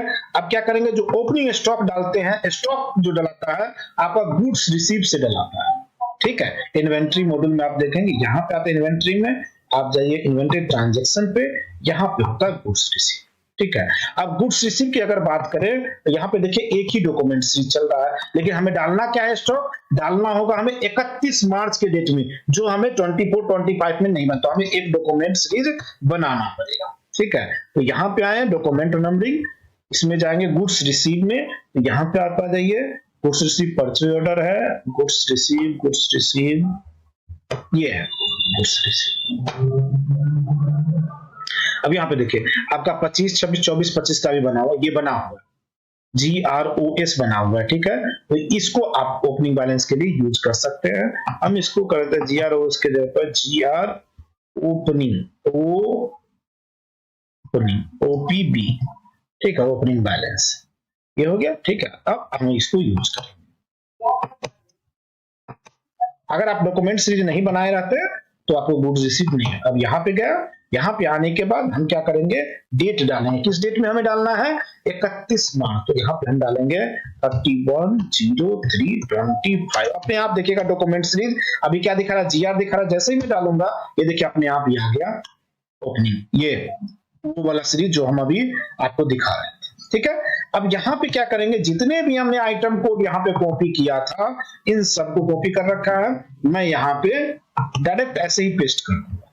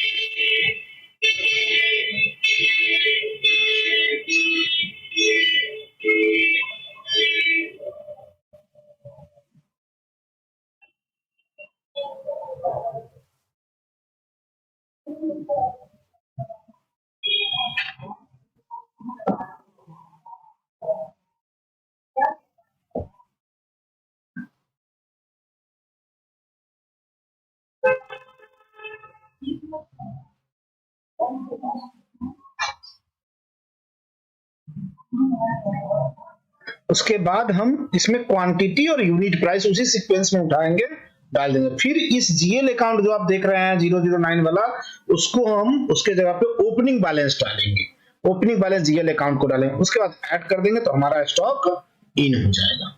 जो ओपनिंग बैलेंस है स्टॉक का वो रॉ मटेरियल का पड़ जाएगा। उसी तरह से एफजी क्या करेंगे, अगर एसएफजी है तो एसएफजी करेंगे, पैकिंग मटेरियल तो पैकिंग मटेरियल करेंगे, सबका स्टॉक हम ऐसे ही डालेंगे। तो ऑटोमेटिकली क्या करेगा, हमारा जो स्टॉक अकाउंट है उसमें ये अमाउंट रिफ्लेक्ट कर देगा, अपने आप वो जीएल में चला जाएगा, जो जीएल हमने हाईलाइट करके वहां से हटाया था।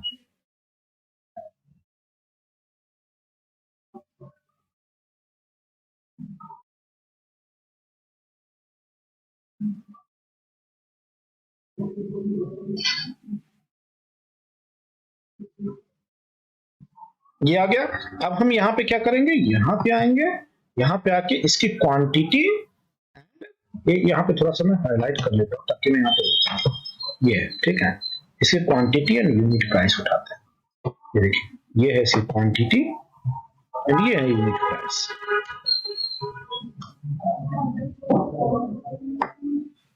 हालांकि इसने पूरा ही ले लिया। इसका सॉल्यूशन क्या है कि मैं यहाँ पे एक लाइन लिखा रुक जाएगा। ठीक है, अब ये रुक जाएगा यहाँ पे, तो मैं क्वांटिटी एंड यूनिट प्राइस ये आ गया। इसको मैंने कॉपी किया, कॉपी करने के बाद यहाँ पे आए, फिर स्टार्टिंग से करेंगे। अगर सीक्वेंस गड़बड़ाया तो सारा गड़बड़ हो जाएगा, ये ध्यान रखिएगा। पता चला इसका यूनिट प्राइस उसमें पड़ गया, उसका यूनिट क्वांटिटी उसमें पड़ गया। अब इसको एडजस्ट कर दीजिए, और इसको चेक करने का सिंपल तरीका, आपने एग्जैक्टली सीक्वेंस वहीं से उठाया है, जब वो लास्ट होगा तो वही यूनिट प्राइस और क्वांटिटी होना चाहिए जो हमारे एक्सेल शीट में है, वो मिसमैच नहीं होना चाहिए।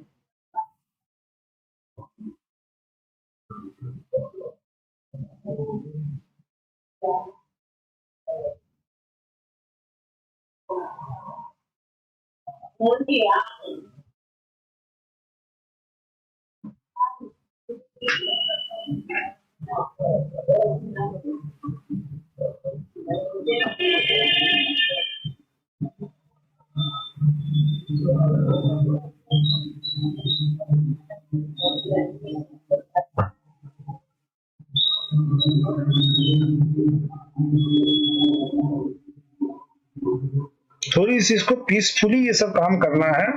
जब भी आप ओपनिंग डालें तो थोड़ा सा माइंड को कूल करके और जल्दी में नहीं, सुकून से डालना चाहिए, कोई मिस्टेक ना हो, क्योंकि अगर मिस्टेक हुई तो ज्यादा दिक्कत है।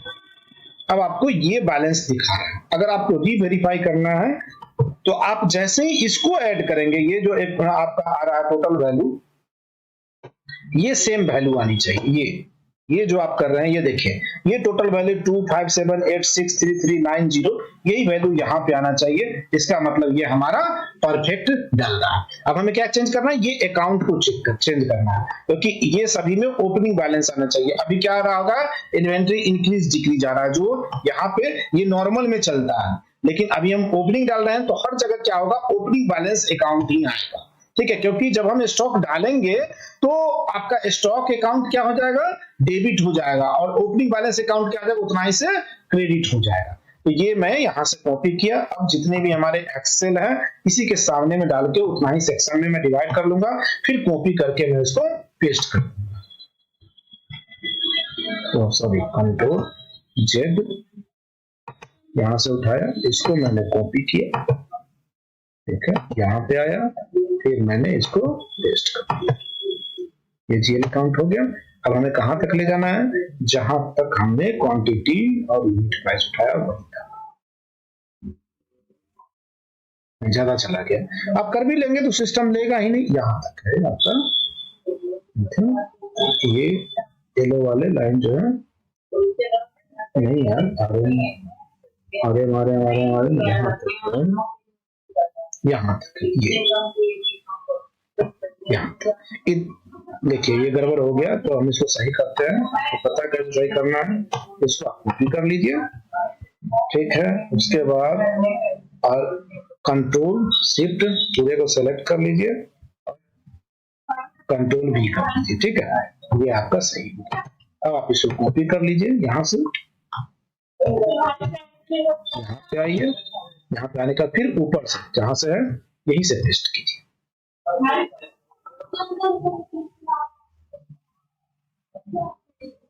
आप देखिएगा जो मैंने अभी आपको अकाउंटिंग इम्पैक्ट बताया है कि स्टॉक अकाउंट हमारा debit and opening balance credit. अब यहाँ पे क्रेडिट हो रहा है, जब वेंडर डाला था तो हमारा ओपनिंग बैलेंस क्या हुआ था, डेबिट हुआ था। तो अब क्या करेगा, क्रेडिट और डेबिट क्या करेगा, सरप्लस करके वो खत्म कर देगा। तो इस तरह से आपका ओपनिंग बैलेंस डालेंगे तो ओपनिंग बैलेंस अल्टीमेटली जब आपका जब डलना चाहिए, जब आप परफेक्टली ओपनिंग बैलेंस डाल रहे हैं तो ओपनिंग बैलेंस 0 होना चाहिए। आपको एक बात बताता हूँ, हम लोग जो डेवलपमेंट टीम है, जब भी हम लोग सपोर्ट टीम को हैंड ओवर करते हैं प्रोजेक्ट को, तो ये सब चीजें चेक किया जाता है कि ओपनिंग बैलेंस परफेक्टली 0 है कि नहीं है, सही से ओपनिंग बैलेंस डला है कि नहीं डला है, कॉक्स परफेक्टली मैच कर रहा है कि नहीं कर रहा है, कॉक्स आगे बताएंगे आपको, ठीक है। तो ये सब क्रूशियल चीजें होते हैं। अगर एक बार ये चीजें गलत पड़ गई तो पूरा इम्प्लीमेंटेशन फेल हो सकता है, फिर से री इम्प्लीमेंट करने की जरूरत पड़ेगी। तो ये सब जो होता है यानी कि कोर चीजें होती है जिसमें फोकस करते हैं। कहीं भी आप जाएंगे, सीओपो वगैरह कहीं भी होता है, जो अकाउंट का जिसको नॉलेज है, जिसको नहीं नॉलेज है और सीओपो बना तो कुछ नहीं करेगा, उसको बस दिखना चाहिए, ठीक है। ज्यादातर ऐसे ही है इंडस्ट्री में, जिसको नॉलेज है वो इन सब चीजों को फोकस करेगा। अब इसकी जेई चेक करते हैं, तो ये देखिए मैं जेई चेक कराता हूं आपको। अब ये बैचेबल आइटम है, तो भाई साहब बैचेबल आइटम में ऐसे हम स्टॉक नहीं डाल सकते, उसके लिए हमें टेम्पलेट यूज करना पड़ेगा।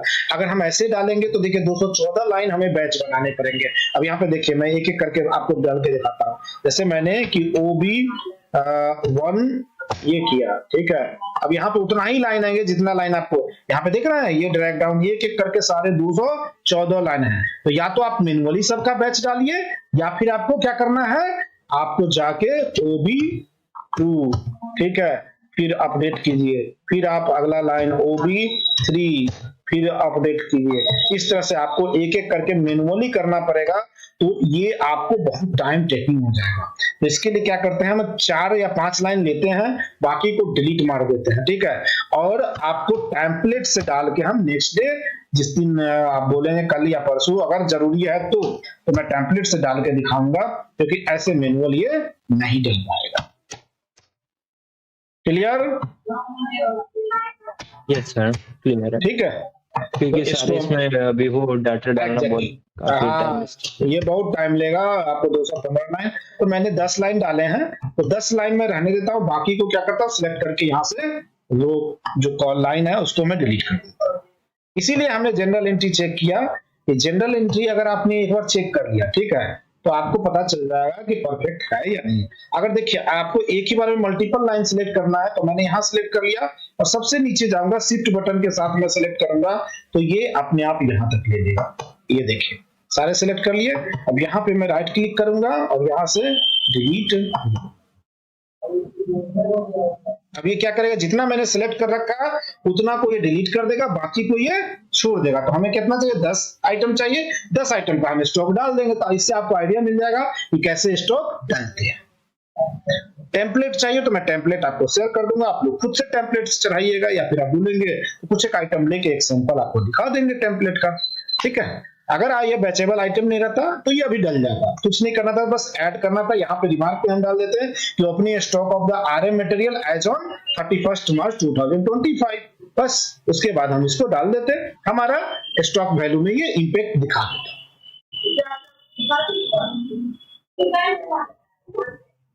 कुछ सीखने को मिला या नहीं मिला? Yes sir. Avinash? Yes sir. Sir एक क्वेश्चन था सर। बोलिए। एक क्या? 31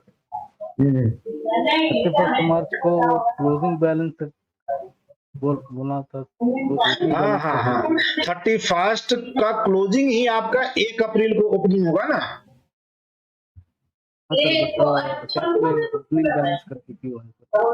ओपनिंग क्योंकि वो 1 अप्रैल से, आप लाइव कब जा रहे हैं? 1 अप्रैल से जा रहे हैं। मैंने पहले ही बोला कि जब आप 1 अप्रैल से जाएंगे तो हम 31 मार्च को डालेंगे कि 31 मार्च की क्लोजिंग 1 अप्रैल के वो ओपनिंग हो जाएगी, क्योंकि वो फाइनेंशियल तो क्लोज हो गया, अब उसमें ट्रांजेक्शन हो नहीं सकता। अब अगर फाइनेंशियल में होगा तो अपने आप ये बैलेंस क्या हो जाएगा, अगर फाइनेंशियल में ट्रांसफर हो जाएगा। तो जैसे ही वो एक फाइनेंशियल क्लोज के बाद दूसरे में आया तो वो हमारा ओपनिंग बैलेंस कहलाता है। ठीक है, जैसे आप SAP यूज कर रहे हैं आज की डेट में, ठीक है, और आपका फाइनेंशियल ईयर 25-26 कंप्लीट हो जाएगा, तो जो भी बैलेंस शीट का पार्ट बचेगा वो ऑटोमेटिकली ट्रांसफर होगा ना आगे वाले में। जैसे कि वेंडर का कोई बैलेंस बचा हुआ है तो ऑटोमेटिकली आपको दिखता रहेगा कि बैलेंस उसको पे करना है। क्रेडिटर से बैलेंस आनी है तो ऑटोमेटिकली वो दिखाएगा बैलेंस आनी है, तो ऑटोमेटिकली वो शिफ्ट हो जाता है बैलेंस। तो वो आपका ओपनिंग बैलेंस है ना। 25-26 का क्लोजिंग, 26-27 का ओपनिंग। ठीक है, अब हम इसका जेई चेक करते हैं। अभी भी बचा हुआ इसका, रुकिए इसको मैं डाल देता हूँ। ठीक है, अब ये हुआ cannot a transaction numbering series assigned to the another branch। Okay, यहाँ पे ब्रांच 2 आ रहा है, ये कैसे आ गया? हमने ब्रांच तो 1 ही लिया था, ब्रांच 2 में नहीं आना चाहिए था। अच्छा कोई नहीं, फिर मुझे वो करना पड़ेगा, इसको कॉपी करके फिर से लेना पड़ेगा। पहले ही हमने कॉपी टेबल किया, ठीक है, कोई नहीं, एक ही बार जाएगा, सिर्फ बैच डालने पड़ेगा। फिर आप गुड्स रिसीव कीजिए, क्योंकि हमने ब्रांच 2 के, ये ब्रांच 2 आ रहा है, अब सही आ रहा है ये। अब मैं यहाँ पे जब 25 तारीख, सर लगता है वहां पे मैंने ब्रांच गलत ले लिया क्या? 3103 सही तो है, तो ब्रांच चेंज कैसे हो गया? ये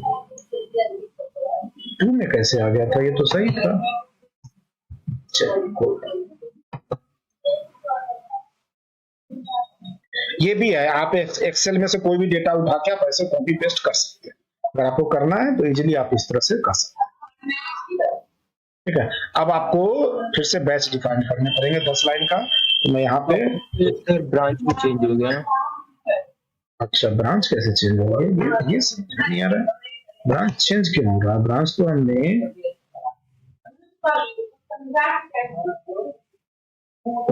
कुछ गड़बड़ है। फिर एक मिनट, डॉक्यूमेंट स्विच पे देखें, डॉक्यूमेंट स्विच तो सही था। डॉक्यूमेंट स्विच में हमने ब्रांच नहीं दिया है क्या?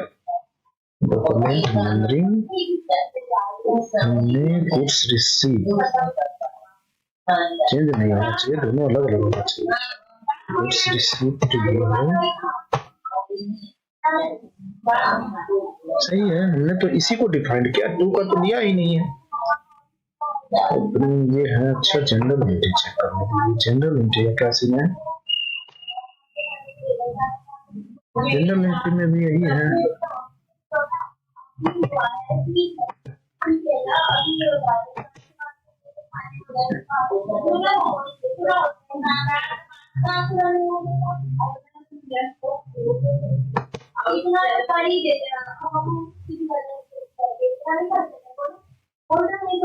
इसमें क्या प्रॉब्लम है? इसमें तो हम बैच में ये बैच आइटम मैचेबल है, ट्रांजेक्शन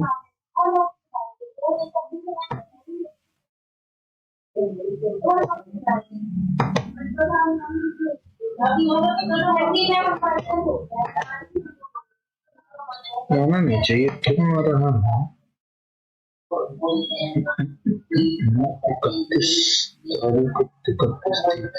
31 पीरियड हमने डिफाइन किया है।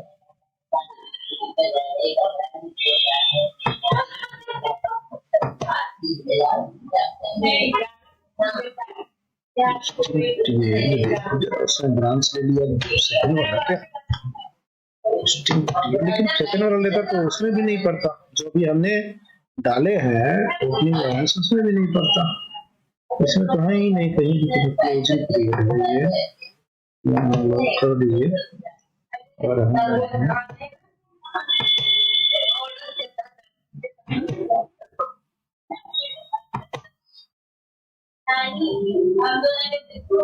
चेंज नहीं होना चाहिए बराबर, क्या कहां हो सकता है देखना पड़ेगा इसको, क्यों चेंज कर रहा है।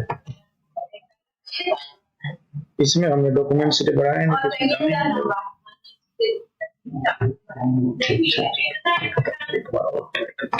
नहीं, बार आप कल देखेंगे, ज्यादा लेट हो रहा है।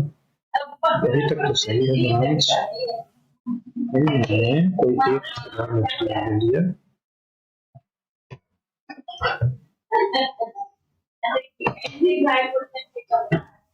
जैसे ही मैं मटेरियल लेता हूँ ब्रांच चेंज हो जाता है।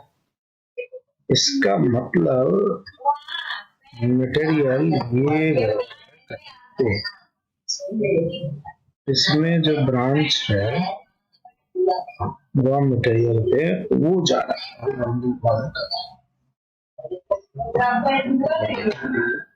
मुझे साइन है कि यह ब्रांच आपको साइन ब्रांच मैंने कनेक्ट करके ट्रांसफर सर्विसेज ब्रांचेस मटेरियल है, यह है ठीक है। आइटम ब्रांच 2 में क्यों जा रहा है, ब्रांच 1 में क्यों नहीं आ रहा?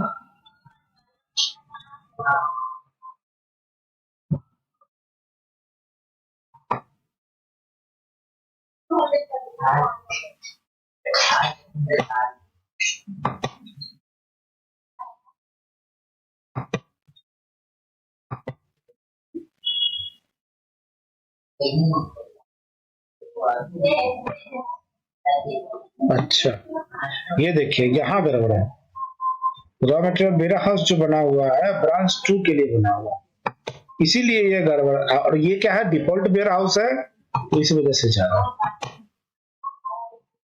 अगर ये can not assign branch warehouse is assign as a default, okay okay इसको करना पड़ेगा सही, चेंज भी नहीं करने दे रहा है क्योंकि हमें पहले इसको सेटल डिफॉल्ट करते हैं और जो ब्रांच बना हुआ है उसमें हमने सारा डिफॉल्ट करना है, तो वो देखना पड़ेगा। जो ब्रांच बनाया है वहां पे हमें और वेयर हाउस होना पड़ेगा, तब ये चेंज करने देगा। ये अपना डिफॉल्ट ये देखिए, यहाँ जब ब्रांच बनाते हैं वो मांगता है डिफॉल्ट वेयर हाउस, यहाँ पे हमने रॉ मटेरियल वेयर हाउस दे रखा है, इस वजह से ये दे रखा है। हम यहाँ पे डाल देते हैं ऐसे ओके, अब ये चेंज करने देगा।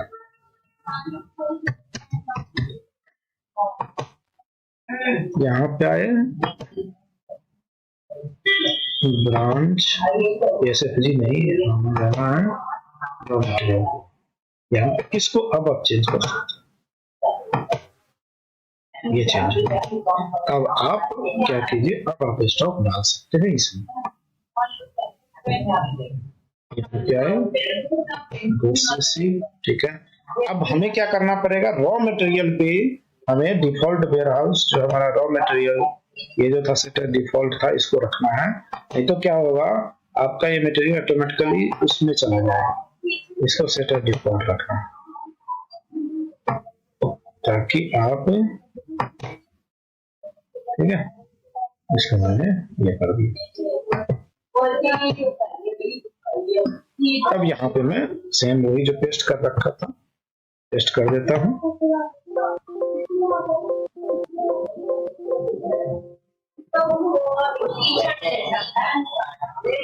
ले रहा है ये क्यों ले रहा है ये, तो उसमें कॉपी हो रखा था इसलिए क्या, तो चेंज हो गया है। चलिए कॉपी नहीं चलेगा, ठीक से फिर से काम तो कर जाएगा। ये इन्वेंट्री में गया, इन्वेंट्री ट्रांजैक्शन, गुड्स रिसीव, यहाँ पे हमने डेट डाल दिया 31/03, ठीक है। आइटम हमने ले लिया रॉ मटेरियल RM, ये मैंने 3-4 आइटम ले लिए। अब देखिए अब नहीं चेंज हुआ, ठीक है। अब यहाँ पे जो भी क्वांटिटी है प्राइस हम डाल देते हैं। तो यहाँ पे हमने क्वांटिटी उठा लिया, ऊपर से 3 आइटम का ये उठा लिया, यहाँ पे क्वांटिटी एंड प्राइस डाल दिया, टोटल अपने आप आ गया। इसमें हमें जीएल अकाउंट लेना ओपनिंग बैलेंस का, ये हो जाएगा ओपनिंग अकाउंट बैलेंस। इसको मैंने कॉपी किया, इसको पेस्ट कर दिया। फिर मैं क्या करूंगा, इसका बैच जाके डिफाइन करूंगा। देखिए अब हम जैसे जे पे क्लिक करेंगे ये बैच में आएगा जो, तो ये मैं लिख देता हूँ OB1, OB अपडेट किया, फिर दूसरा OB1, फिर तीसरा OB2, ठीक है। इसको मैंने अपडेट कर दिया।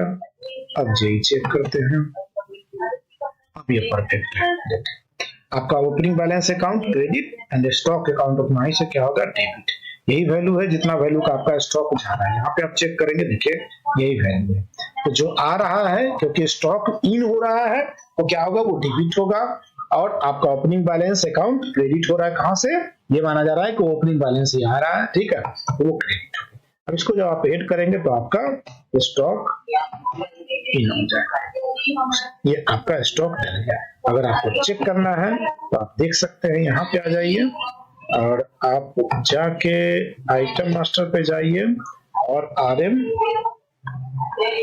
यहाँ पे RM सेलेक्ट कीजिए, रॉ मटेरियल, यहाँ पे आप स्टार लगा दीजिए। ये देखिए ये बैलेंस दिखा रहा है तीनों पे जिसपे हमने स्टॉक डाला है, ये इसकी स्टॉक, ठीक है।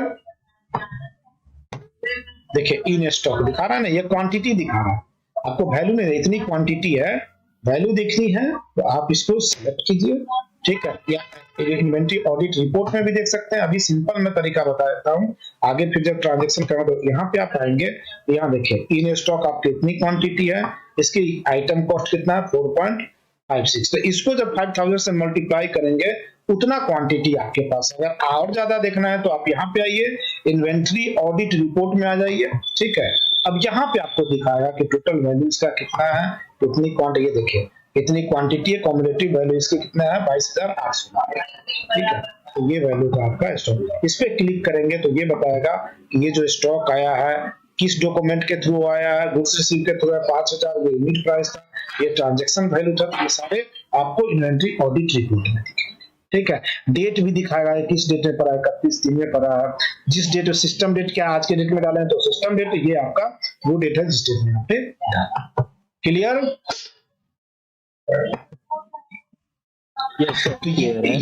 ये था पूरा तरीका कि कैसे हम लोग ओपनिंग बैलेंस सिस्टम में डालते हैं। मैंने आपको आइटम का बताया, मैंने आपको क्रेडिटर डेटर का बताया, मैंने आपको जीएल अकाउंट का बताया। तो ये 3 तरह के होते हैं। फिक्स एसेट जो है हम आगे कराएंगे, फिक्स एसेट का हम आगे देखेंगे। ठीक है, ओके सर। चलिए आज के लिए इतना ही। Bye, good night. Bye good.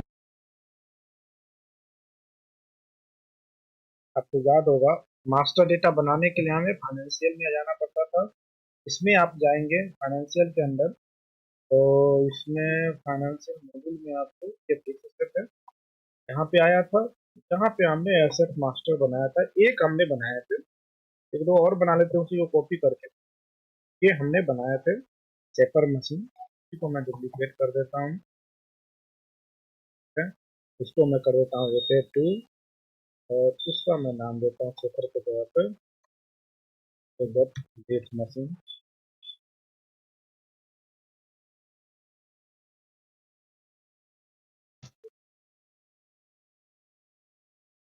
क्या हमारा सेकंड बन गया। उसके बाद हम और भी चाहें तो बना सकते हैं।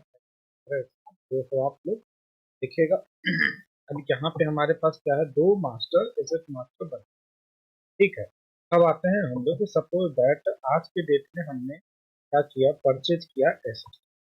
तो देखिए जैसे ही हम आएंगे परचेज करेंगे, ऑर्डर वगैरह जो बनेगा सो बनेगा। मैं डायरेक्ट एपी इनवॉइस बना रहा हूँ, प्रोसेस तो आपको पता ही है। पहले ऑर्डर जाएगा वेंडर को, फिर वेंडर क्या करेगा, हम एसेट ईआरपी होगा, फिर इनवॉइस होगा। बट मैं यहाँ पे डायरेक्ट क्या कर रहा हूँ, इनवॉइस का इम्पैक्ट सारा यहीं पे जाएगा। सपोज दैट ये वेंडर है, इससे हमने क्या किया, जो हमारा फिक्स एसेट है उसको मैं परचेज,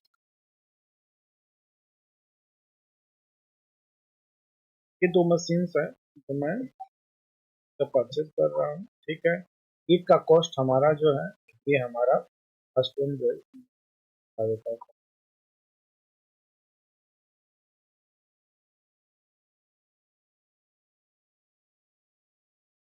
अब ये आपका क्या है, एक मशीन जो है वो 10 लाख का। ठीक है, और दूसरा मशीन जो है वो आपका, ये सपोज दैट हमारा एक मशीन है जिसको हमने परचेज करा है आज के डेट में। ठीक है, अब इस पे टैक्स आना चाहिए, तो टैक्स क्यों नहीं आया, कि हमने यहाँ पे इसको टैक्स दिखा रखा है कितना परसेंट का आइटम। अगर हम यहाँ पे टैक्स लगा देते इसको, तो अपने आप ये टैक्स लिखा हुआ है।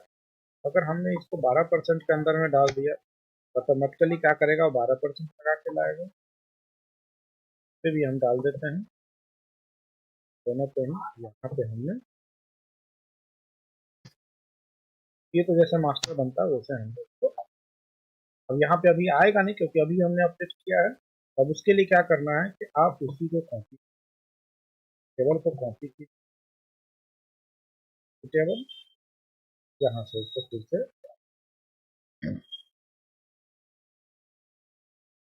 अब देखिए ये टैक्स के आ गया, वहां पे छुटा हुआ था इस वजह से नहीं आ रहा था। तो हमारा टैक्स ऑलरेडी इसमें अप्लाई हो चुका है।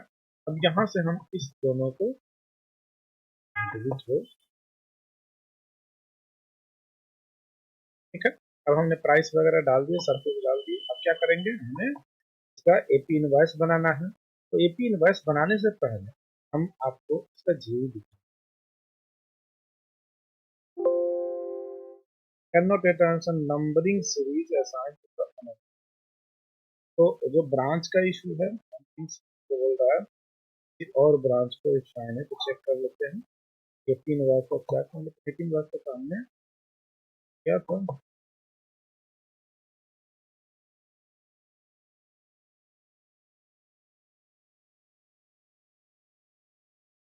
नहीं अच्छी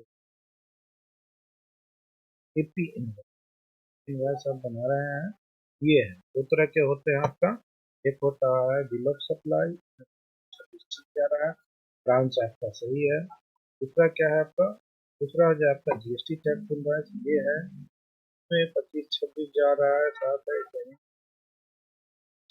अब देखते हैं हम फिक्स एसेट में कैपिटलाइजेशन वगैरह सब साथ में होता है, तो उसकी सीरीज हमें डिफाइन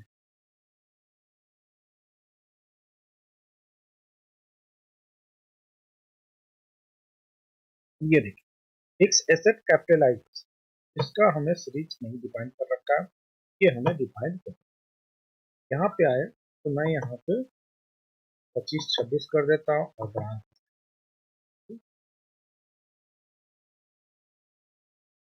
एक तो ये हमें करना पड़ेगा, ठीक है। उसके उसके बाद अब यहाँ पे फिक्स के जितने भी सारे मैं कर ही देता हूँ ताकि कोई इसके बाद में, ये मैनुअल कैपिटलाइजेशन के लिए है तो सेम वही चीजें मैंने कर दी।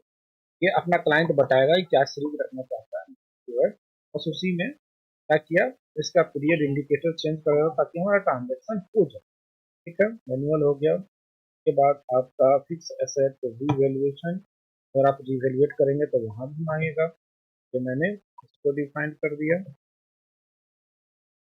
ब्रांच। रिवैल्यूएशन का हो गया। फिक्स एसेट ट्रांसफर, जो आप सेल करेंगे तो ट्रांसफर का केस मांगेगा, उसको भी मैंने डिफाइन कर दिया।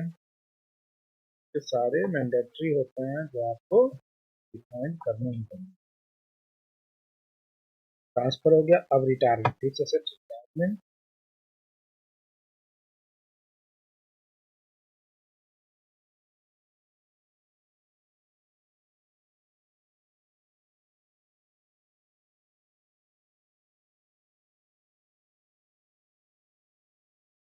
अब आपका एसेट्स का काम है। हमने रिटायरमेंट डिफाइन किया, उसका asset transfer, revaluation, manual depreciation, उसके बाद capitalisation and asset capitalisation credit, ये सारे डॉक्यूमेंट्स ही हमने देखे।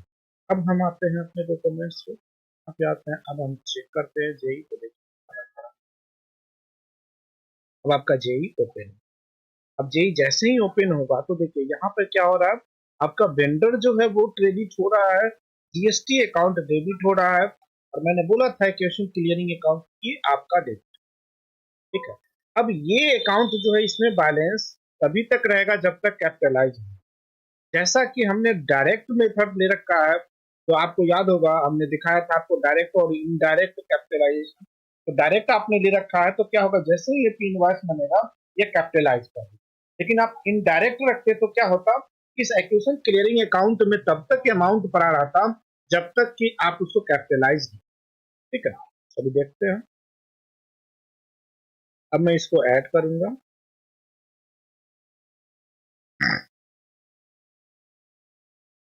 क्योंकि ये क्या है, इन्वेंट्री आइटम तो है नहीं जिसमें स्टॉक इन और आउट होगा, ये तो नॉन इन्वेंट्री आइटम है। आप ये जानते ही हैं कि फिक्स एसेट क्या होता है, हमारा परचेज और सेल्स का आइटम होता है, इसकी कोई भी स्टॉकिंग नहीं होती।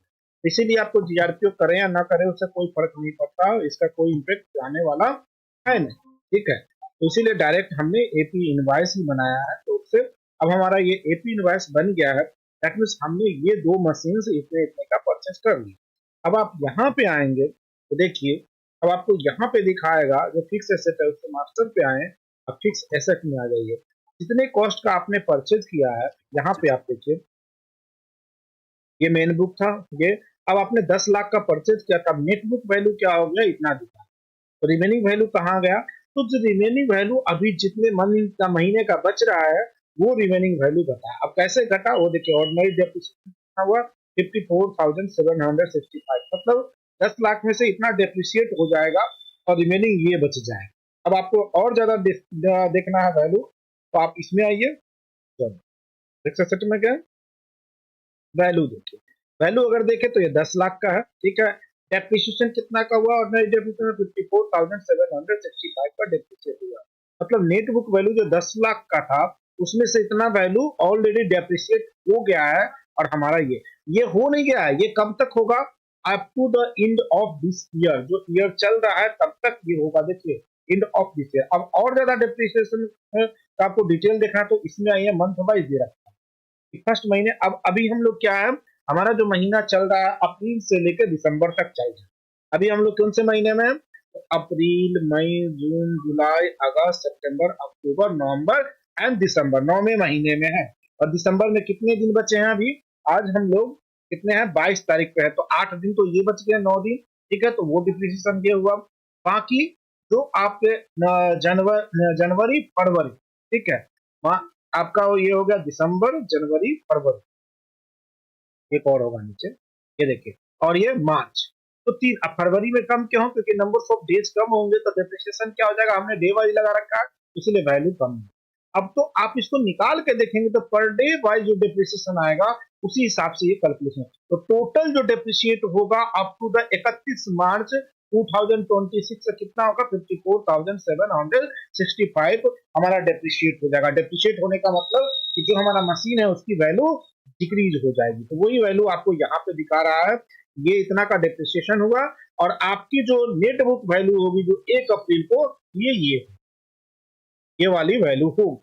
ठीक है, अब आते हैं हम लोग कॉस्ट अकाउंटिंग एट्रीब्यूट अभी कुछ नहीं है। ठीक है, तो अब हम क्या करेंगे, ये जो डेप्रिसिएशन हुआ है अभी आप देखेंगे तो पोस्ट डेप्रिसिएशन क्या होगा, ये वैल्यू हमारा पोस्ट डेप्रिशिएट होगा कितने तारीख को, जब 31 दिसंबर होगा तब ये इसमें डेप्रिसिएशन पोस्ट। ठीक है, अब इसमें आते हैं, यहाँ पे देखिए ये आपका मेन वैल्यू डेप्रिसिएशन कितना दिखा रहा है, ये दिखा रहा है राइट ऑफ नेटबुक ये। तो ये सारा जैसे ही आपने परचेज किया वो सारे वैल्यू यहाँ पे आपको दिखाएंगे। सिमिलरली अगर दूसरे मटेरियल्स में आप देखेंगे, इसमें भी देखें तो उसी तरह से वैल्यू 15 लाख का है मटेरियल, तो आप इसको देखेंगे फिक्स एसेट डेटा में आते हैं, देखिए अब ये क्या हो जाएगा 14,17,853 का होगा, इसमें की 82,147 रुपया डेप्रिशिएट हो जाएगा।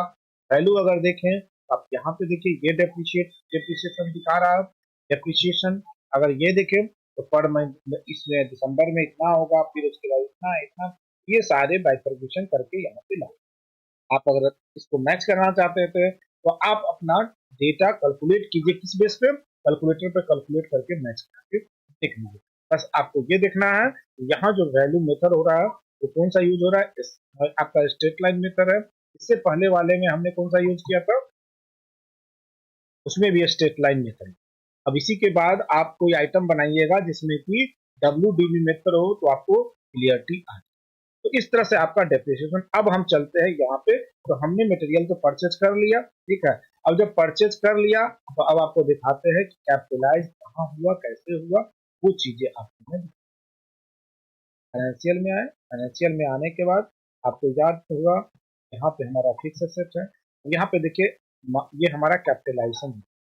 अब यहाँ पे कैपिटलाइजेशन देखिए ऑलरेडी यहाँ पे एक डॉक्यूमेंट यहाँ पे जा चुका है, तो हम यहाँ पे देखते हैं कैपिटलाइजेशन जो हमारा हुआ है ये देखिए, तो हमारा फिक्स एसेट है ये कैपिटलाइज हुआ है। एक आपका क्या था 10 लाख का था, एक 15 लाख, दोनों एक ही डॉक्यूमेंट पे आइटम था। जैसे ही ये इनवॉइस बना ये कैपिटलाइज होगा। अगर आप इसकी जनरल एंट्री देखेंगे तो ये चेक कीजिए, अब क्या हुआ वहां पे एक्विजिशन क्लियरिंग अकाउंट डेबिट हुआ था, वहीं से यहाँ क्या हो गया क्रेडिट हो गया, और अल्टीमेटली ये बैलेंस अमाउंट कहाँ गया, जो आपका बैलेंस मशीनरी अकाउंट था जो आपने इससे पहले वाले सेशन में मैप किया था उसमें आ गया। ये कहाँ आ गया, ये आ गया आपका एसेट्स का पार्ट। तो मशीनरी अकाउंट देखिए 25 लाख हो गया, 15 10 25 लाख। अब जैसे जैसे डेप्रिसिएट होगा, डेप्रिसिएशन एग्जीक्यूट करेंगे, यही वैल्यू कहाँ चला जाएगा, एक्सपेंस साइड में जाके कैप्चर होगा।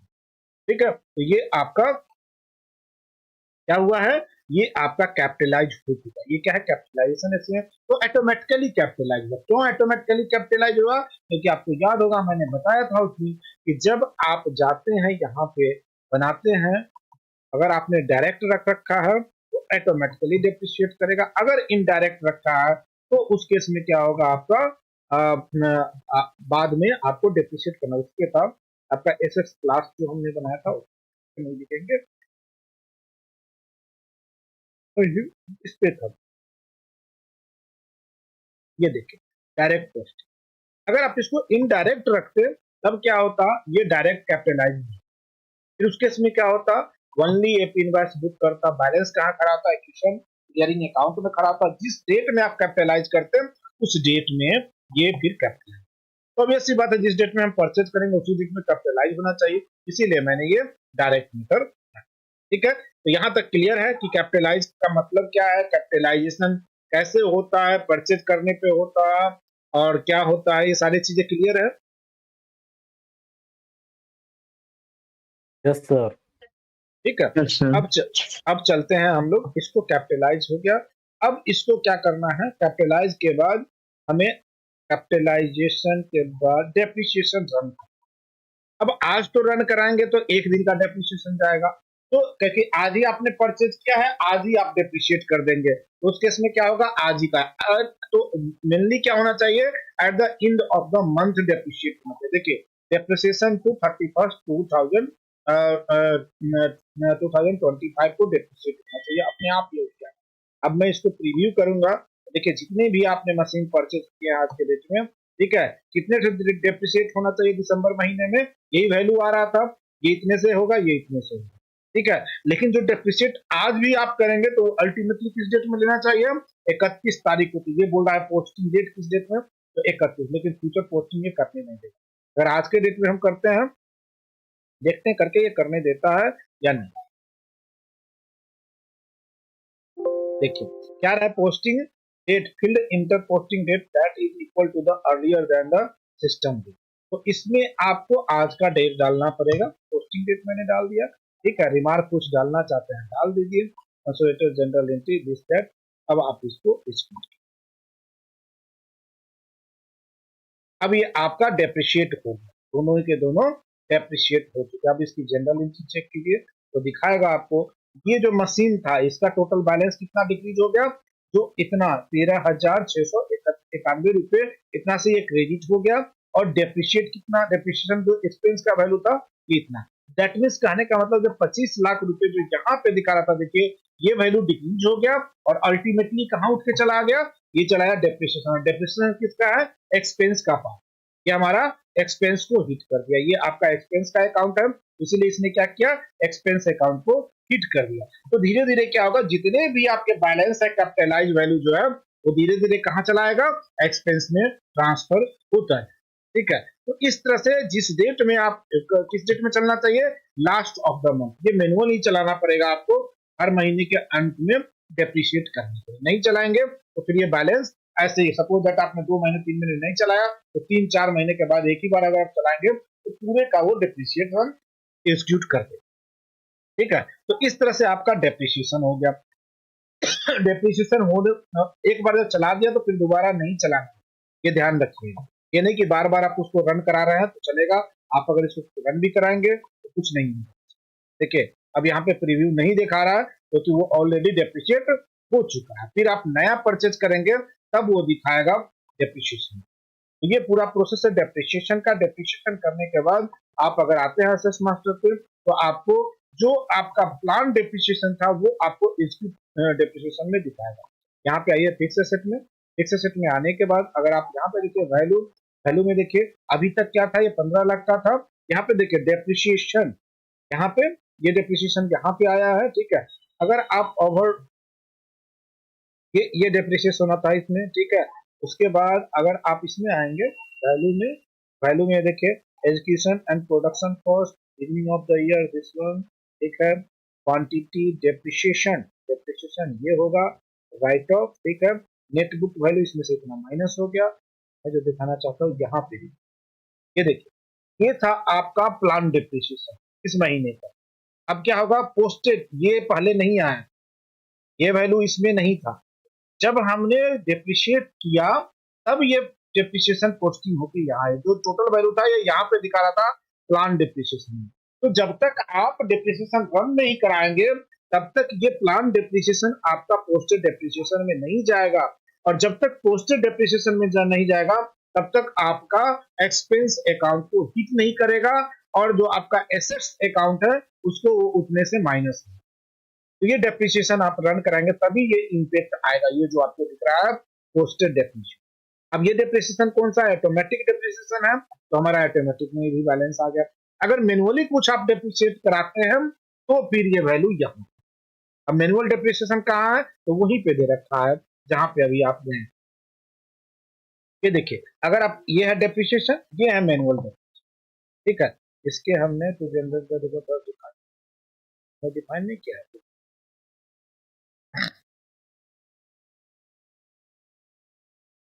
अगर सपोज दैट आपको लगता है कि आपने जो डेप्रिसिएशन चलाया उसमें और कुछ डेप्रिसिएट होना चाहिए था तो आपको यहाँ पे मैनुअल आके आप डेप्रिसिएट कर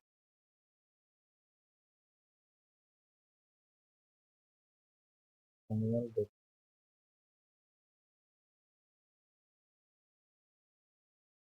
फिक्स एसेट मैनुअल हमने करना है, देखो सही रहे।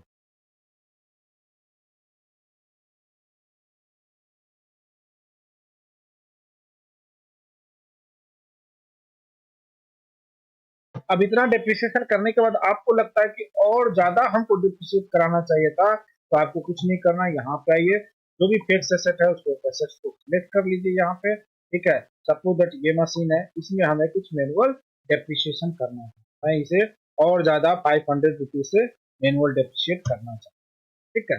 आप यहाँ पे कॉस्ट सेंटर मैप कर सकते हैं, कोई प्रोजेक्ट का प्रोजेक्ट मैप कर सकते हैं, यहाँ पे कुछ रेफरेंस डालना चाहते हैं रेफरेंस डाल दीजिए, तो जब आप ऐड करेंगे क्या हो जाएगा, ये आएगा मैनुअल डेप्रिसिएशन के अंदर कि आपने मैनुअली इसको डेप्रिसिएट किया, ठीक है। अब इसकी भी जेई देखेंगे तो वही दिखाएगा जो इसमें आया था, सेम ही मशीन क्या हो गया, 500 से क्रेडिट हो गया, डेप्रिसिएशन डेबिट हो गया। अगर आप फिक्स एसेट पे देखेंगे तो ये 500 कहाँ दिखाएगा, मैनुअल डेप्रिसिएशन के अंदर में। अगर आप यहाँ पे आएंगे तो देखिए डेप्रिसिएशन में आते हैं तो 500 से क्या हो गया, ये देखिए मैनुअल डेप्रिसिएशन, टोटल जो पोस्टेड डेप्रिसिएशन कितना हो गया, this one plus this one, तो ये टोटल आ गया, ये आपका मैनुअल डेप्रिसिएशन। तो ये डिफरेंट डिफरेंट सेक्शन के अंदर में जो भी आप करेंगे एक्टिविटी वो यहाँ पे आपको दिखेगा, ठीक है। वैल्यू अगर आप देखेंगे, ये आपका वैल्यू है, ठीक है, ये आपका ओवरव्यू है, मैनुअल डेप्रिसिएशन आपने कर दिया, तो उसके बाद कितनी है, अब सैलवेज वैल्यू आपने बता रखा है इसको इतना भी परसेंट 5%, तो ये इतना वैल्यू बता रहा है सैलवेज, ठीक है। तो ये पूरा प्रोसेस है जिसके थ्रू आप क्या कर सकते हैं, एसेट्स को क्रिएट कर सकते हैं, एसेट्स आप मेंटेन कर सकते हैं, उसको आप परचेज करके कैपिटलाइज करा सकते हैं और सेल करके रिटायर्ड हो जाएगा। तो अभी मैंने आपको कैपिटलाइजेशन दिखाया, बताया है, डेप्रिसिएशन दिखाया जो मेन प्रोसेस होता है। अब क्या होता है एसेट रेवैल्यूएशन, अगर आप एसेट्स को ये आपने समझ लिया, यहाँ पे एसेट्स बन गया, कैपिटलाइजेशन हो गया, ठीक है। कैपिटलाइजेशन क्रेडिट मेमो, अगर आप क्रेडिट मेमो बनाना चाहते हैं कैपिटलाइज का, ये भी मैनुअल जैसे अभी आपने किया था उसी तरह से आप बना सकते हैं। यहाँ पे आपने एसेट सेलेक्ट कर लिया, ठीक है, एसेट सेलेक्ट करने के बाद कितना से क्रेडिट करना है, टोटल वैल्यू आप बताएंगे, ठीक है, कितना से आपको करना है, 1000 रुपए से मैंने कर दिया, क्वांटिटी कितनी है, तो क्वांटिटी तो एक ही है अपने पास, ठीक है, तो ये कर दिया, इसको मैंने ऐड कर दिया, ये क्या कर देगा हमारा, तो बोला कि not plan for quantity maintenance, remove the quantity maintenance हमने किया था, अब ये क्या हो गया, क्रेडिट हो गया। तो ये सारी चीजें आपके जो प्रोसेस है, सिंपल प्रोसेस है, आप देखेंगे वो आपको इसी हिसाब से आपका चले। क्रेडिट का क्या मतलब है, डेबिट का क्या मतलब, ये आपको पहले से बता रखा है। अगर क्रेडिट मेमो बना रहे हैं तो क्या होगा, जो भी वैल्यू आपने क्रेडिट किया है वो कहाँ चला जाएगा, आपको याद होगा यहाँ पे मैंने बताया था कि जब परचेज साइड में क्रेडिट मेमो होता है तो एक्चुअल में डेबिट, ठीक है। तो अब यहाँ पे आप देखेंगे फिर से अब ये, तो देखिए अपने यहाँ पर क्या है, 1000 रुपये से मैंने क्रेडिट किया है, ठीक है। यहाँ पे देखिए,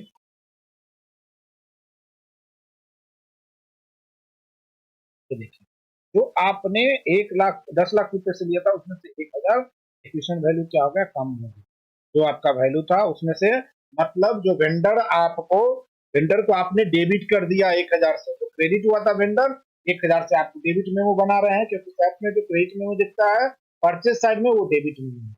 तो जो आपने 10 लाख का खरीदा था 1000 से आपने क्रेडिट मेमो बना दिया, इसका मतलब है कि वेंडर क्या हो गया, 1000 से क्रेडिट हो गया, मतलब कि उसका जो 10 लाख का वैल्यू था अब वो 1000 कम, ठीक है, सॉरी डेबिट हो गया, क्रेडिट नहीं हुआ, डेबिट हुआ। क्रेडिट जो है like a debit memo purchase size में, डेबिट क्या है, जो आपका सेल्स में है वो आपका एक्चुअल में जैसा क्रेडिट है, क्रेडिट है, डेबिट डेबिट है, लेकिन परचेज साइड में क्या है, जो क्रेडिट दिखता है वो डेबिट है, जो डेबिट दिखता है वो क्रेडिट है, ये आपको ठीक है।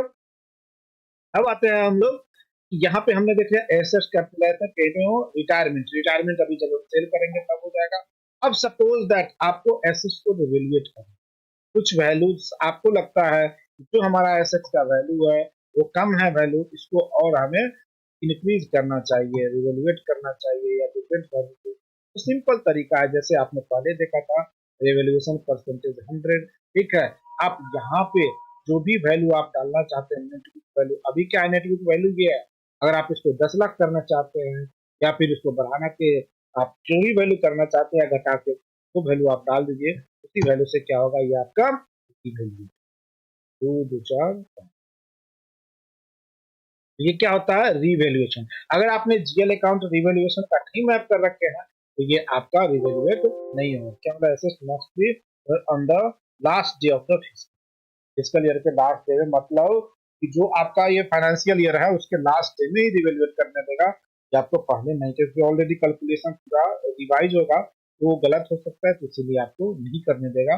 तो आपको जब भी रिवैल्यूएट करना है तो at the end of the financial year, मतलब 31 मार्च को आप क्लोज, जब क्लोजिंग होगा उस दिन आप ऐसे इसको रिव्यू, डिफरेंस कितना है वो बताएगा। तो नॉर्मल डे में आपको प्रोसेस यही है, इस तरह से आपको रिवेल्यूएट करना।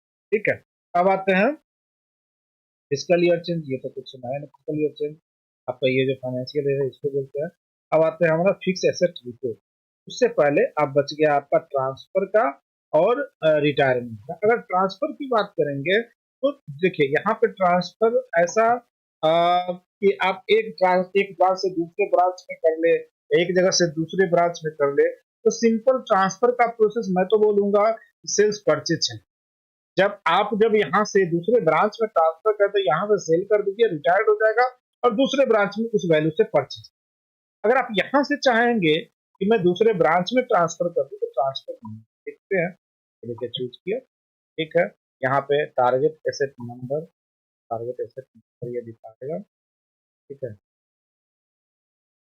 वहां पे फिर हमें बनाना पड़ेगा। अब ये क्या कर रहा है कि एक का स्टॉक दूसरे में, जैसे कि 2 है तो 1 पे मैं इसको ट्रांसफर, ठीक है, तो उस केस में क्या बोलेगा कि आपको ब्लैंक बना, क्योंकि इसके पे सिर्फ 1 का ऑलरेडी हमारा वैल्यू है, तो आप इसमें ट्रांसफर नहीं करने देगा, आपको एक डमी बनाना पड़ेगा फिक्स से, और उस पर से इसके वैल्यू को आप इसमें ट्रांसफर कर। बट ये प्रोसेस नहीं होता है। जनरली क्या रिक्वायर्ड होता है, ये पूछता है कि आपको एक ब्रांच से दूसरे ब्रांच में ट्रांसफर करना है तो कैसे। जो न्यू वाले हैं उसमें ब्रांच ट्रांसफर आया, ठीक है, लेकिन इसमें नहीं है, जो पुराना वाला वर्जन है उसमें नहीं। अगर देखिए यहाँ पे ये तो ब्रांच है ही नहीं, हमने बिल बनाया ही नहीं, यहाँ पे आपको एक और ऑप्शन आता है ब्रांच 1 to 2, उसमें आप ट्रांसफर कर सकते हैं। लेकिन यहाँ पे क्या होगा, अगर आप एक आइटम से दूसरे आइटम पे इसको ट्रांसफर करना चाहते हैं तो आप कर सकते, ठीक है। क्वांटिटी आप मेंशन नहीं कर सकते क्योंकि क्वांटिटी बेस है नहीं हमारा। एपीसी का जो वैल्यू है वो कितना है, तो 2 वाला हमारा 15 लाख का था, एक वाला हमारा 10 लाख का था, तो हम 2 वाले की अभी वैल्यू देख लेते हैं कितना है। बट ये होने नहीं देगा, अल्टीमेटली क्या होगा, ये मांगेगा कि आप एक डमी क्रिएट कीजिए, तभी जाके वो आपको। अब फिर मैं ट्राई करता हूँ, अगर कर दे तो, और हो सकता है कि टोटल वैल्यू इस पे लाके कैप्चर कर दे, तो देखते हैं देखेगा कि हो देता है। यहाँ पे आए, देखते हैं, ये आपका एपीसी वैल्यू है, ठीक है। अब मैं इसको ऐड करता हूँ, क्या बोल रहा है, can not add document depreciation of assets, can not be later than the depreciation of transfer, तो ये करने नहीं, ठीक है। तो सबसे सिंपल तरीका है कि आपको अगर एक ब्रांच से दूसरे ब्रांच में करना है या एक आइटम से दूसरे में करना है, तो फर्स्ट को आप स्टॉक को सेल कर दीजिए, दूसरा आप ऑलरेडी वहां पे जिस ब्रांच में आप लेना चाहते हैं उस ब्रांच में आप उसको परचेज कर लीजिए, कैपिटलाइज हो जाएगा। और जैसे कि मैं अभी बता रहा हूँ, मैं सेल्स में आया, यहाँ पे मैंने AR इनवॉइस क्रिएट किया, ठीक है, कस्टमर सेलेक्ट किया, कस्टमर सेलेक्ट करें, जैसा कि सेल्स आइटम है तो ऑब्वियस सी बात है फिक्स एसेट हमें दिखेगा। अब देखिए जैसे ही मैंने यहाँ पे आया, यहाँ पे मैंने फिक्स एसेट सेलेक्ट किया, एक लेता हूँ, FA करके था आपका, ये देखिए ये आइटम, जैसे ही मैंने सेलेक्ट किया यहाँ पे, अब मैं इसको क्या कर रहा हूँ, इसको सेल कर, क्योंकि हमारे पास मनी था कितने का, ये हमारा 10 लाख का था, कितने का वैल्यू है देखिए, मैंने 10 लाख से रिवेल्युएट करना चाहता तो नहीं करें, 9 लाख का, तो देख लेता हूँ आपका ये जो वैल्यू अभी जो टिल टू डेट है, ये आपका डिप्रिसिएशन 31 तक हो जाएगा, और ये इस फाइनेंशियल तक अभी जो वैल्यू डिप्रिशिएट हुआ है आप देखेंगे कितना हुआ है डेप्रिसिएशन, ये वैल्यू है 5,976 रुपये 50। ठीक है, तो मेरे अनुसार कि ये जो हो जाएगा इसकी वैल्यू जो टिल आज के डेट में है वो, वो है ये। अब ये फाइनेंशियल कंप्लीट होगा तब, आज के डेट में इसकी वैल्यू जाए। ठीक है, तो जिस भी वैल्यू से आपको सेल करना है तो मैं इसको मानता हूँ मैंने इसको यूज कर लिया, अब मैं इसको 8 लाख से सेल। ठीक है, तो 8 लाख हो गया, अब मैं इसको 8 लाख। अभी देखिए ये आपका फिक्स एसेट जो है एक्टिव है, आपको दिखा रहा है यहाँ पे ये एक्टिव। जैसे ही मैं इसको सेल करूंगा ऑटोमेटिकली रिटायरमेंट बुक हो जाएगी और आपका जो एसेट्स मास्टर है वो आपका इनएक्टिव। ठीक है, जैसे ही मैंने अब यहाँ पे मैं पहले आपको जेई चेक,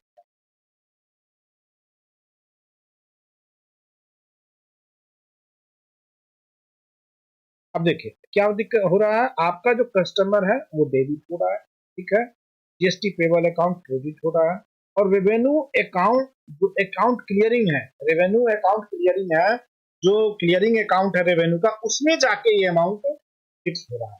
और जब ये रिटायर्ड होगा, इसी समय में जब ये रिटायर्ड होगा तो जो ये रेवेन्यू अकाउंट क्लियरिंग अकाउंट जो आपका क्रेडिट हुआ है वहां पे डेबिट हो जाएगा और अल्टीमेटली अमाउंट कहाँ चला जाएगा, फिक्स एसेट रेवेन्यू अकाउंट में चला।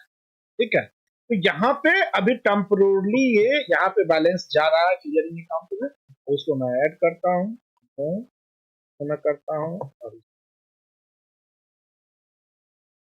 अब आप देखिए इस फिक्स एसेट को, ये फिक्स एसेट ऑलरेडी आपका इनएक्टिव हो, मतलब क्योंकि फिक्स एसेट आपने इसको इनएक्टिव हो गया, स्क्रैप हो गया, खत्म हो गया। यहाँ पे देखेंगे तो सारे वैल्यू क्या हो गया, न्यूट्रलाइज खत्म हो गया, जीरो।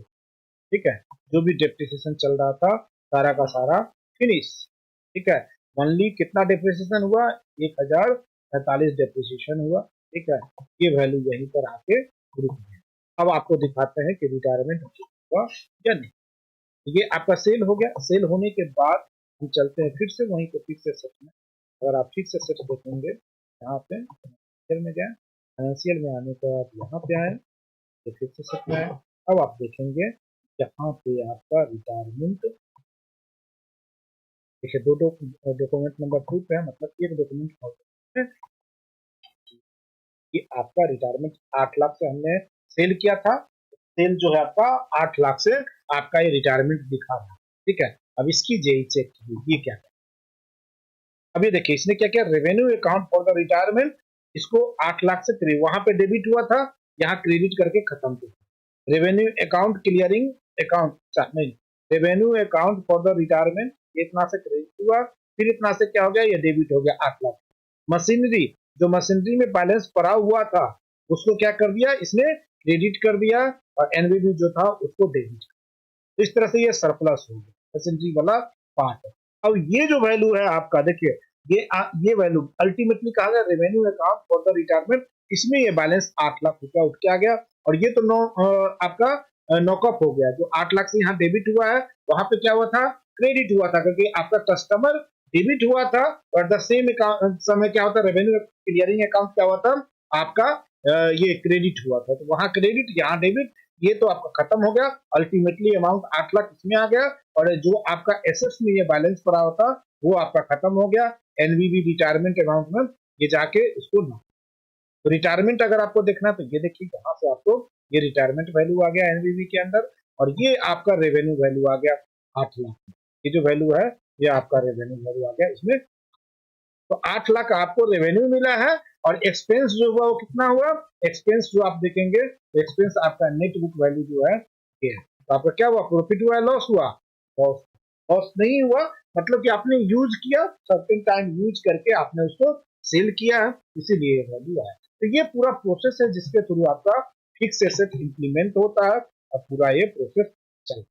अब इसके रिगार्डिंग आप लोगों को क्वेश्चन है तो बताइए। ऑलमोस्ट सारे जो मैं बोल रहा था एक ब्रांच से दूसरे ब्रांच ऐसे ही करना, जब आप सेल करेंगे तो आपके यहाँ रिटायर्ड हो जाएगा मटेरियल, और 8 लाख से आपने यहाँ पे सेल किया तो वहां पे 8 लाख से आप परचेज कर लेंगे, तो यही फिक्स एसेट आप वहां पे बनाएंगे और दूसरे ब्रांच में वो कैपिटलाइज हो जाएगा। ठीक है, फिर आप उसको जिस मेथड पे डेप्रिशिएट कराना चाहते हैं फॉलो कर दीजिए, तो ये ग्रेजुअली आपका डेप्रिशिएट होता है। इसमें रिपोर्ट्स है, रिपोर्ट्स आप देखना चाहते हैं, यहाँ पे कुछ दे रखा है कि डेप्रिसिएशन फॉरकास्ट, हिस्ट्री, तो ये सारे चीजें आप रिपोर्ट देख सकते हैं। मेन बुक वैल्यू, उसमें आप पूछ रहा है कि एसेट्स कौन सा है, किस एसेट्स का आप देखना चाहते हैं, यहाँ पे आप सिलेक्ट कर सकते हैं एसेट्स को, ठीक है, सिलेक्ट कर लिया, उसको क्लिक कर दीजिए। ये तो थोड़ा सा आप भी आरएनडी कीजिएगा, मेन जो प्रोसेस था वो मैंने बता दिया, तो सारे रिपोर्ट्स आपको इसी बात से, ठीक है, एपीसी वैल्यू कितनी थी, तब क्या हुआ, तो सारी चीजें, ठीक है, ये रिपोर्ट्स वगैरह इसमें है जो बेस के हैं, ठीक है, ये सारी चीजें। ये पूरा फिक्स एसेट का जो प्रोसेस होता है तो सिंपल, मैं फिर से रिवाइज आपको करा देता हूँ। तो फिक्स एसेट का सिंपल प्रोसेस है, सबसे पहले आपको जीएल अकाउंट डिटर्मिनेशन करनी है। जीएल अकाउंट डिटर्मिनेशन करने के बाद एसेट्स क्लास बनानी है, उसी क्लास के बेस पे आपका जीएल अकाउंट डिटर्मिनेशन होगा। फिर आप डिप्रिसिएशन बनाएंगे, डिप्रिसिएशन प्रोसेस बनाएंगे। डिप्रिसिएशन प्रोसेस बनाने के बाद कौन कौन सा डिप्रिसिएशन होगा, कौन सा अप्लाई करना चाहते हैं, जिसमें कुछ का एज वगैरह डिफाइन करेंगे। उसके बाद बुक वैल्यू बनाएंगे, मेन बुक या फिर आपका जो 3 तरह के बुक बताए थे वो बुक आपको डिफाइन करने पड़ेंगे कौन सा होगा, ठीक है। उसके बाद आप फिर आ जाएंगे डेप्रिसिएशन, इसी में था ना फाइनेंशियल, ये सबसे पहले आपका जीएल अकाउंट डिटर्मिनेशन, फिर depreciation type, depreciation area, asset class, यहीं पे आप क्लास जो बनाते हैं यहीं पे आप एज डिफाइन, ठीक है, यहाँ पे। फिर उसके बाद यहाँ से आपका काम, ये सेटअप का काम खत्म हो जाता है। फिर आप जाते हैं ट्रांजेक्शन में। तो ट्रांजेक्शन में सबसे पहले आप बनाएंगे क्या, फिक्स एसेट मास्टर बनाएंगे। मास्टर बनाने के बाद ये देखिए फिक्स एसेट मास्टर, पहले आप मास्टर बनाएंगे, फिर वो आप जब परचेज करेंगे तो कैपिटलाइज हो जाएगा। कुछ क्रेडिट मेमो करना है कर सकते हैं। उसके बाद आपका ट्रांसफर सॉरी रिटायरमेंट अपने आप बुक होगा जब आप सेल करेंगे। ट्रांसफर का जब एक एसेट से दूसरे एसेट में करना है तो दूसरा एसेट मास्टर आपको ब्लैंक बनाना होगा, उसको कैपिटलाइज तब तक नहीं। फिर उसके बाद manual depreciation, depreciation run etcetera, ये सारे प्रोसेस है। जब तक आप डिप्रिसिएशन रन नहीं कराएंगे तब तक उसका इम्पैक्ट जाएगा। तो ये पूरा प्रोसेस है जिसके थ्रू आप, एक और चीज मैं आपको दिखाना चाहता हूँ,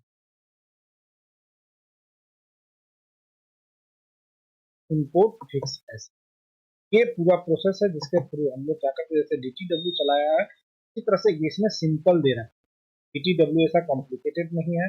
आपको क्या करना है, यहाँ पे जैसे आइटम है, यहाँ पे आइटम डिस्क्रिप्शन है, यहाँ पे फिर तीसरा, जैसे जैसे आप कॉलम लेंगे वैसे ही आप टेम्पलेट निकाल के उसको आप मैप करेंगे। एसेट क्लास है, ठीक है,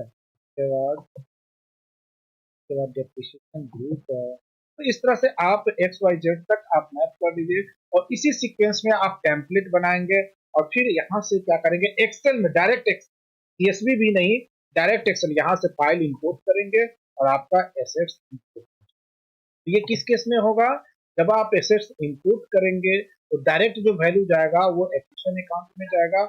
जब आप जाके कैपिटलाइज पे क्लिक करेंगे तब, क्योंकि होता क्या है, जब हम लोग फिक्स एसेट मैपिंग करते हैं, जब मेंटेन करते हैं तो उस समय ऑलरेडी क्लाइंट हमारा फिक्स एसेट परचेज कर रखा है।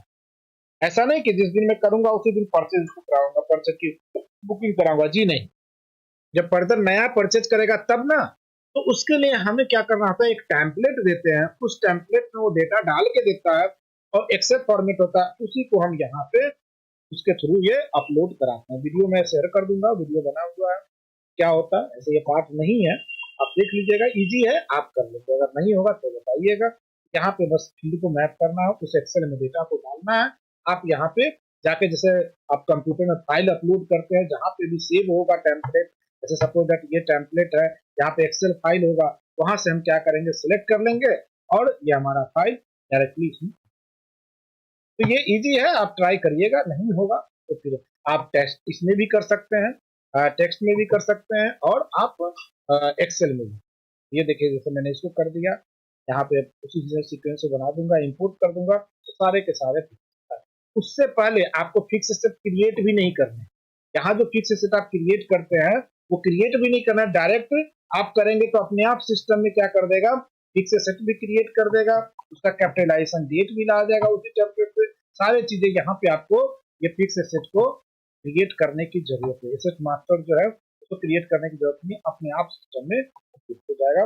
जो अपलोडर है वो अपलोडर बना हुआ है, टेम्पलेट खोज के आपको शेयर कर दूंगा, वीडियो शेयर कर दूंगा, उससे आप चला लीजिए।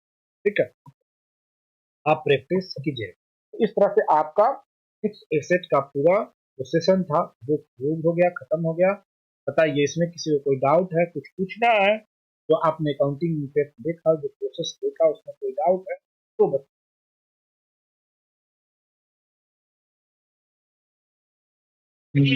नो सर, अभी तो कोई doubt। क्लियर है? Avinash, sir return down value का भी सेम ही आता है क्या सर? मतलब वो चेंज करना पड़ेगा सर स्ट्रेट लाइन? क्या चीज करना पड़ेगा? Return WDV sir. WDV में उसी तरह से जैसे प्रोसेस बना हुआ है, एक बार चलाइए उसको। स्टेट लाइन मेथड में क्या है कि टोटल लाइफ से डिवाइड है, वो वैल्यू डिप्रिशिएट कर रहा है। WDV में क्या हो जाएगा, परसेंटेज आप डिफाइन कर देंगे तो उस हिसाब से डिफाइन कर, एक बार चलाइए तो प्रोसेस तो ऐसे ही चलेगा जैसे हमने मैप कर रखा है WDV वाला। उसको फिक्स से अगर करके WDV चलाए तो ऐसे ही चलेगा जैसे ये चला है। एक बार चलाइए, अगर कोई दिक्कत हो तो बताइएगा। ठीक है, प्रोसेस यही है। अब हम लोगों को देखना है, थोड़ा समय आपको CRM अपॉर्चुनिटी करा दूंगा और प्रोजेक्ट मैनेजमेंट पर। प्रोजेक्ट मैनेजमेंट हालांकि 2 दिन पहले मैंने वीडियो डाला है, इस तरह तो आपके ये पूरे सेशन। ठीक है, ऐसे देखा जाए तो मैंने आज तक प्रोजेक्ट मैनेजमेंट में नहीं किया, CRM भी नहीं किया, लेकिन इसमें मैं इसलिए करा रहा हूँ क्योंकि मुझे एक बंच बनाना है आप लोगों का सेशन का, तो आगे भी फर्दर कोई परचेज करे तो हमसे टोटल एक पूरा बंडल मिल जाए ट्रेनिंग के लिए। उसके लिए मैं आपको सेल्स का CRM अपॉर्चुनिटी और प्रोजेक्ट मैनेजमेंट दूंगा, उसको ये हो जाएंगे। तो ऐसे आपका सेशन ऑलमोस्ट ना हमने कमिट किया था वो ऑलरेडी कंप्लीट हो चुका है। और देख लेते हैं कि उसमें कुछ बच रहा है या कम।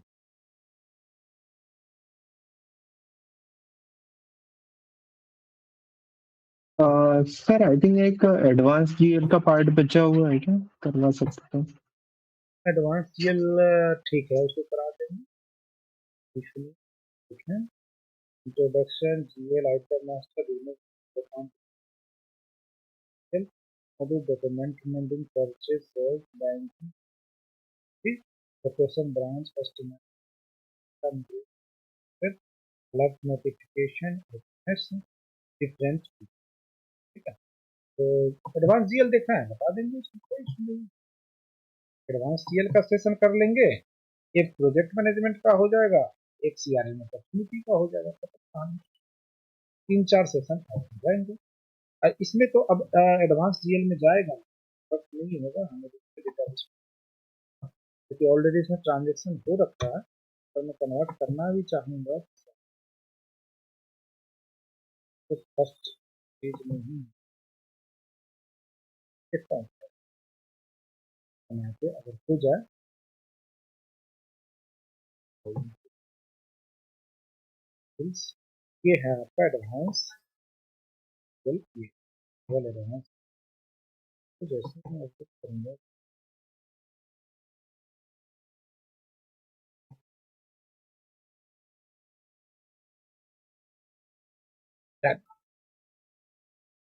ठीक है, तो एडवांस जीएल अब देख ही लेते हैं। दिलाया, अब मैं पहले वीडियो काटता हूँ किस तरीके।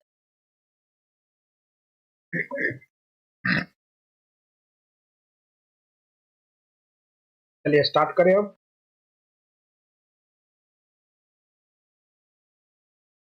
Yes sir. अब हम लोग MRP देखते हैं। प्रोडक्शन हो जाने के बाद हम MRP stand for material requirement. तो MRP चलाते क्यों हैं? एक्चुअली होता क्या है, जब आप प्रोडक्शन करते हैं तो MRP चला के हम ये प्लान कर लेते हैं कि आगे जो हमारी रिक्वायरमेंट है, 2 तरह के होते हैं आपका MRP, forecast based and order based. तो सपोज दैट अगर हमें 6 महीने या लास्ट ईयर जो हमारा जो सिनेरियो था उसके पता हो कि हमें आगे 6 महीने में कितनी डिमांड आने वाली है हमारे इंस्टीट्यूट की, तो उस हिसाब से हम प्लान कर लेते हैं और उसके बेस पे क्या करते हैं, हम रिक्वायरमेंट निकालते हैं कि क्या क्या हमें मटेरियल रिक्वायर्ड होगा, हमारे स्टॉक में कितने मटेरियल है और कितने मटेरियल परचेज करने पड़ेंगे। तो पहले फोरकास्ट करके उससे हम लोग एमआरपी चला लेते हैं, मटेरियल रिक्वायरमेंट निकाल लेते हैं, उससे हमारा अगर कोई मटेरियल नहीं है तो परचेज रिक्वेस्ट जनरेट हो जाता है, और अगर कोई मटेरियल जो प्रोडक्शन होना है वो उसकी स्टॉक कम है तो सिस्टम खुद क्या करता है, आपका प्रोडक्शन ऑर्डर जनरेट। तो उसी को हम लोग आज देखते हैं। सबसे पहले आप एमआरपी पे क्लिक करेंगे तो फर्स्ट ऑप्शन आता है फोरकास्ट। फोरकास्ट क्या होता है? फोरकास्ट आप फ्यूचर प्लानिंग करते हैं कि आगे हमें जो डिमांड है वो क्या है, ये कैसे होता है। तो ये फोरकास्ट जो करते हैं लास्ट 2-3 साल के आप सिनेरियो उठाते हैं, उसके बेस पे आप देखते हैं कि जैसे आप ही हम लोग क्या है दिसंबर में है, तो आगे जनवरी फरवरी मार्च अप्रैल मई जून, जैसे 26 आने वाला है तो 25 में क्या डिमांड था, फिर 24 में क्या डिमांड था, एक एवरेज वैल्यू ले लेते हैं, उसके बेस पे देखते हैं कि हमें फर्स्ट 3 मंथ का जितनी रिक्वायरमेंट थी उस हिसाब से हम फोरकास्ट। तो यहाँ पे हम कंट्रोल ए करेंगे तो फोरकास्ट क्या हो जाएगा, आपका एडिट हो जाएगा। फोरकास्ट का आप नाम देंगे, ठीक, किसी नाम से आप डालेंगे कि क्या है, तो आप यहाँ पे फर्स्ट क्वार्टर या लास्ट वीक कुछ भी आप इस तरह से डाल दीजिए। आप यहाँ पे मैं डाल देता हूँ फर्स्ट क्वार्टर। अब पहला क्वार्टर के लिए हम इसको करते हैं। ये कोड है तो आप यहाँ पे ये नाम नीचे वाले में डालिए, ऊपर वाले में कोड डालिए। कोड डालने के लिए आप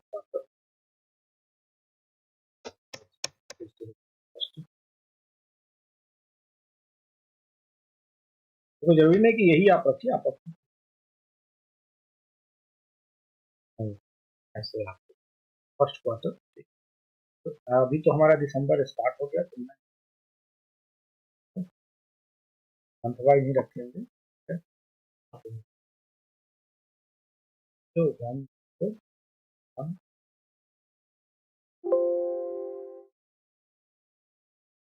ये डेट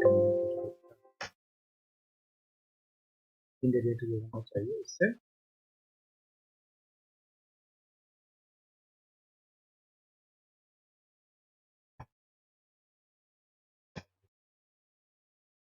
इकतीस 03/26।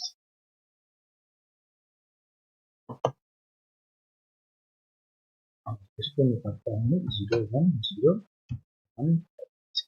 अच्छा, मैं चाहूँ तो दिसंबर ले सकता हूँ, बट दिसंबर ये स्टार्ट हो चुका है तो एक ऑलरेडी हो गया, तो आप जब लेंगे तो दिसंबर के कुछ मंथ जब लेंगे तो दिसंबर काउंट नहीं करेगा, क्योंकि आप कैसे निकाल पाएंगे, संभव ही नहीं है। तो इसीलिए अब यहाँ पे हम ये डिफाइन करते हैं कि हमारा जो एफजी आइटम है वो कौन सा एफजी आइटम, कोई एक एफजी आइटम, जैसे ये एफजी आइटम हमने बॉम्ब साइज बना रखा था, तो जो हमने बॉम्ब बना रखा है उसी का लेंगे, जो नहीं बॉम्ब बना हुआ है उसका लेने की जरूरत नहीं है, क्योंकि आप फिर बॉम्ब डिफाइन करेंगे तब ये रिक्वायरमेंट निकाल के देगी। इसीलिए हम क्या कर रहे हैं कि जो बॉम्ब हमने बना रखा, प्रोडक्शन किया है, उसी आइटम को लेते हैं। ये हमने आइटम लिया, अब इसमें डिफाइन करते कि जनवरी में हमें चाहिए, जो हमें सेल करना है वो 100 पीस सेल करना है, फरवरी में हमें 200 पीस सेल करना है, और मार्च में हम 300 पीस सेल। तो ये हमने फोरकास्ट किया कि इतनी हमारी रिक्वायरमेंट आगे फर्दर आए, ठीक है।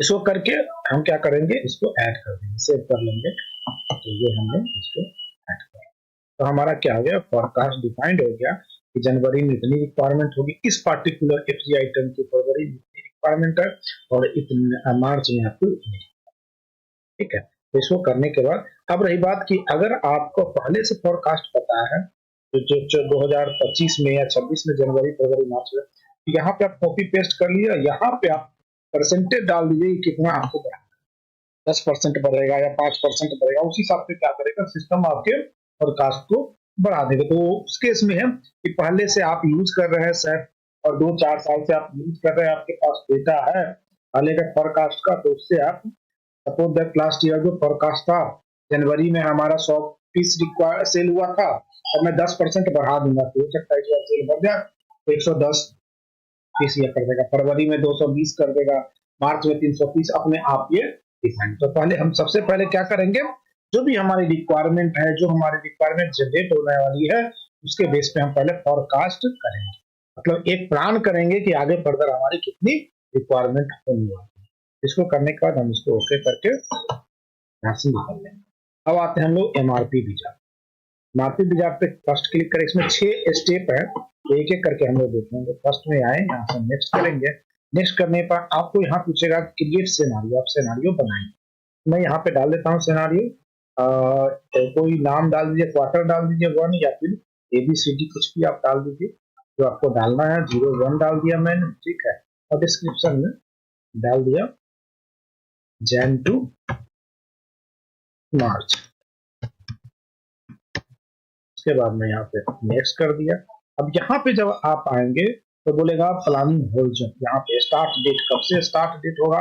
तो जो आपका ये जो MRP है वो स्टार्ट जो करेगा, जैसा कि आपका जनवरी में प्लान है तो आपको स्टार्ट डेट देना पड़ेगा। स्टार्ट डेट क्या होगा, आज से, ठीक है। आगे फर्दर आप लेंगे आगे का तो आगे का नहीं लेगा। और इंड डेट कब करना है हमें, 31 मार्च। देखिए मैं आगे का डेट डाल के देखता हूँ, ये लेगा मार्च। मैं डालता हूँ 010, यहाँ पे मैं डालूंगा 26,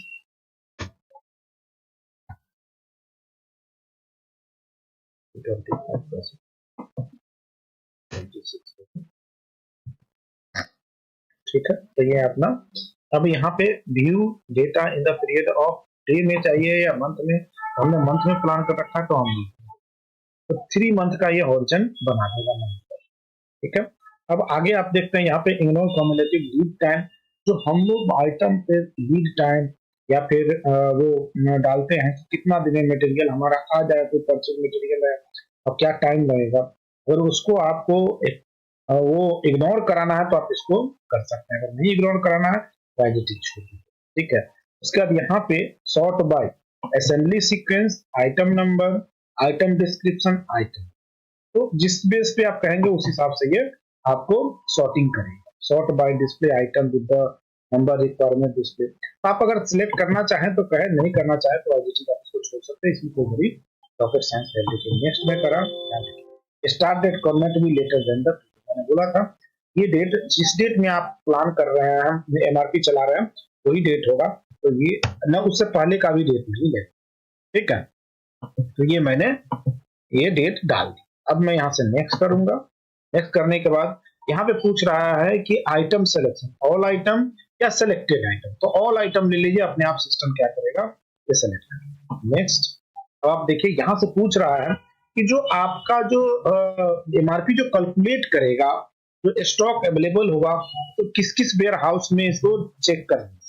तो ऑब्वियस सी बात है, हमारा FG आइटम जो होगा वो FG वेयर हाउस में, RM आइटम RM में होगा, SFG में होगा और कंज्यूमेबल इसमें होगा। तो आप चाहें तो कंज्यूमेबल के हटा सकते हैं, अदरवाइज चाहे तो सारे ये कंज्यूमेबल है हमारा, ना RM होगा ना FG होगा ना हमारा SFG। तो प्रोडक्शन जो होगा आप यहाँ पे दोनों चल सकते हैं, कंपनी वाइज चल सकते हैं, वेयर वाइज चल सकते हैं। वेयर हाउस वाइज चलेंगे तो एक एक वेयर हाउस आपको सेलेक्ट करना पड़ेगा। कंपनी वाइज चलेंगे तो टोटल वेयर हाउस ले लेगा, उसमें से कौन सा वेयर हाउस हटाना है वो आपको सेलेक्ट। अब ये सारे ही वेयर हाउस जो है हमारे यूजफुल है। अगर देखा जाए तो ये हमारे वेयर हाउस का जो हमारा ब्रांच है, ये वाला, ये उसके लिए वेयर हाउस नहीं, हमारा वेयर हाउस ये है। ये किसके लिए है, ब्रांच 2 के लिए है, इसको लेने की जरूरत नहीं।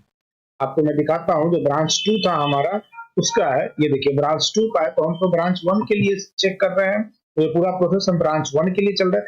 चलिए मैंने इसको यहाँ से अनचेक। तो यहाँ पे जितने भी वेयर हाउस होंगे, अगर कोई ऐसा वेयर हाउस है जिसमें कि आपका प्रोडक्शन से या फिर परचेज से कोई भी मटेरियल नहीं जाता है, उस वेयर हाउस को आप यहाँ से हटाएं।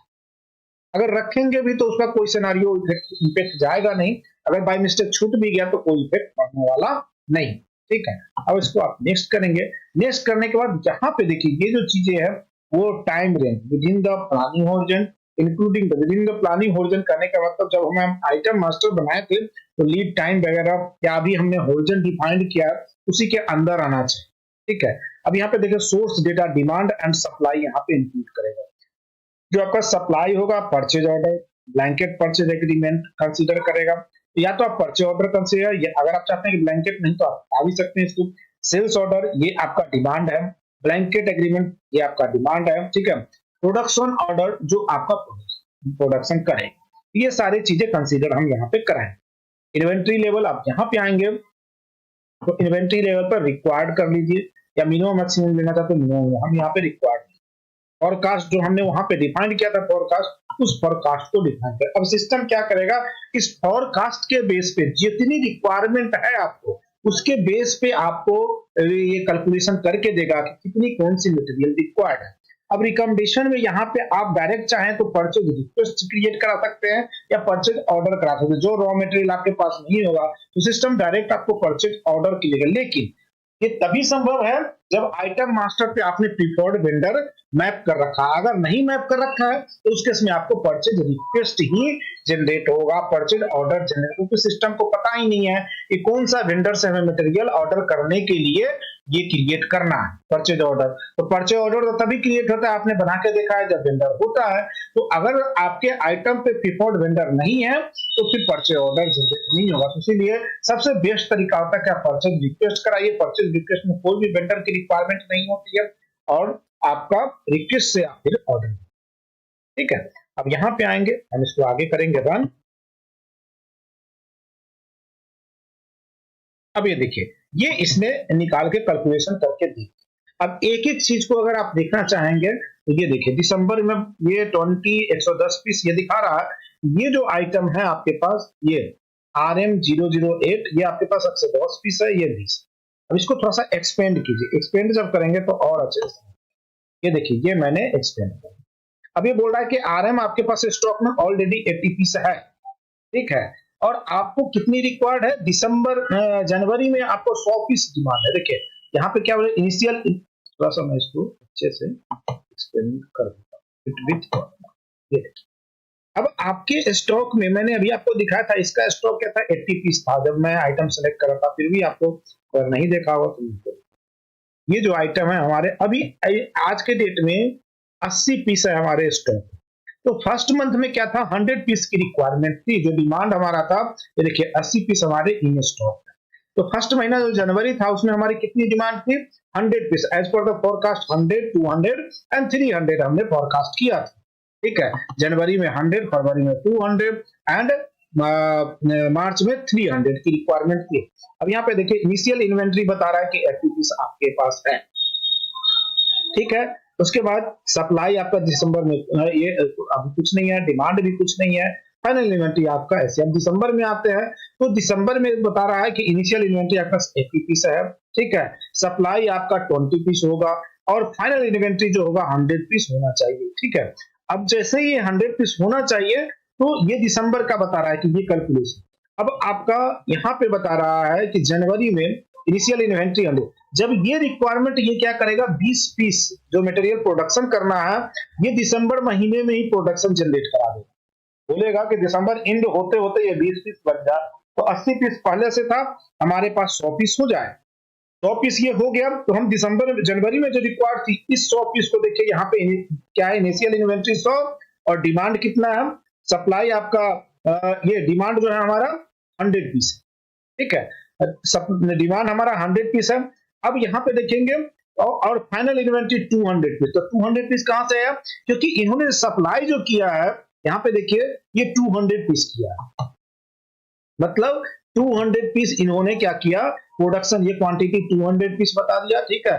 और प्रोडक्शन 100 के जगह पर क्या किया इन्होंने, 200 पीस जनवरी में करना। तो जब सप्लाई 200 है, डिमांड क्या था, 100 पीस का था, इनिशियल इन्वेंट्री हमारे पास 100 पीस था, तो 100 पीस घट गया तो हमारे पास टोटल कितना बच गया, 200 बच गया। 100 की डिमांड थी, ठीक है, ये 100 हमारा पहले से आ रहा था। सप्लाई इन्वेंट्री देखिए यहाँ पे समझने की कोशिश कीजिए, initial inventory 80, supply inventory 20, total क्या हो गया 100। तो दिसंबर में ही इन्होंने 100 पीस बना। अब जब जनवरी में आते हैं तो कितना है, इनिशियल इन्वेंट्री 100, सप्लाई इन्वेंट्री 200, मतलब कि 200 का प्रोडक्शन ये प्लान करेगा इसमें जनवरी में, ठीक है। तो 100 प्लस 200 कितना हो गया, 300। 300 में से डिमांड कितना हो गया, जनवरी में हमारा 100 पीस डिमांड था, तो रिमेनिंग फाइनल इन्वेंट्री कितना बच गया, 200 बच गया। अब 200 जब बच गया तो फरवरी में हमें 300 डिमांड है, तो 300 डिमांड, तो 200 जो इनिशियल इन्वेंट्री था ये यहाँ पे आ गया, ठीक है। अब सप्लाई कितना हो गया, ये हो गया आपका 300, ठीक है। डिमांड कितना है 200 और आपका फिर 300 इसमें क्या हो गया, 300 फाइनल इन्वेंट्री आपके पास रिमेन रह गया। तो फिर मार्च में ये 300 दिखा आपको, ठीक है। तो इस तरह से ये क्या करेगा, सिस्टम आपको कैलकुलेट करके देगा एज पर द फोरकास्ट। अगर टोटल देखें, अब उसी तरह से आरएम में देखें, आरएम में अगर देखेंगे तो अभी जो हमारे पास स्टॉक है, इनिशियल इन्वेंट्री क्या है, मात्र 30 पीस है, लेकिन हमें बनाने कितने हैं, हमें बनाने हैं इसमें 20 पीस और बनाने पड़ेंगे, 80 पीस पहले से बचे हुए। तो अब आप इसके बॉम्ब में जाइए तो देखिए कि RM008 कितनी रिक्वायर्ड है। RM008 आपको 4 पीस रिक्वायर्ड एक आइटम को बनाने के लिए। तो 20 आपका क्या बन रहा है, यहाँ पे देखिए सप्लाई कितना है, यहाँ पे अगर देखिए नीचे इन्वेंट्री आपके पास 30 का स्टॉक है, सप्लाई कितना है 110, डिमांड कितना है 150। तो 110 आपको और परचेज करने पड़ेंगे, ठीक है, और ये 30, तो 140 टोटल डिमांड कितना है, 140 का डिमांड है। कितना बनाने के लिए, ये आपको 20 बनाने के लिए 4 80 डिमांड होना चाहिए था, तो ये 140 क्यों आ रहा है।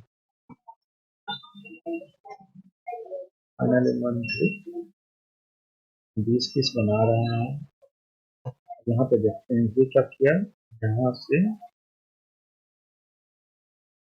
फाइनल इन्वेंट्री 0, ठीक है, 30 पीस इनिशियल इन्वेंट्री 30।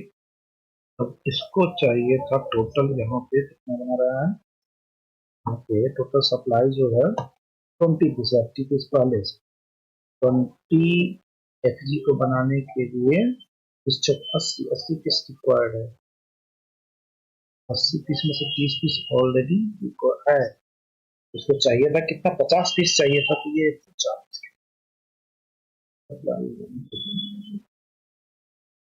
इसका कंडीशन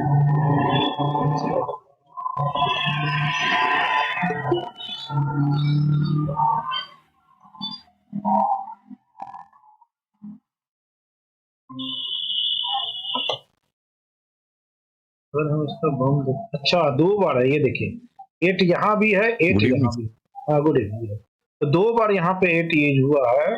तो ये देखिए 4 यहाँ पे और 3 यहाँ पे, 7 है, तो 7 है एक आइटम के लिए, तो 20 आइटम के लिए कितना हो जाएगा 140, इसीलिए 140 कैलकुलेट। क्लियर है स्वप्निल, अविनाश,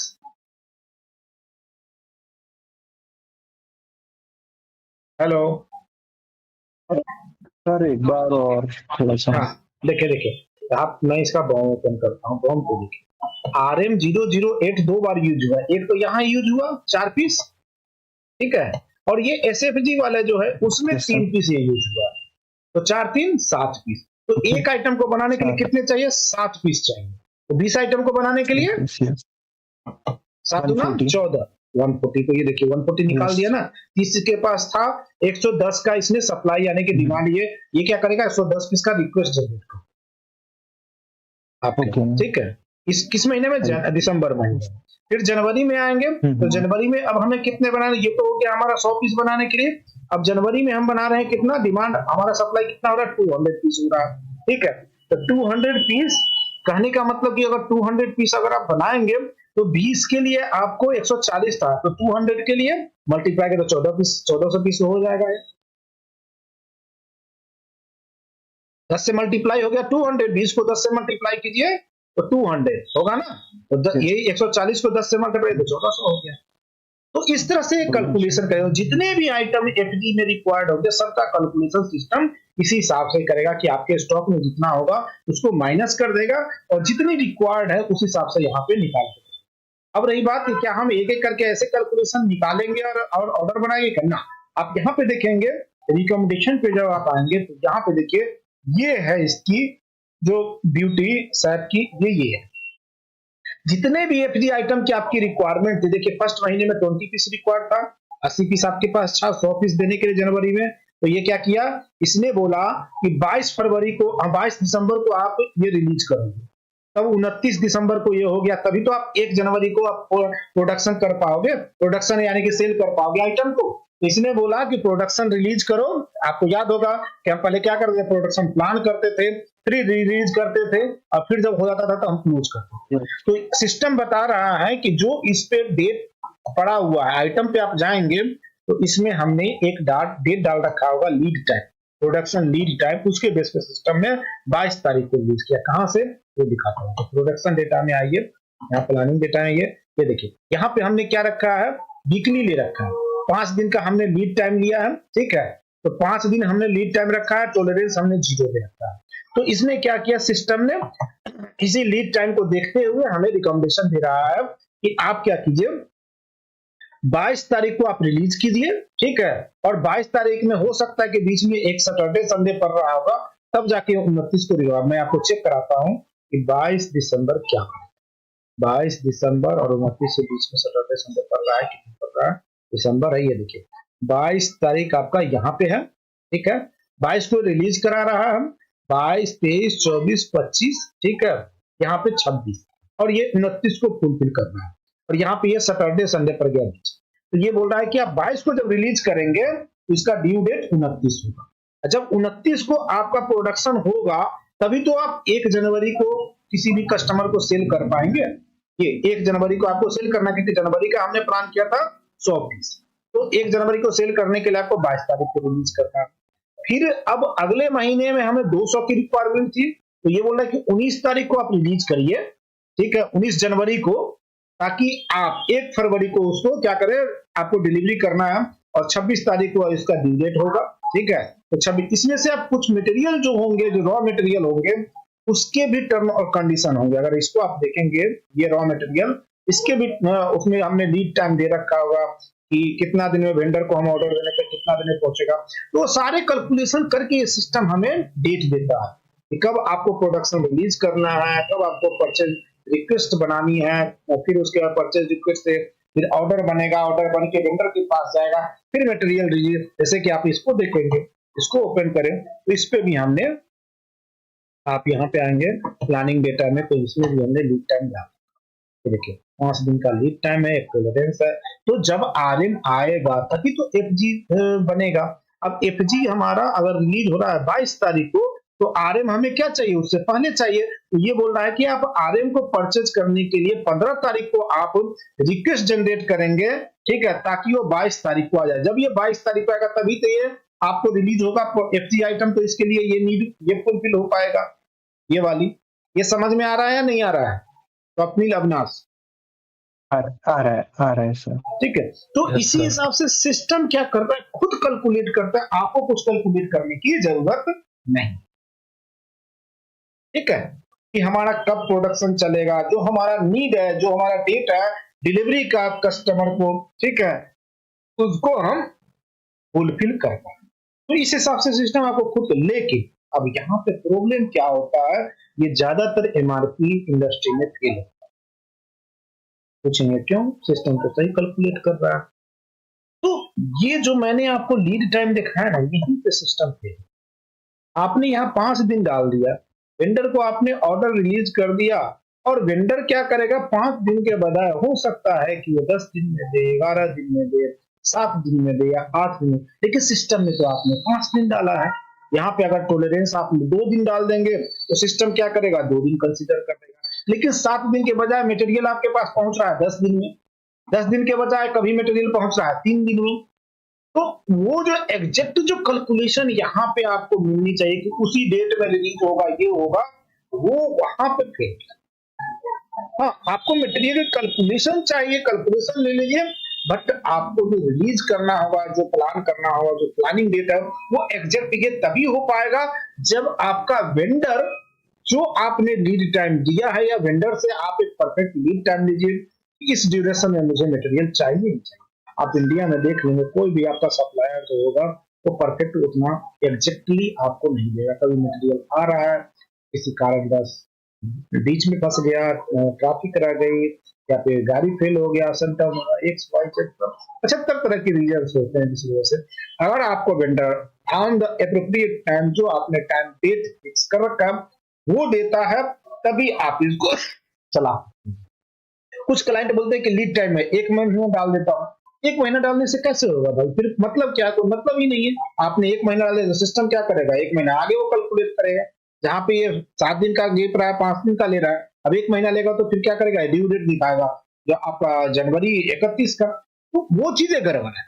ऐसे नहीं होगा, आपको एक परफेक्ट डेट देंगे और वहीं पे अपना एमआरपी फेल होता है। अब हम क्या करेंगे, इस रिकमेंडेशन को यहाँ पर सेव करें जो हमें सिस्टम ने दिया है। इसको जैसे ही आपने सेव किया, अब इसको आप फिनिश करके यहाँ से निकल, यहाँ से निकल गए।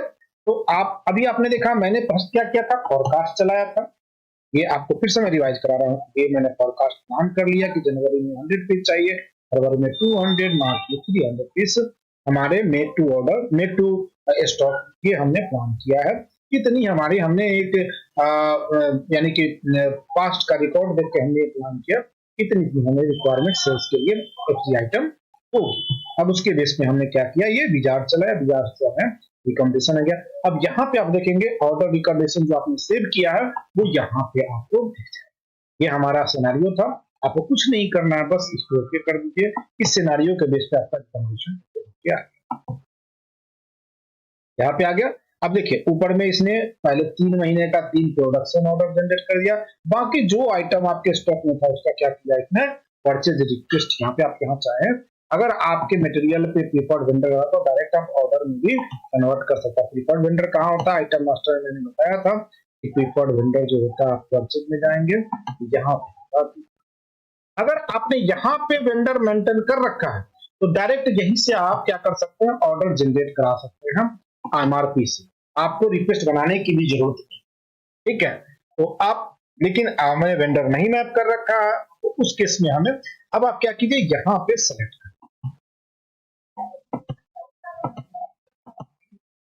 इन सबको सेलेक्ट करके जैसे ही आप अपडेट करेंगे सिस्टम ऑटोमेटिकली 3 प्रोडक्शन ऑर्डर बना देगा और ये जितने आप देख रहे हैं उतने रिक्वेस्ट आपका जो परचेज रिक्वेस्ट है वो जनरेट। ठीक है, अब हम करके देखो अपडेट किया। आपको 1 बाय 1 ये सब चीज बनाने की जरूरत नहीं है। देखिए बोल दिया 3 production order and 1 purchase request was created. सारे का जो परचेज आइटम थे उसका एक परचेज रिक्वेस्ट जनरेट कर दिया, 3 का तो 3 प्रोडक्शन ऑर्डर किया। मैं आपको चेक कराता हूँ, तो आप जाएंगे तो आपको जो एक एक करके जो प्रोडक्शन ऑर्डर बनाना पड़ रहा था वो आप नहीं बनाएंगे, डायरेक्ट आपका क्या हो गया, जितने भी रिक्वायर्ड थे उसका प्रोडक्शन ऑर्डर सिस्टम में। अब यहाँ पे देखेंगे लास्ट आप आइए, ये देखिए 7 नंबर हमारा कितना था, 300 था जो हमें अब रिलीज होना था, हम मार्च में डिलीवरी करने वाले। 16 तारीख को स्टार्ट डेट बता रहा है, ड्यू डेट आपका 20 तारीख को बता रहा है, जो आप मार्च में क्या करेंगे इसको डिलीवरी। फिर आप उसके पहले का देखें, ये क्या 19 तारीख को ये देखिए 200 पीस था आपका फरवरी में, 200 पीस का इसने प्रोडक्शन बना दिया। और फिर आपका जनवरी में क्या था 100 पीस, 100 पीस में 80 पीस था तो 20 पीस का इसने प्रोडक्शन। तो इस तरह से क्या करेगा सिस्टम, आपका प्रोडक्शन ऑर्डर ऑलरेडी क्रिएट कर दिया। अब आपको क्या करना है, जो जिस डेट में दिया उस डेट में आके इसको रिलीज करना है और आपको अपना प्रोडक्शन चला लेना है। ठीक है, तो वो आपको बस ये डेट आपको याद रखनी है, कितना तारीख को मुझे ये प्रोडक्शन चलानी है।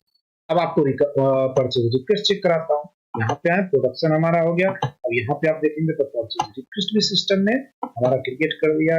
यहाँ पे आप देखिए तो ये लास्ट रिकॉर्ड था, ये देखिए आपका जितने भी आइटम थे वहां पे तो सारे के सारे आइटम का इसने परचेज रिक्वेस्ट बोल दिया कि आप पोस्टिंग डेट ये 1/12, ठीक है, वैलिडिटी 22 और डॉक्यूमेंट डेट 1 और रिक्वायर्ड डेट 22/12 को उसको मटेरियल चाहिए, ये उसने परचेज रिक्वेस्ट कर दिया। अब यहाँ से आप डिफरेंट वेंडर को भेजना है या कोटेशन बनना भेजना है। ठीक है, आपको कोटेशन बनाना है, आप वेंडर से ना कोटेशन मंगा लीजिए, कोटेशन कंपेयर कीजिए, फिर आप उसके ऑर्डर दे दीजिए और इस तरह से आप क्या कर सकते हैं, आपका परचेज साइकिल जो आपने देख रखा है परचेज साइकिल चल जाएगा, उधर प्रोडक्शन साइकिल चल जाएगा, प्रोडक्शन हो जाएगा और मटेरियल को आप सेल कर देंगे। तो ये पूरा प्रोसेस है किसके बेस पे, ये आपने बनाया है make to order, make to stock, not make to order. आपने जो एमआरपी चलाया मेक टू आपने स्टॉक, मतलब कि आपको पहले से सिनेरियो पता है, आपने पास सिनेरियो को देखा, उसके बेस पे फोरकास्ट किया, फोरकास्ट बेस पे आपने एमआरपी चलाया। दूसरा क्या होता है कि हम ऑर्डर बेस पे एमआरपी चलाते हैं। सेल्स ऑर्डर हमारे सपोज दैट हमारे पास कस्टमर का ऑर्डर आया, ठीक है, उसने ऑर्डर दे दिया दिसंबर में कि मुझे जनवरी में इतना पीस चाहिए, फरवरी में इतना पीस चाहिए, मार्च में, मतलब कि जो फोरकास्ट में हमने काम किया है वही काम क्या करेंगे हम ऑर्डर। ठीक है, तो सबसे पहले हमें एक सेल्स ऑर्डर बनाना पड़ेगा। अभी हमें सेल्स साइकिल चलाना है लेकिन मैं ऑर्डर बनाता हूं इसको दिखाने के लिए। क्योंकि आज का पूरा सेशन हम एमआरपी पे कर रहे हैं। तो हमने एक कस्टमर लिया, ठीक है, ये हमारा कस्टमर है, और जिस आइटम का हमने बॉम्ब बना रखा है वही आइटम लेंगे, अदरवाइज हमें क्या करना पड़ेगा, नए आइटम के लिए बॉम्ब बनाना पड़ेगा, तभी तो सिस्टम उसको फाइंड करेगा। अगर आप बॉम्ब नहीं बनाएंगे तो सिस्टम क्या करेगा, आपको बोलेगा कि इसके बॉम्ब ही नहीं, पहले बॉम्ब डिफाइन। तो मैं यहाँ पे क्या करता हूँ, ये SFG है, ये FG है, और ये है आपका, इसको ये इसका मतलब, इस आइटम को मैं पहले सेल्स ऑर्डर,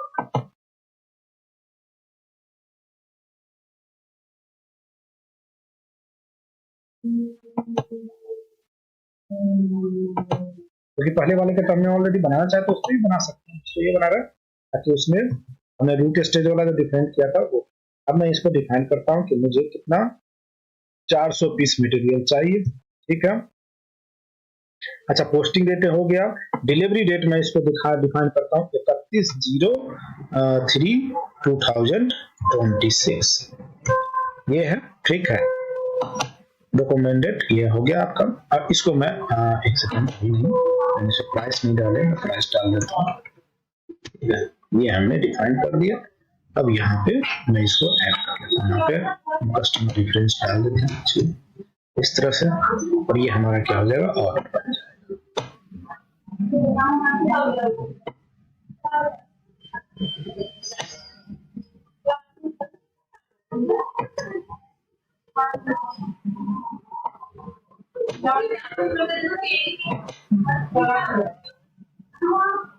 अब हमें क्या करना है, इस ऑर्डर के बेस पे एमआरपी को चलाना है, ठीक है।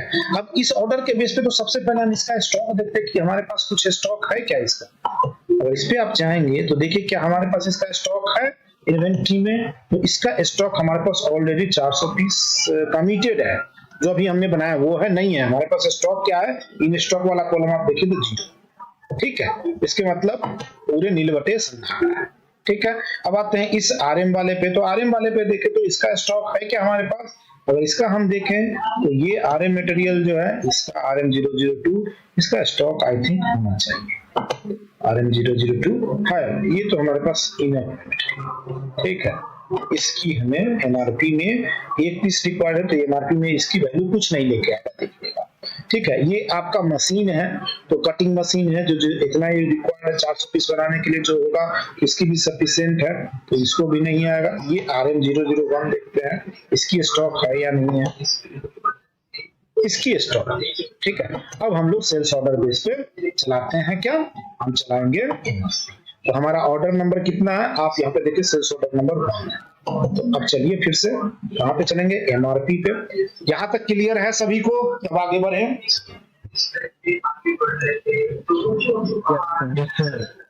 ये प्रोडक्शन में एमआरपी बेस जो आप फॉरकास्ट बेस चलाते हैं वो इजी होता है, ऑर्डर बेस ज्यादा डिमांड में आता है।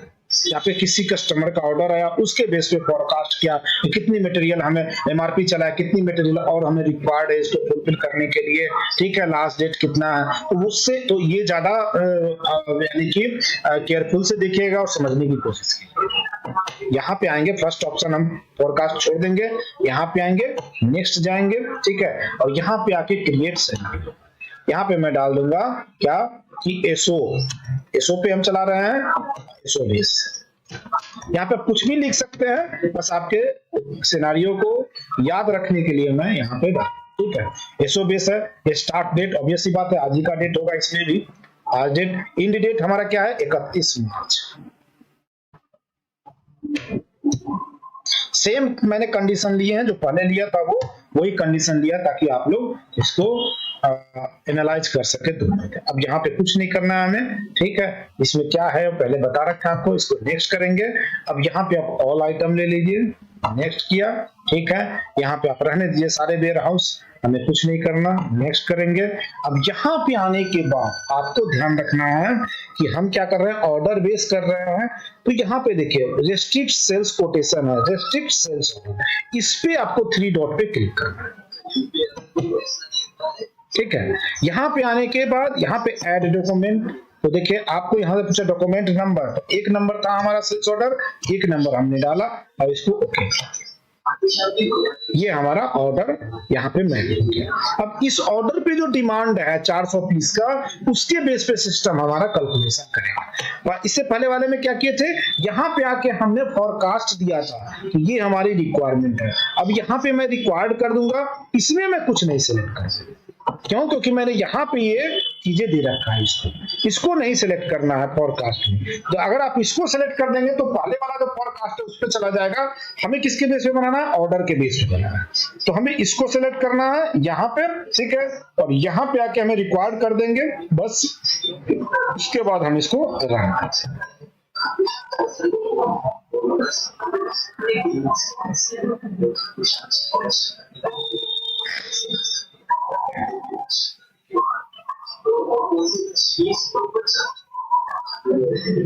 ये देखिए, ये हमारा फोरकास्ट। अगर आपने उसमें स्टेप में कहीं गलती करेंगे तो फिर आपको सही से डेटा नहीं आएगा, तो ये ध्यान रखिएगा, ठीक है। तो हम इसमें आते हैं। टोटल हमारी डिमांड कितने हैं? 400 पीस मार्च तक हमें देनी है, ठीक है। तो उसी हिसाब से इसने कैलकुलेशन कर दिया। ये देखिए, आपको बताया कि इनिशियल इन्वेंट्री इसका 0 है, सप्लाई आपका 0 है, ठीक है। डिमांड भी जनवरी फरवरी में 0 है। डिमांड आपकी देखिए, अगर मार्च में करा 31 मार्च, तो इसमें 31 मार्च को क्या, ये आपकी 400 पीस की डिमांड है, ठीक है। सप्लाई आपको 400 पीस और डिमांड भी 400 पीस, ठीक है।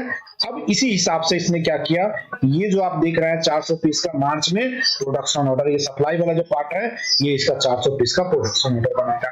अब उसी बेस पे रॉ मटेरियल जो आपका है वो रॉ मटेरियल, लेकिन इसमें एक चीज आप देखेंगे, इसने हमें वो डेट नहीं दिया कि कब हमें स्टार्ट करना है और कब हमें फिनिश करना है। जैसा कि हमने मंथ में लिया, अगर डे वाइज लेते तो ये डे वाइज में पड़, हमने मार्च में देना है तो ये क्या करेगा, फरवरी में ही ये चीजें कर करा के रख लेगा। अब मार्च में वो एक ही मार्च से कंसीडर करेंगे, ठीक है। तो ये कैलकुलेशन उसी बेस से कर दिया। आपको मैंने बोला था कि एक आरएम हमारे पास ऑलरेडी अवेलेबल है तो उसका स्टॉक नहीं लेगा। तो यहाँ पे देखिए, जो हमारा आरएम था स्टॉक में था 17, इसका देखिए इसमें कुछ नहीं मांग रहा है। आरएम 001 का स्टॉक था, ठीक है। तो डिमांड और सप्लाई दोनों बराबर हो रहा है, तो इसमें कुछ नहीं देगा रिकमेंडेशन। आपको याद होगा, ये देखिए मैं इस पे क्लिक करके दिखाता हूँ, इसका स्टॉक था, इसीलिए कुछ नहीं दिया रिकमेंडेशन। इन्वेंट्री में जाइए, इसका नहीं है, कुछ भी नहीं है, इसका स्टॉक नहीं है। फिर इसमें हमारा 400 पीस इन्वेंट्री, अच्छा हाँ ये डिमांड है और ये बोल रहा है 400 पीस और यही है गाइस, ठीक है। अब इसमें आते हैं 8 वाले में, इसमें तो ऑलरेडी स्टॉक था, इसमें कुछ नहीं आएगा। इसमें देखिए मार्च में आप देखेंगे तो ये ब्लैंक, ऑलरेडी ये ब्लैंक है, इसमें कुछ नहीं रिक्वायर्ड क्योंकि ऑलरेडी इसके पास स्टॉक है। 1800 या 1700 पीस हमने देखा था, इसमें स्टॉक है। यहाँ पे देखिए, यहाँ पे हमारे पास ऑलरेडी स्टॉक था, इन स्टॉक 95, आइटम का नाम 95, 125 है टोटल हमारे पास, ठीक है। और हमारी रिक्वायरमेंट कितनी है ये देखिए जरा, ये हमारा 120 इनिशियल इन्वेंटरी 125 और हमें जो सप्लाई चाहिए टोटल 2100 चाहिए, ठीक है। तो 2100 यहाँ पे चाहिए, 2100 इसने बना, फिर 1400 इसमें चाहिए, इसमें मतलब बहुत ज्यादा रिक्वायर्ड है इसकी।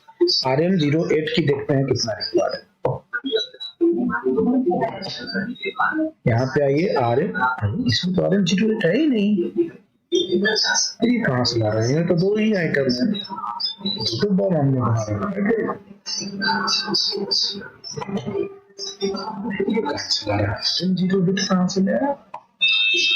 और भी आइटम ले रखा है, आरएम 30 भी ले रखा है, आरएम 17 भी ले रखा है, ये बराबर चल रहा है।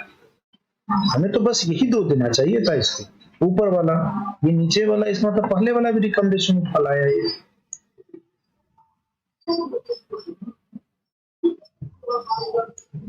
आरएम 13, आरएम 8 ऐसे हो सकता है, तो बराबर है।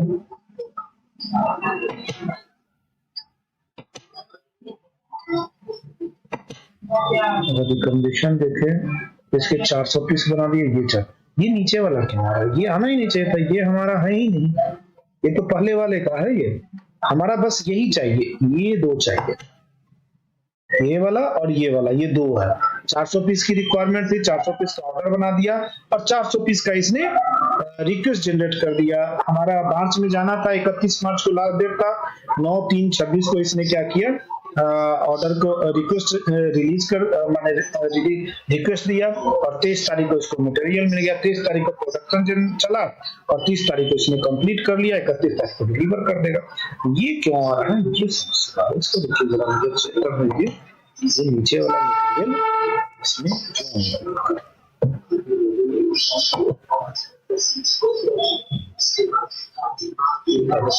क्यों इसको प्रोडक्शन ऑर्डर नहीं लेना चाहिए, ये गड़बड़ा रहा है।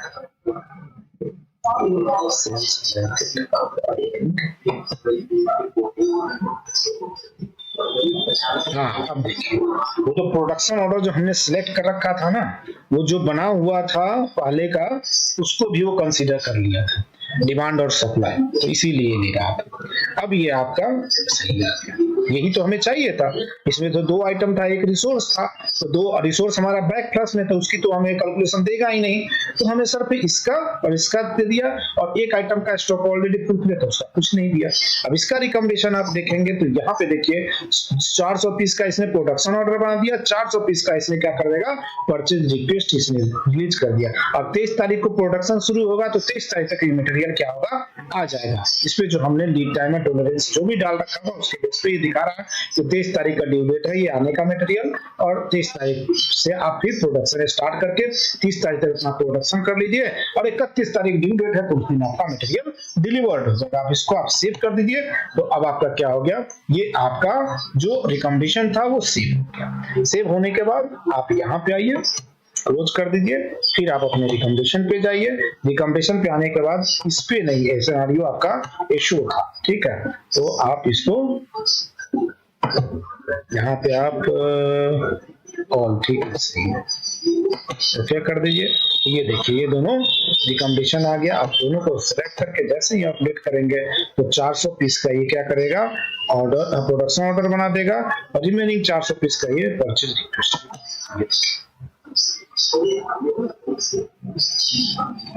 ये हमारा 1 प्रोडक्शन ऑर्डर 1 रिक्वेस्ट हो गया।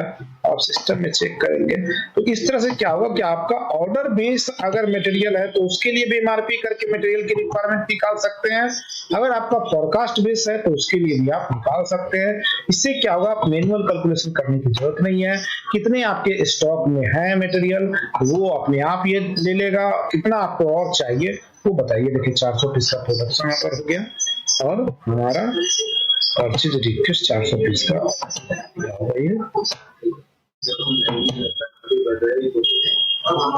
ये हमारा 400 पीस का ये रिक्वेस्ट निकाल, ये है पूरा एमआरपी प्रोसेस। बताइए अब इसके रिगार्डिंग कोई क्वेश्चन है, किसी को कोई डाउट है तो आप खुद से चलाइए तभी जाके क्लियर होगा।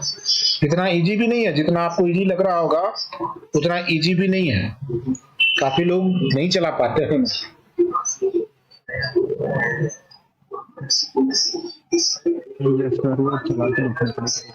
हाँ, आपको चलाना पड़ेगा, चला के ही चेक करेंगे, और इतना जल्दी हार मत मारना, 1-2 बार गलती होगा चलेगा, जब आप परेशान होगे और तब जब आप करोगे तो आपको हमेशा याद रहेगा। तो अगर परेशान हो 1-2 बार ना चले तो तुरंत परेशान होकर मैसेज मत डालना, पहले कोशिश करो 4 बार 5 बार 6 बार, जो मैंने प्रोसेस बताया है वीडियो को आप अच्छे से देखना, उसको उसके बाद आप करना चलेंगे, ठीक है। नहीं होता है फिर आप क्लियर। अविनाश नहीं बोल रहे हो, क्लियर। तो अब हम लोग, हमारा प्रोडक्शन हो गया, एमआरपी हो गया, अब हम लोग कल से सेल्स साइकिल स्टार्ट करेंगे, ठीक है। जैसे आपने परचेज साइकिल में देखा, बताइए।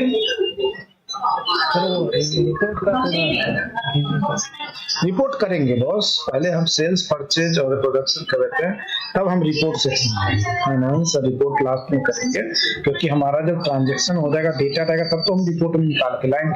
जब डेटा ही नहीं रहेगा तो हम रिपोर्ट में कैसे लाएंगे।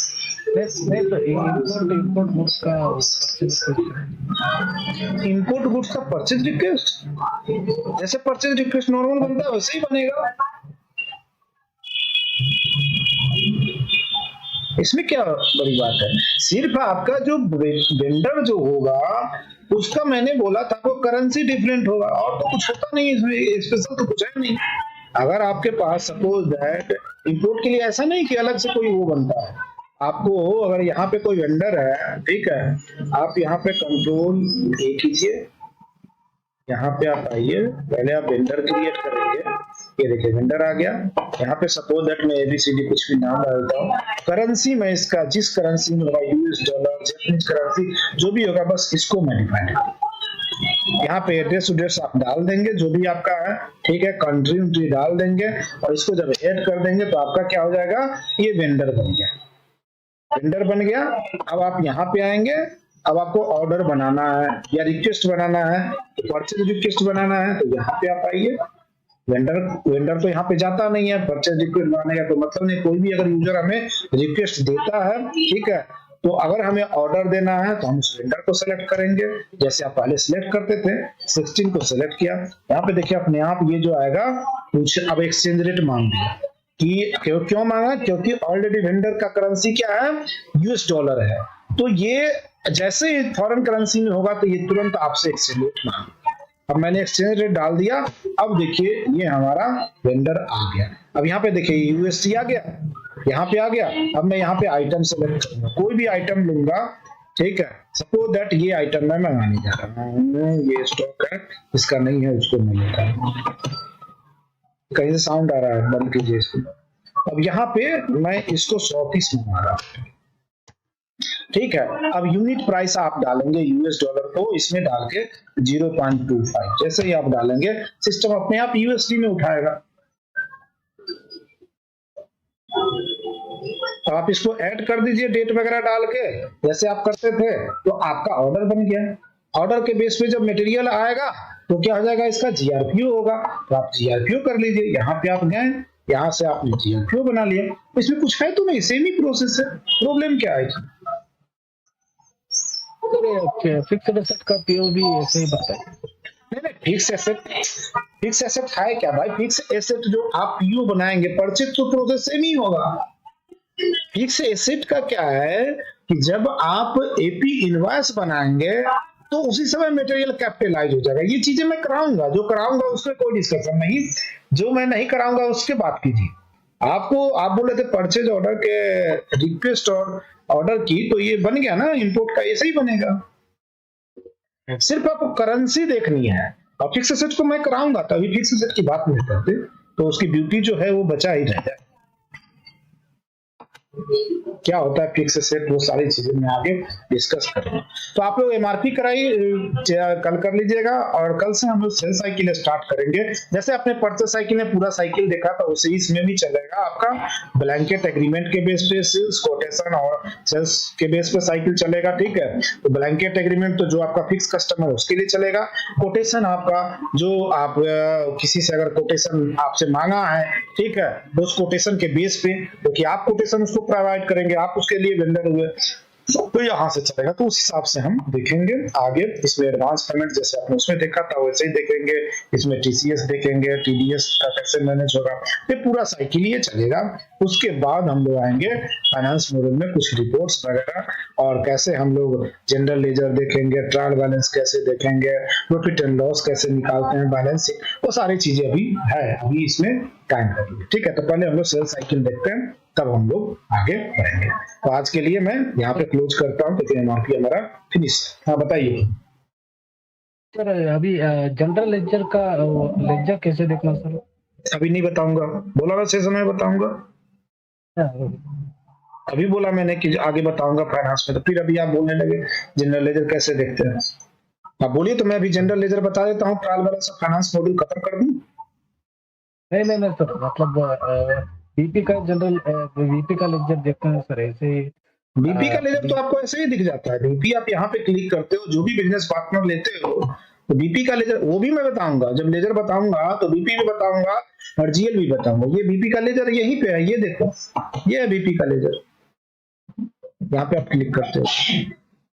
लेकिन ये भी बताऊंगा मैं बीपी का लेजर कैसे देखना है। ये देखिए, ये है पूरा लेजर, ये ट्रांजेक्शन हुआ नहीं जिसमें हुआ होगा उसको देखते हैं। 1 या 2 पे होगा, शुरू वाले में हमने ट्रांजेक्शन किया है, देखिए हो सकता है तो 5 नंबर इस पे थोड़ा अभी अपना दिमाग लगाइए, हर चीज पूछने की ऊपर डिपेंड रहते हैं कि पूछेंगे वो करेंगे तभी, इसमें तो अभी जो चीजें मैं बता दिया वो ठीक है, उसमें पूछ लीजिए, जो नहीं बताया उस पर मत पूछिए। अभी जब मैं बता दूंगा उसके बाद आप पूछिएगा कि सर ये मेरा रह गया नहीं समझ पाया, ठीक है। अभी जो चीजें मुझे कराना है उस पर देखिए, जैसे ये सब है, इन सभी में हमने ट्रांजैक्शन किया है, ये है ना, इसको हम चेक करते हैं, या फिर 7 वाले पे भी हमने ट्रांजैक्शन किया था, ये इसका अगर आपको लेजर देखना है इस पे आइए, यहाँ पे क्लिक कीजिए, तो पूरा ट्रांजैक्शन लेजर दिखेगा, ये देखिएगा क्रेडिट बैलेंस दिखा रहा है ना, 25 तारीख के डेट में इसमें इनवॉइस बना हुआ है, इसकी क्रेडिट बैलेंस है, तो इसको हम है इस तरह से आपको दिखाएंगे। जब भी जाएंगे आप देखेंगे यहाँ पे 31/3 तक है, यहाँ 26 तक 1 से लेकर, ठीक है, ये पूरा बैलेंस इसका दिखा, तो सारे लेजर सब दिखाएंगे आपको। अभी पूरा फाइनेंस बचा हुआ, फाइनेंस का तो अभी हमने शुरू किया है, इसमें बहुत सारी चीजें अभी जनरल एंट्री से लेके और आपके सारे रिपोर्ट्स वगैरह सब कुछ है इसमें, आपका GSTR1 GSTR2 सब इसमें आएगा। तो अभी हमने MRP कर लिया, प्रोडक्शन कर लिया, एंड बैंकिंग तो आपका इनकमिंग आउटगोइंग चल ही रहा है, परचेज हो ही गया, अब हम सेल्स करेंगे नेक्स्ट ईयर यानी कि कल टुमारो, ठीक है। आज के लिए इतना ही, जाइए आज से हम लोग फिक्स एसेट स्टार्ट कर रहे हैं, ठीक है। आप लोगों को तो पता ही होगा कि फिक्स एसेट होता क्या है, एसेट्स क्या होता है ये तो सबको पता होगा।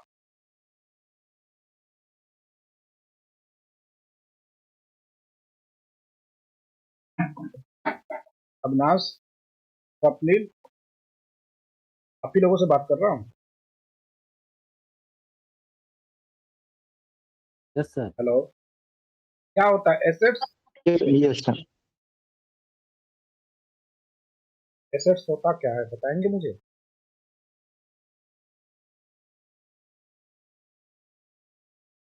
सर वो कंपनी को लॉन्ग टर्म बेनिफिट देते हैं सर। ये कोई भी ऐसा थिंग्स जो सर कोई भी जिसको बेचकर हम रेवेन्यू, जिससे हम कोई भी थिंग्स, कोई भी लैंड वगैरह, रेवेन्यू तो नहीं कर सकते उसको, आप उसको सेल करके आप उसको अपनी पूंजी में कन्वर्ट कर सकते हैं, यानी कि आप एक अर्थ वैल्यू में कन्वर्ट कर सकते हैं उसको, तो वो क्या कहलाएगा रेवेन्यू। उस केस में होता है जब आपने चीजों को बनाया, उस पर एक्स्ट्रा अमाउंट यानी कि जितने बनाया था उसको सेल किया, तो वो रेवेन्यू जनरेशन कहलाएगा। लेकिन ये क्या है, आपने जो खरीदा, ठीक है, एक सर्टेन टाइम में उसकी, जैसे आपने कार खरीदा, आपने एक सर्टेन अमाउंट इन्वेस्ट किया, ठीक है, और जब उसको 2 साल 4 साल आपने यूज कर लिया, और फिर जब आपने सेल किया तो एक पार्टिकुलर वैल्यू पे, जिस वैल्यू पे आपने खरीदा था उससे कम दाम पे आपको सेल करना पड़ा, ठीक है।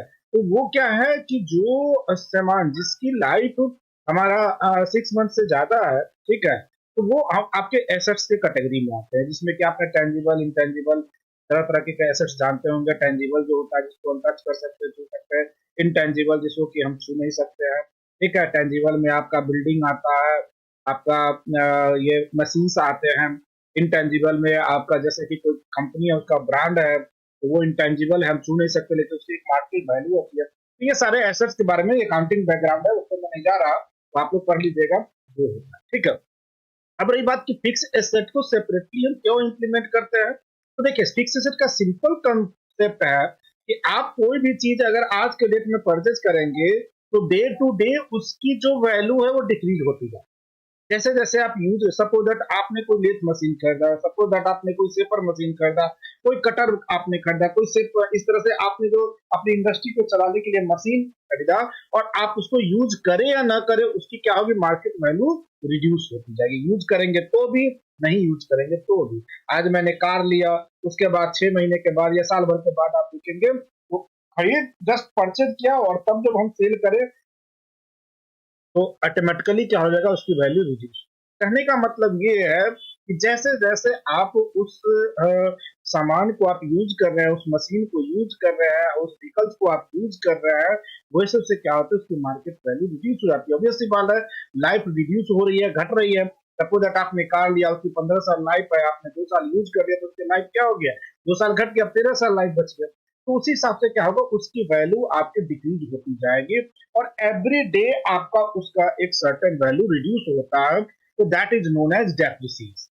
कि आज हमने जिस वैल्यू से परचेज किया उस वैल्यू को बोलते हैं कैपिटलाइजेशन। उस वैल्यू से हमारा क्या होता है, एसेट्स कैपिटलाइज हो जाता है और उसके बाद जैसे जैसे डे रिड्यूस होता जाएगा एवरी डे उसकी वैल्यू रिड्यूस होती जाती है। तो हमें क्या करना होता है फिक्स एसेट में, ये फाइंड आउट करना होता है कि सपोज दैट अगर मैंने 6 महीने साल भर यूज कर लिया तो आज के डेट में हमारी मशीन्स की क्या वैल्यू है, और जो वैल्यू हमारा डेप्रिशिएट हो गया उसको हमें एक्सपेंस में कैप्चर कराना होता है। क्यों? क्योंकि वो हमारा जो एक्सपेंस का पार्ट हो जाता है, तभी तो प्रॉफिट एंड लॉस निकलेगा। आप मशीन यूज कर रहे हैं प्रोडक्शन के लिए और उस मशीन का कॉस्ट 5 लाख रुपया है, आपने सपोज दैट 5 साल का था, 1 साल आपने यूज कर दिया तो उसका 1 लाख क्या हो गया, वैल्यू रिड्यूस हो गया। अब वो वैल्यू रिड्यूस है तो आपने 1 साल में बहुत सारे मशीन भी बनाए होंगे, तो वो सारे जो भी आपने एफडी आइटम बनाए होंगे तो वो एफडी आइटम बनाने में 1 साल वो यूज हुआ है, तो 1 लाख रुपया जो उस मशीन का घटा वो कहाँ पे कैप्चर होगा,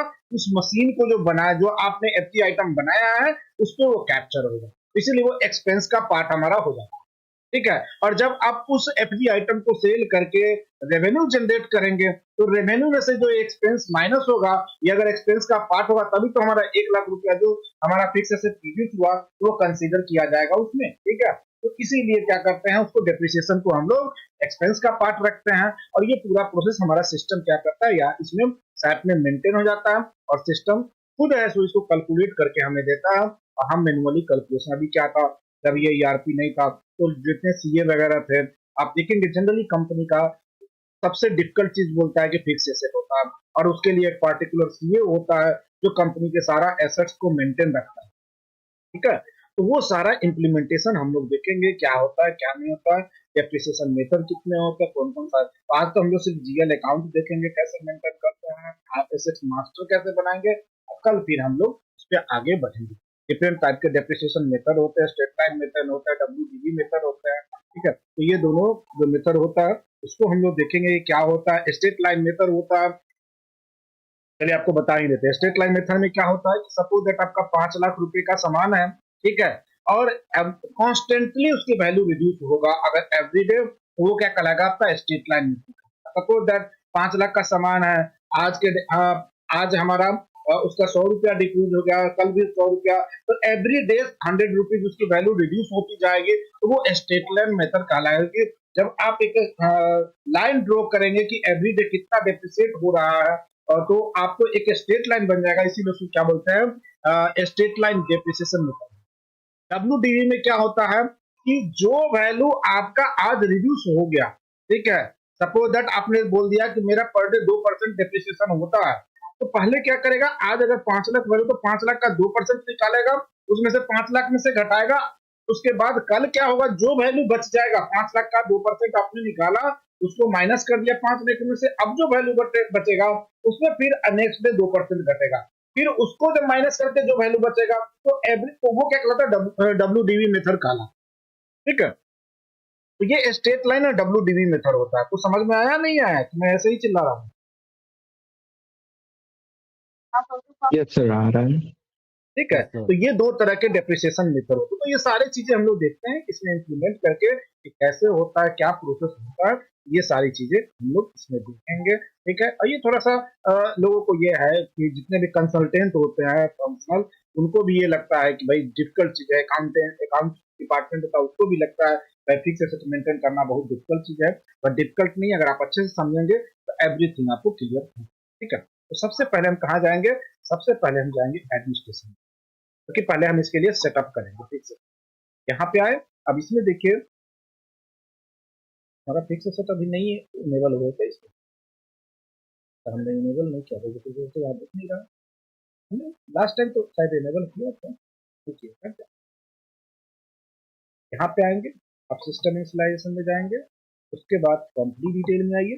कंपनी डिटेल में आने के बाद आप यहाँ पे जब आएंगे तो देखिए यहाँ पे आपका फिक्स एसेट इनेबल तो यह है ना, और हमने पर डे डेप्रिसिएशन रखा, आप मंथली वाइज भी रख सकते हैं, डे वाइज रखेंगे तो एवरी डे डेप्रिसिएट होगा, अगर मंथली रखेंगे तो महीने के लास्ट डेट पे जाके वो डेप्रिसिएट।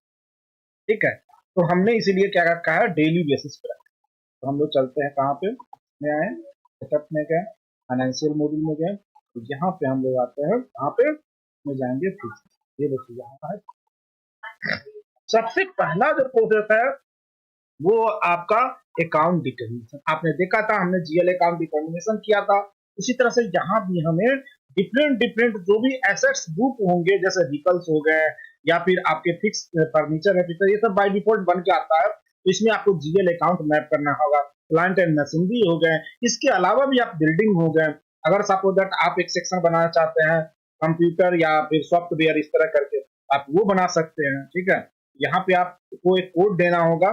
तो कोड जिस सीरीज में चल रहा है मैं उसी सीरीज में मेंटेन रखता हूँ। 104 तक गया है, तो मैं यहाँ पे क्या बनाऊंगा, 105 बनाऊंगा। कंट्रोल ए कर दिया, यहाँ पे बनाऊंगा 105। ठीक है, एंड डिस्क्रिप्शन में क्या डालूंगा, कंप्यूटर एंड सॉफ्टवेयर। तो एक क्लास हमने बना दिया, ये अकाउंट डिटर्मिनेशन इसमें अब होगा। इसको मैंने बना दिया, ऐड कर दिया, ये आपका। अब इसमें आपने बनाया तो, लेकिन अभी कुछ नहीं हुआ, आपने सिर्फ नाम दिया है। अब आपको इन सभी जितने भी आपने ये बनाया है, जो एसेट्स क्लास आपने डिफाइंड किया है, इन सब में क्या करना होगा, आपको जीएल अकाउंट मैप करना। ठीक है, कि आपका जीएल अकाउंट जब तक मैप नहीं होगा तब तक आप उस पर इसका कोई मतलब नहीं। तो वो आज हम लोग जीएल मैप, आपको याद है जब हम परचेज साइकिल चलाए, टेस्ट साइकिल चलाए, उसमें क्या किया था हमने, पहले जीएल अकाउंट डिटर्मिनेशन किया था, तभी तो अकाउंट इम्पैक्ट जा रहा था। तो जो भी अकाउंट की मॉनिटरिंग होगी वो यहीं से। तो सबसे पहला क्या है, एसेट्स बैलेंस शीट। ठीक है, तो ये बैलेंस शीट जो है आपको ऑलरेडी क्लाइंट ने हमें जीएल अकाउंट दे रखा है। अगर आप यहाँ पे आएंगे, जब जाएंगे इसमें, तो डिफरेंट डिफरेंट तरह का आपने देखा होगा, बिल्डिंग दे रखा, बिल्डिंग एंड फैक्ट्री, लैंड दे रखा। ये सब क्या है, हमारा फिक्स एसेट। ठीक है, लैंड, बिल्डिंग है। उसके बाद आपका इसमें देखिए प्लांट एंड मशीनरी में देखिए जनरेटर है, क्रेन्स है, लिफ्ट है, ये सब फिक्स एसेट का जीएल अकाउंट है। आप लोग पहले देख रहे होंगे तो सोच रहे होंगे क्यों दे रखा है। तो ये इसीलिए दे रखा है क्योंकि ये डेप्रिसिएट कराएगा, फिक्स एसेट मेंटेन कराएगा, डेप्रिसिएट कराएगा। इसका जो डेप्रिसिएशन होगा वो अपना एक्सपेंस में कैप्चर करेगा। ठीक है, तभी वो उसका प्रॉफिट एंड लॉस एक्चुअल में निकलेगा। क्योंकि ये क्या है, ये सारी चीज कहाँ यूज हो रहा है, हमारे फैक्ट्री में यूज हो रहा है। और फैक्ट्री क्यों चला रहे हैं, हम अपना प्रोडक्शन कर रहे हैं, उसको सेल कर रहे हैं। तो जो भी खर्चे आ रहे हैं फैक्ट्री को चलाने में, चाहे वो हम मशीन यूज कर रहे हैं, चाहे हम एसी यूज कर रहे हैं, या कंप्यूटर यूज कर रहे हैं, सॉफ्टवेयर यूज कर रहे हैं, XYZ कुछ भी चीजें हम यूज कर रहे हो, कहाँ होगा वो हमारा एक्सपेंस में कैप्चर।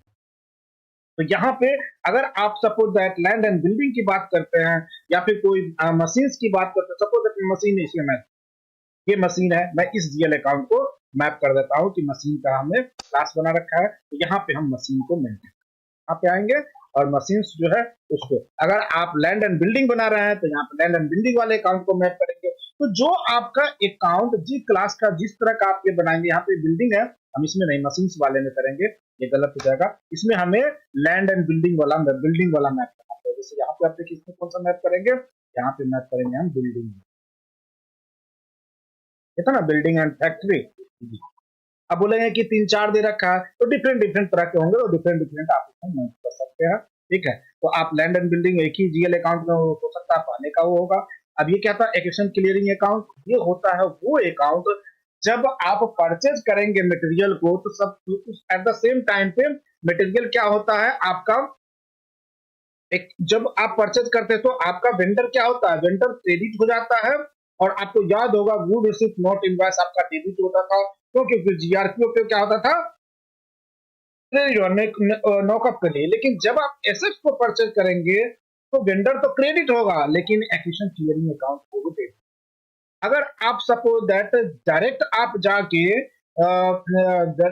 एसेट्स को आप मैप करेंगे, आप परचेज नहीं कर रहे, सपोज दैट आपका पहले से परचेज है और आज के डेट में मैं फिक्स एसेट को अपलोड करूंगा, तो जो बैलेंस होगा, जो हमें क्लाइंट बैलेंस देगा कि आज के डेट में सपोज 5 साल पहले उसने खरीदा था, उसको 10 साल लाइफ है, आज के डेट में वो 10 लाख का खरीदा था, आज 5 लाख उसकी वैल्यू है।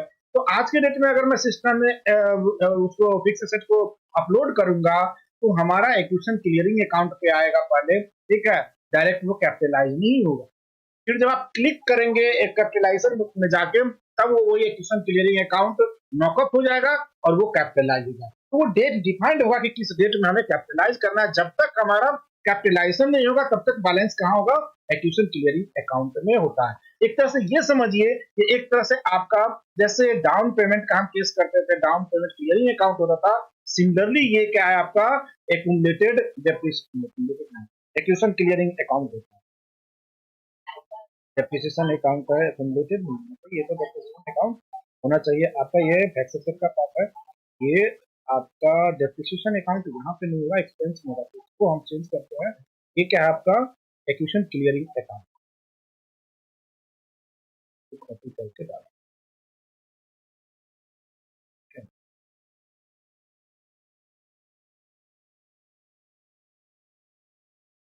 ये आपका क्या होगा, एसेट्स का पार्ट है। क्यों पार्ट होगा, क्योंकि जो भी वैल्यू है वो कैपिटलाइज होगा तब तक, जब तक कैपिटलाइज तब इसमें रहेगा, तो कैपिटलाइज वैल्यू जो होता है हमारा एसेट्स का पार्ट, ठीक है।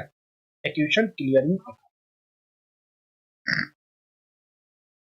समझ में आ रहा है, मैं क्लियर कर पा रहा हूं या नहीं? एक्विजिशन क्लियर, ठीक है। अब आता है आपका रिवैल्यूएशन अकाउंट। अब सपोज दैट इस जो आप जो ये बिल्डिंग खरीदे हैं या फिर आप जो मशीन ले रहे हैं, एक सर्टेन टाइम ड्यूरेशन के बाद आप उसको सेल करेंगे, ठीक है। या फिर इसकी वैल्यू जो आपने रिवैल्यूएशन है ना, सेल तो बाद में आगे नीचे आएगा, अभी आपका रिवैल्यूएशन है। आज आपने फिक्स एसेट डाला 5 लाख रुपए का हमारा ये वैल्यू था, कैपिटलाइज हो गया, लेकिन आपको पता चला किसी ने जब आपको जो वैल्यू मिला था वो गलत मिला था, उसका वैल्यू होना चाहिए था या तो 5,80,000 या फिर 5,20,000 होना चाहिए। तो आप उसको रीवैल्यूएट करेंगे, जैसे आपको इन्वेंट्री में बताया था कि स्टॉक को रीवैल्यूएट करते थे, वैसे यहाँ पे भी रिवैल्यूएशन होता है एसेट्स का। तो आप रिवैल्यूएट करेंगे तो ये अकाउंट कंपलसरी होगा, उसमें आपको ये डालना पड़ेगा। तो जो भी इम्पैक्ट आप जो बढ़ाएंगे घटाएंगे वो रिवैल्यूएशन अकाउंट में आएगा। अगर ये नहीं होगा तो आपको ये रीएवेल्युएट नहीं करने देगा। जैसे उसमें था जीएल इंक्रीज और डिक्रीज अकाउंट रिवैल्यूएशन के लिए, सिमिलरली यहाँ पे क्या है आपका रिवैल्यूएशन अकाउंट रिक्वायर्ड। अगर है तो ठीक है, नहीं है तो ऐसे ही इसको मैप करने की हमें जरूरत नहीं, फिक्स उसको जनरली लोग रिवैल्यूएट नहीं करते हैं, रेयर होता, ठीक है। इन तीनों को नहीं भी हम अगर आप मैप करें तो चल सकता है, अगर आपको करना है तो कर सकते हैं, लेकिन इसके लिए आपको रिवैल्यूएशन अकाउंट बनाना पड़ेगा। मुझे नहीं लगता कि दे रखा है रिवैल्यूएशन, नहीं है, ठीक है। ये भी एसेट्स का पार्ट होगा, रिवैल्यूएशन अकाउंट जो होगा उसको मैं वही बनाता हूँ जहाँ पे हमारा एक्विजिशन क्लियरिंग अकाउंट है, इसी में बनाता हूँ। यहाँ पे फर्नीचर में कुछ सब इसी में।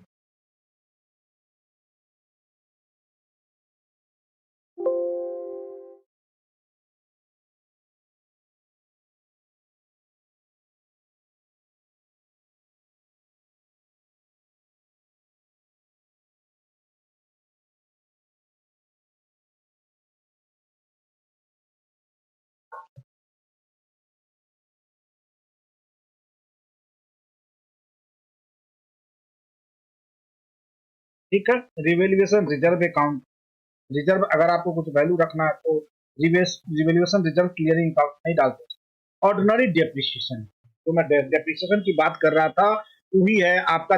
देखिए डिफरेंट डिफरेंट ऑर्डिनरी है, एक्यूमुलेटेड ऑर्डिनरी डेप्रिसिएशन है, अनप्लान डेप्रिसिएशन है, एक्यूमुलेटेड अनप्लान डेप्रिसिएशन, तो चारों को मैं कराता हूँ। ऑर्डिनरी डेप्रिसिएशन क्या होगा कि नॉर्मली जो आप मैप करेंगे, ठीक है, या फिर आप ये कहिए कि मैनुअली आप जाके उसको कुछ वैल्यू को आप डेप्रिशिएट करेंगे तो वो वैल्यू उसमें आएगा। एक्यूमुलेटेड ऑर्डिनरी डेप्रिसिएशन क्या है, एक्यूमुलेटेड जो ऑर्डिनरी डेप्रिसिएशन है जो सिस्टम में आप मैप करेंगे और सिस्टम खुद जो कैलकुलेट करेगा जो वैल्यू आपने दे रखा होगा वो एक्यूमुलेटेड ऑर्डिनरी डेप्रिसिएशन है। अनप्लान डेप्रिसिएशन, कभी भी आप जो डेप्रिसिएशन प्रोसेस आपने लगा रखा है, वेदर द स्ट्रेट लाइन है या फिर डबल डिक्लाइन में कुछ परसेंटेज डिफाइन कर रखा है, उसके अलावा अगर आपने डेप्रिसिएशन कराया वो भी होगा और ये भी होगा तो अनप्लान्ड में आएगा, ठीक है। और सिमिलरली एक्यूमुलेटेड अनप्लान्ड डेप्रिसिएशन, इस वैल्यू को जो डेप्रिशिएट होगा टोटल एक्यूमुलेट कर देगा। तो मैं क्या करूंगा, सभी में एक ही जीएल अकाउंट मैप करूंगा, ऑर्डिनरी डेप्रिसिएशन कराया तो भी, क्योंकि अल्टीमेटली क्या है हमारा डेप्रिशिएट होकर एक्सपेंस में ही जाना है, तो मैं एक ही जीएल को सभी पे मैप। यहाँ पे आते हैं, अब देखते हैं हम एक्सपेंस में है हमारा डेप्रिसिएशन बना हुआ या नहीं, होगा जरूर, दिया है जरूर होगा। ये सब हमें क्लाइंट देगा, अगर नहीं दे रखा है तो आप जो standard required GL account required है आप बनाएंगे और कस्टमर को कंफर्म मेल भेजेंगे कि these things are mandatory in the SAP, so we are creating this account in this section for the this purpose, और उसको आप कंफर्म कर देगा अपने मन से, ये नहीं कि बना के देखिए डेप्रिसिएशन अकाउंट एक ही दे रखा है, यही डेप्रिसिएशन अकाउंट हम सभी में एक्सपेंस का पार्ट ही होता है डेप्रिसिएशन। क्यों? क्योंकि ये हमारा इसका पीएनएल का पार्ट है डेप्रिसिएशन।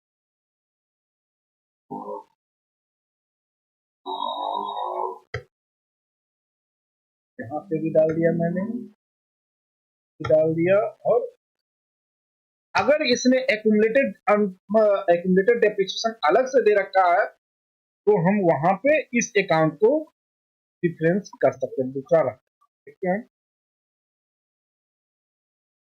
एक्यूमुलेटेड है नहीं, इसमें दे नहीं रखा। अगर क्लाइंट कहता कि मैं दोनों अलग रखूंगा तो जीएल अकाउंट मांग लीजिए और उसको यहाँ पे एक इसको और इसको डिफरेंस, नहीं अगर दे रखा है तो आप एक ही, ठीक है। स्पेशल डेप्रिसिएशन सब सेमी डेप्रिसिएशन ही है, अगर वो स्पेशल हो एक्यूमुलेटेड है किसी केस में आप लगा रहे हो तो सारे क्या होगा एक ही। अगर आपको जो क्लाइंट है सबका अलग अलग वो चाहता है कि बाय फॉरगेट मुझे चाहिए, जनरली क्या होगा चलेगा आपका ये ऊपर वाला डेप्रिसिएशन और नई डेप्रिसिएशन एंड एक्यूमुलेटेड और ये सब रेयर एंड रेयर केस में चलेगा।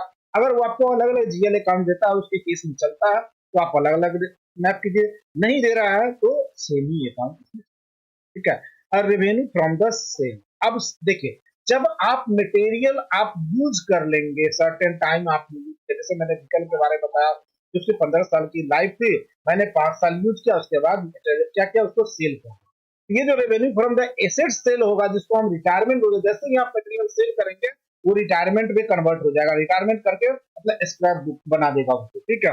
यहाँ पे जब उसको सेल करेंगे तो वो जो वैल्यू जो आएगा, ठीक है, जो रेवेन्यू उससे एसेट्स के सेल से बनेगा उसके लिए आपको एक रेवेन्यू अकाउंट यहाँ पे मैप करना है। तो रेवेन्यू अकाउंट क्या होना चाहिए, रेवेन्यू फ्रॉम द एसेट्स से, इसी का पार्ट होगा, ठीक है। तो यहाँ पे देखिए कोई भी अकाउंट हमें रेवेन्यू का नहीं दे रखा है तो हम यहाँ पे एक जीएल अकाउंट बना लेते हैं, उसको हम revenue from the assets sale कर देते हैं, हमें इसको ले इसी को करना। अगर नहीं दे रखा है तो आप मांगेंगे उस, यहाँ पे इसकी मुझे जरूरत नहीं इसलिए मैं इसको कन्वर्ट करता हूँ, लेकिन कन्वर्ट करने की जरूरत रेवेन्यू फ्रॉम एसेट्स क्यों ले रहे हैं आपको पता है, एसेट सेल जब भी हम एसेट्स को सेल करेंगे तो हमारा क्या हो जाएगा, जो भी पार्टिकुलर वैल्यू चाहे वो सपोज 15 लाख का था अब मुझे 5 ही लाख मिल रहा है 2 ही लाख मिल रहा है, जो भी कम वैल्यू मिल रहा है वो क्या होगा, अब वो आपका इस जीएल अकाउंट में आ जाएगा, आपके रेवेन्यू वाले साइड में आ जाएगा, क्योंकि आप तो प्रॉफिट एंड लॉस निकालेंगे, ठीक है। तो आप जब परचेज किए थे तो जब वो कैपिटलाइज हुआ, जो वैल्यू आपका कैपिटलाइज हुआ था वो एसेट्स का पार्ट था, अब उस वैल्यू में से जितना भी वैल्यू आपका इसका कमेगा वो कहाँ चला जाएगा, एक्सपेंस पार्ट में चला जाएगा। सपोज अगर आपने 15 लाख का खरीदा था और 5 लाख में आप बेच रहे हैं तो 10 लाख कहाँ चला गया, ये वैल्यू डेप्रिशिएट होके आपका एक्सपेंस साइड में जाएगा, 5 लाख कहाँ आ जाएगा, इसमें आ जाएगा, ठीक है। तो आपका और कैपिटल कहाँ था, कैपिटल जो आपका था वहां से वो कैपिटल रिटायर्ड हो जाएगा, क्योंकि जैसे ही सेल आप करेंगे तो एसेट्स में जो 15 लाख आपका बुक था कैपिटलाइज अकाउंट में वो जीरो हो जाएगा और वही अमाउंट क्या हो जाएगा आपका डिस्ट्रीब्यूट हो जाएगा रेवेन्यू और एक्सपेंस में, समझ रहे बात को। जैसे ही मैं इसको सेल करूंगा मटेरियल को तभी तो रेवेन्यू पार्ट इस अकाउंट में आएगा, तो रेवेन्यू पार्ट अगर 5 लाख इसमें आया और 10 लाख कहाँ चला जाएगा, आपका डेप्रिसिएशन एक्सपेंस में चला गया। तो जैसे ही आप सेल करेंगे वो जो पार्टिकुलर आपका एसेट्स था वो क्या हो जाएगा, आपका नली यानी कि स्क्रैप बन के सेल हो गया और आपका आइटम मास्टर जो होगा वो आपका डीएक्टिवेट हो जाएगा और जो आपका कैपिटलाइज वैल्यू था वो आपका जीरो, ठीक है। तो वहां से उठ के आपका बैलेंस कहाँ चलाएगा, रेवेन्यू और एक्सपेंस पे चलाएगा। दैट मींस कहने का तो बैलेंस शीट से वो क्या हो जाएगा, वो पीएनएल का पार्ट। समझ में आ रहा है स्वप्निल मैं क्या बोल रहा हूँ? हाँ यस सर आ रहा है। अविनाश यस सर, क्लियर हो रहा है ना? Yes sir. Yes sir. Retirement with the expense नहीं। अगर आप सपोज दैट उसको आप सेल कर रहे हैं या रिटायरमेंट कर रहे हैं मटेरियल को, ठीक है, तो कुछ एक्सपेंस करना पड़ रहा है, जो ये भी एक्सपेंस का पार्ट। अगर करना पड़ रहा है तो, अगर नहीं करना पड़ रहा है तो इस पे आप सेल अकाउंट नहीं है। सपोज दैट आप इसने सेल किया और उसको सेल करने में आपको कुछ रेट रेट या कुछ इस तरह का कुछ और भी एक्सपेंस किए हैं आपने उसमें, जिसको कि माइनस करना है इससे, तभी आप यहाँ पे मैप किए, अदरवाइज इसकी जरूरत नहीं। रिटायरमेंट विद द रेवेन्यू, अगर आप उस मटेरियल को एक तो सेल किया तो अपने आप रिटायर हो जाएगा।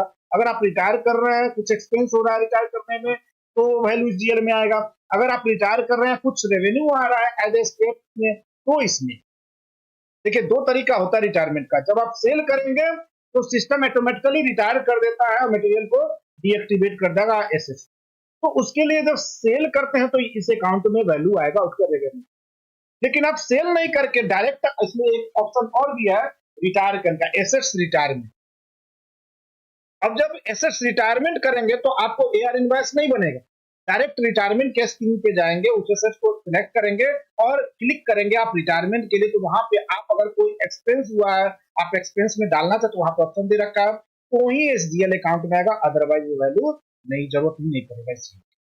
अगर आप कुछ रेवेन्यू हो रहा है तो रेवेन्यू किस जीएल अकाउंट में, अदरवाइज कोई जरूरत नहीं पड़ेगी। ठीक है, तो ये होता है आपका सेल। तो इसमें मैं एक अकाउंट बना के ये एक ही दोनों में डालता हूँ, रिटायरमेंट में भी और रेवेन्यू में। तो क्या होगा, कंसोल करके और इसको मैं पीएनएल का पाऊंगा।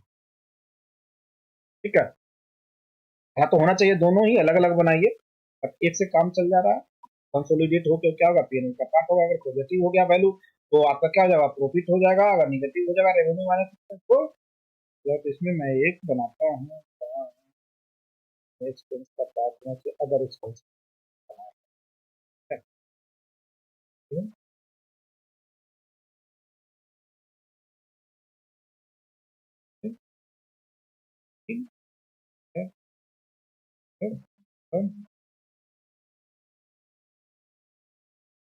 Expense public.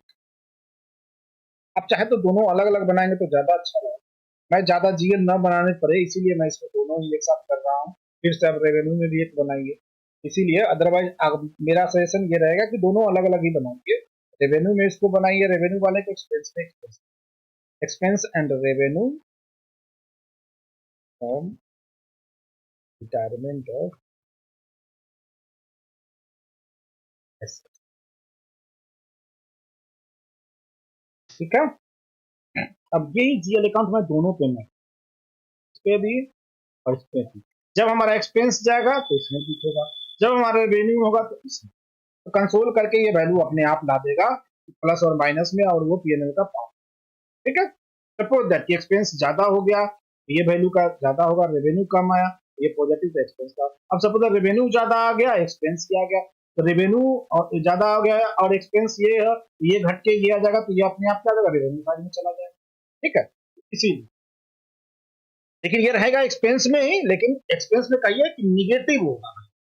एक्सपेंस में निगेटिव वैल्यू दैट मींस वो आपका रेवेन्यू का पार्ट होगा। ठीक है, तो अब आते हैं हम लोग ये एनवीबी रिटायरमेंट एक्सपेंस। जब ग्रॉस वैल्यू ये दिखाएगा कि जो टोटल वैल्यू है, जब लास्ट में आपने डेप्रिशिएट किया, डेप्रिशिएट करने के बाद जो उसका वैल्यू होगा, ठीक है, वो जो आपका इसमें आएगा, revenue account for the retirement, revenue clearing account है नहीं, इसमें एनवीबी रिटायरमेंट एक्सपेंस बन जाएगा। तो एक अकाउंट हमें इसमें बनाने पड़ेंगे एक्सपेंस का, और इसमें फिर रेवेन्यू ग्रॉस है। अच्छा, हमारा इससे भी काम चल जाएगा, लेकिन बना revenue account for the retirement, ये अकाउंट मैंडेटरी है, ये बनाते हैं हम फॉर द रिटायरमेंट। कहाँ पे आए, एक नीचे है।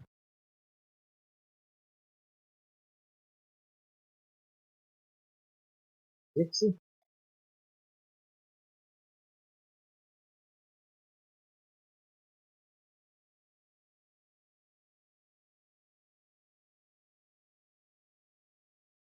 मैंने आप लोगों को याद होगा एक डॉक्यूमेंट शेयर किया था सॉफ्टवेयर करके पीडीएफ, वो सारा चीजें ये जो मैं बता रहा हूँ आपको सब उसमें दे, तो उसको आप लोग ढंग से देखिएगा। ये सारी उसके बाद रेवेन्यू क्लियरिंग अकाउंट, तो ये रेवेन्यू अकाउंट जब ये जाएगा रिटायरमेंट में, उस समय चाहिए होगा तो इसको क्लियरिंग अकाउंट हमें देना पड़ेगा।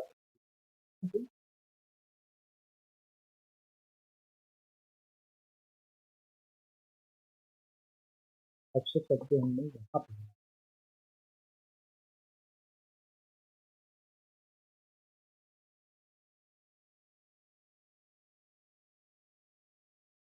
ये पार्ट सर रेवेन्यू उस का ही है। पीडीएफ में भी है क्या? हाँ ये सब है उस पीडीएफ में, ये सब है फिक्स एसेट का ओके। इम्प्लीमेंटेशन। जितने जीएल अकाउंट मैंने आपको डिटर्मिनेशन बताया, सब जीएल अकाउंट के बारे में बता रहा है, यस। कौन कहाँ पे मैप होगा, क्यों मैप होगा, सब बता रहा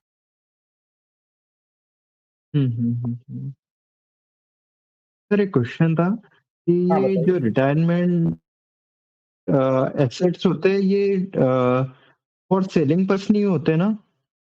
देखिए दोनों में होता है, आप जब सेल करेंगे तो भी रिटायरमेंट सिस्टम में क्या है, दो ऑप्शन दे रखा है। सपोज दैट आपने परचेज आज किया, ठीक है, 5 साल आपने यूज किया मटेरियल, उसके अभी उसके लाइफ बचे हुए और आपने क्या किया, मटेरियल को सेल कर दिया, ठीक है। तो जैसे ही आपने मटेरियल को सेल करेंगे तो सिस्टम क्या करेगा, रेवेन्यू अकाउंट में तो वैल्यू ले जाएगा जो आपने सेल किया है, और साथ साथ में क्या कर देगा, सिस्टम से उसको रिटायरमेंट को भी ऑटोमेटिकली बुक कर देगा। जैसे ही आपने सेल करेंगे तो वो आपके सिस्टम से तो रिटायर्ड हो गया ना, वो आपने सेल कर दिया लेकिन आपके सिस्टम से रिटायर्ड हो गया। अब वो आपको यस। मार्केट में जाकर देखेंगे, वो फिक्स एसेट आपको में एक्टिव दिखाएगा, वो एक्टिव नहीं रहेगा, तो वो रिटायर्ड भी हो जाएगा, आपका सेल भी हुआ और सिस्टम ऑटोमेटिकली रिटायर्ड भी करेगा। जैसे कि आप परचेज करेंगे तो सिस्टम ऑटोमेटिकली क्या कर देता है, कैपिटलाइज कर देता है उसी दिन, अगर आप उसको मैनुअल नहीं कर रहे हैं, ठीक है। तो जैसे ही परचेज करेंगे एसेट्स को तो ऑटोमेटिकली कैपिटलाइज कर देगा उसी दिन। जैसे ही सेल करेंगे ऑटोमेटिकली सिस्टम क्या कर देगा, आपको रिटायर कर देगा। अब सिस्टम में ये भी है कि आप मैनुअली भी उसको कैपिटलाइज कर सकते हैं, जब तक आप अकाउंट में क्या हो, एक्विजिशन अकाउंट में रहेगा पड़ा हुआ, ठीक है। जिस डेट से आप चाहें कि उसको हम कैपिटलाइज करें उस डेट से आप कर सकते हैं। और सिस्टम में ये भी ऑप्शन दे रखा है कि जिस डेट में आप चाहें उस डेट में आप रिटायरमेंट कर सकते हैं विदाउट सेल। मैंने सेल नहीं किया, मेरा मटेरियल डैमेज हो गया, ठीक है, टूट गया, मेरा मशीन ब्रेक डाउन हो गया, तो वो तो सेल तो नहीं हुआ, उसके लिए सेल बुक करने की जरूरत नहीं है, तो सिस्टम में आप रिटायरमेंट भी कर सकते। इसीलिए अलग अलग अकाउंट, एक ही तरह के अलग अलग अकाउंट,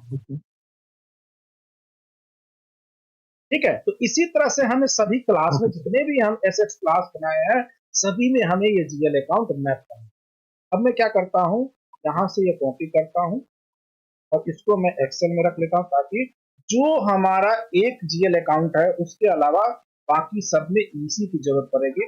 मैं यहाँ पे अपने सेव पॉइंट के लिए रखूंगा, यहाँ से कॉपी कर करके मैं फटाफट पेस्ट करूंगा और सारे हमारे जीएल अकाउंट डिटर्मिनेशन फटाफट, ठीक है।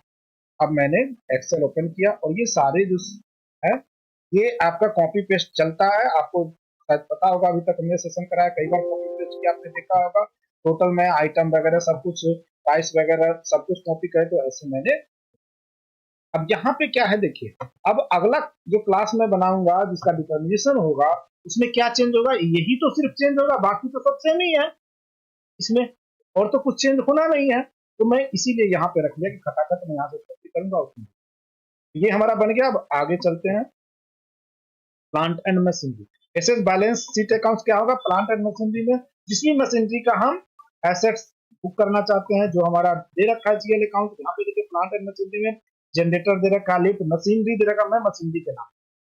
अब इसके पास दो ब्रांच थे तो इसीलिए उसको दो ब्रांच का अलग अलग दे रखा है, तो मैं इसको, समझ में आया, मतलब जो भी बैलेंस जब वो परचेज होगा, जब वो कैपिटलाइज होगा, तो टोटल का टोटल बैलेंस कहाँ आएगा, इस जीएल अकाउंट में वो बैलेंस अकाउंट बैलेंस वैल्यू आएगा, इसमें ये मशीनरी वाला, ठीक है। और जब वो कैपिटलाइज होगा तो यहाँ आएगा और यही से अमाउंट क्या होगा, डिस्ट्रीब्यूट हो जाएगा किसमें, आपको जो भी बताया रेवेन्यू और एक्सपेंस। जैसे जैसे इसकी वैल्यू डिक्रीज होती जाएगी वैसे वैसे हमारा वो वैल्यू कहाँ तक चला जाता जाएगा, revenue side, sorry expense side में जाएगा। जब इस मशीन का लाइफ ऑलमोस्ट फिनिश होने वाला है, जिस दिन हम सेल कर देंगे या रिटायर कर देंगे जिस वैल्यू से, वो वैल्यू कहाँ चला जाएगा, हमारा रेवेन्यू में, ठीक है। यही बेसिक कंसेप्ट है आपका फिक्स एसेट, कि एक मैंने आज के डेट में पैसा रखा है, ठीक है, एक मशीन खरीद के, जितना भी का भी वैल्यू का भी हमने लैंड और बिल्डिंग लिया, ठीक है, वो टोटल वैल्यू हमारा क्या हो गया, इस पर्टिकुलर अकाउंट में आएगा, किसमें, एसेट्स बैलेंस शीट। अब जैसे जैसे उसकी लाइफ घटती जाएगी, बढ़ती जाएगी, ठीक है, वो उससे क्या होगा, वो अमाउंट एक्सपेंस और रेवेन्यू साइड। अब जरा सा देखिए, अभी मैं डेप्रिसिएशन बताता हूँ। लैंड और बिल्डिंग में क्या होता है, एप्रिसिएशन होता है, कभी भी वैल्यू डिक्रीज नहीं होता। मशीनरी में तो होगा, लेकिन फिक्स एसेट जो हमारा लैंड एंड बिल्डिंग है, उस लैंड का क्या होगा, कॉस्ट बढ़ता ही जाएगा डे टू डे, लेकिन वो डिफाइंड नहीं है कि कितना कॉस्ट बढ़ेगा। तो अब उसको कैसे करेंगे, तो अब उस केस में क्या होगा, जब आप सेल करेंगे आप अपने लैंड को, तो जो 5 लाख का लैंड था, अब आप 50 लाख में सेल करेंगे, तो रेवेन्यू वैल्यू क्या होगा, ऑटोमेटिकली क्या बढ़ जाएगा, बढ़ जाएगा, ठीक है। और उसका डेप्रिसिएशन नहीं हो रहा है, उसका एप्रिसिएशन हो रहा है। तो जितना एप्रिसिएट होगा टोटल का टोटल कहां जाएगा आपका, वो चला जाएगा रेवेन्यू साइड में। और जितना में आपने परचेज किया था, तो कैपिटलाइज हुआ था, वो कहां चला जाएगा, आपका एक्सपेंस साइड।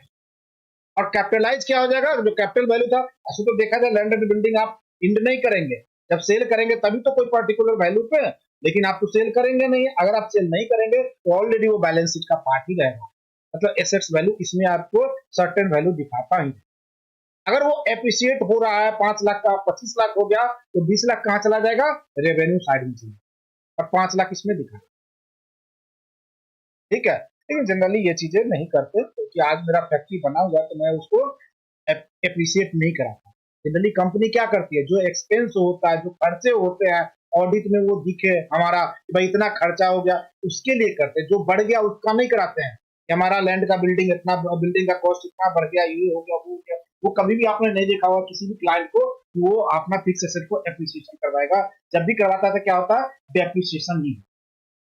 कोई ऐसा क्लाइंट अगर मिल जाए तो बता दीजिएगा मुझे, ठीक है, क्योंकि हर इंसान को अपनी बेनिफिट चाहिए। तो इसके बाद जितने भी जीएल अकाउंट राइट दिख रहे हैं, सर। सब क्या है, रिमेन सेम है। तो अब हमें कोई टेंशन नहीं है, हम यहाँ पे आए, यहाँ से हमने क्या किया, सारे जीएल अकाउंट को 1 बाय 1 कॉपी करेंगे, कंट्रोल टैब दबाएंगे, यहाँ पे पेस्ट कर देंगे, हमारा काम। अब इसको जब आप उस डॉक्यूमेंट से पढ़ेंगे, जो मैंने बनाया है, वो अगर माइंड में रखेंगे, तो ये आपका इजिली, आपको कोई भी डाउट आगे चल के नहीं है, ठीक है। अब जब ट्रांजेक्शन करेंगे तो और ज्यादा रहेगा, जब हम इसको सारे को मैप करेंगे।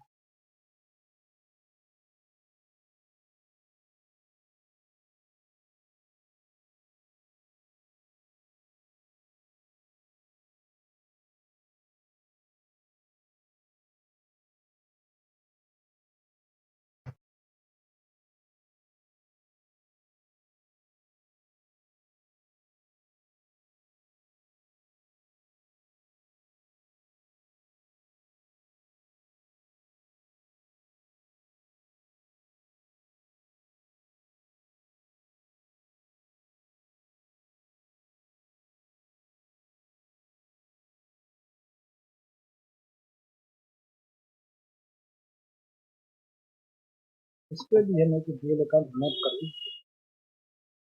भी मांगता है कभी कभी, अगर इसी तरह से जैसे ऊपर बनाया है ना, उसी तरह।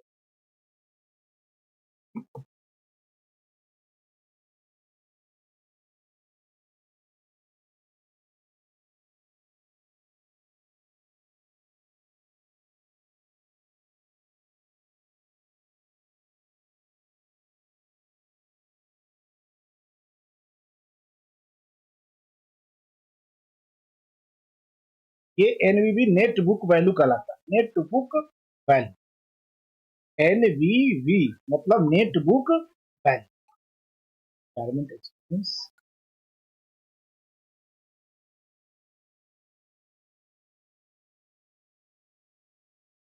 Net book value.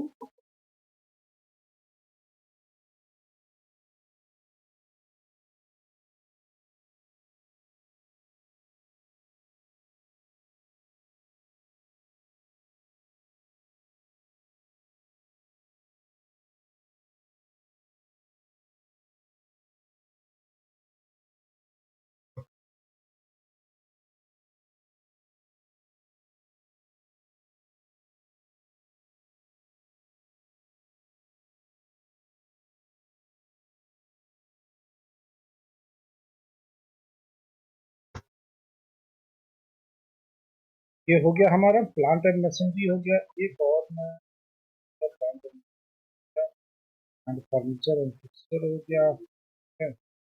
फर्नीचर और फिक्सचर ऑलरेडी हमने दे रखा है यहाँ पे।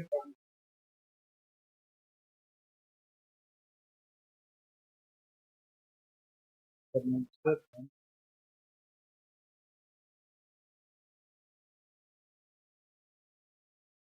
ये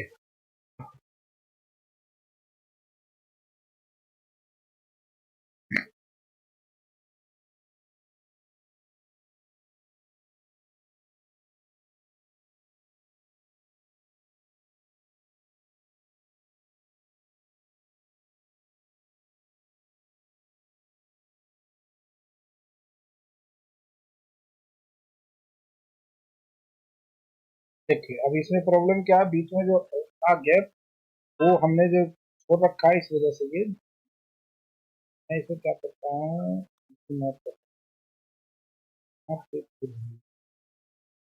एक अकाउंट तो हमें ये तो मिल ही गया है, तो डाल देता हूँ। इस दो में हमें कुछ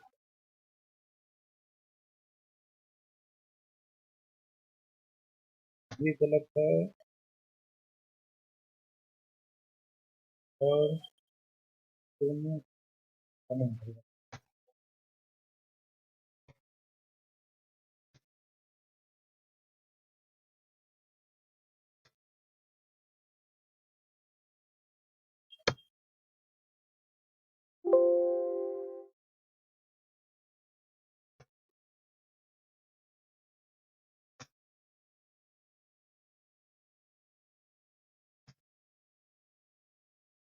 तो ये अकाउंट हमारा ऑलरेडी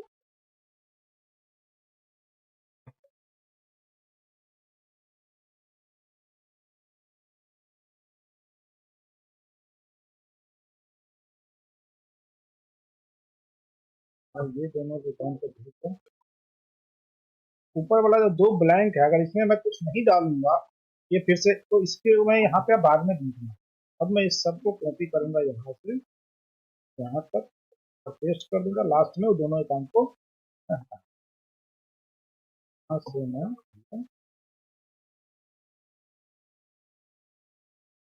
यहाँ से हमारा ठीक है। और इसको मैं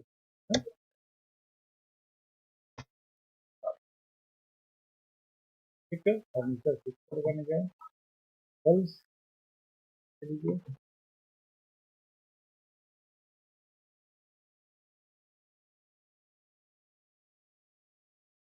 कल्स ये है लोगो पिकअप है कार है नेटवर्क साइट कार।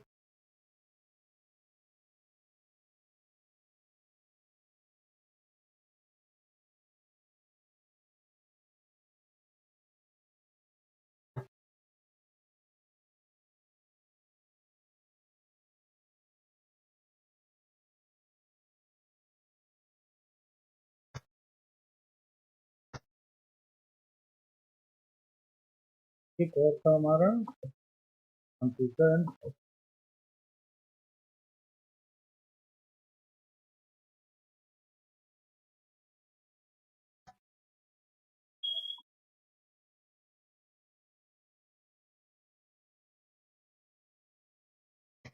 ये हमारा क्या हो गया जीएल अकाउंट हो गया। उसको हम इसके अलावा और भी अगर कुछ आप बनाते हैं तो यहाँ पे जीएल अकाउंट आपको दिखेगा।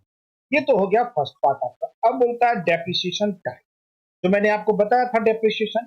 यहाँ पे आप देखेंगे ऑलरेडी देखिए WDV मेथड है 30%। जो मैं अभी समझा रहा था आपको कि WDV मेथड में क्या होता है कि सपोज दैट अगर आपका 5 लाख रुपए का सामान है, ठीक है, और आपने 30% बोला है, तो यहाँ पे आपने देखिए कैलकुलेशन क्या है, मंथली बेस है तो या ईयरली बेस चलता है।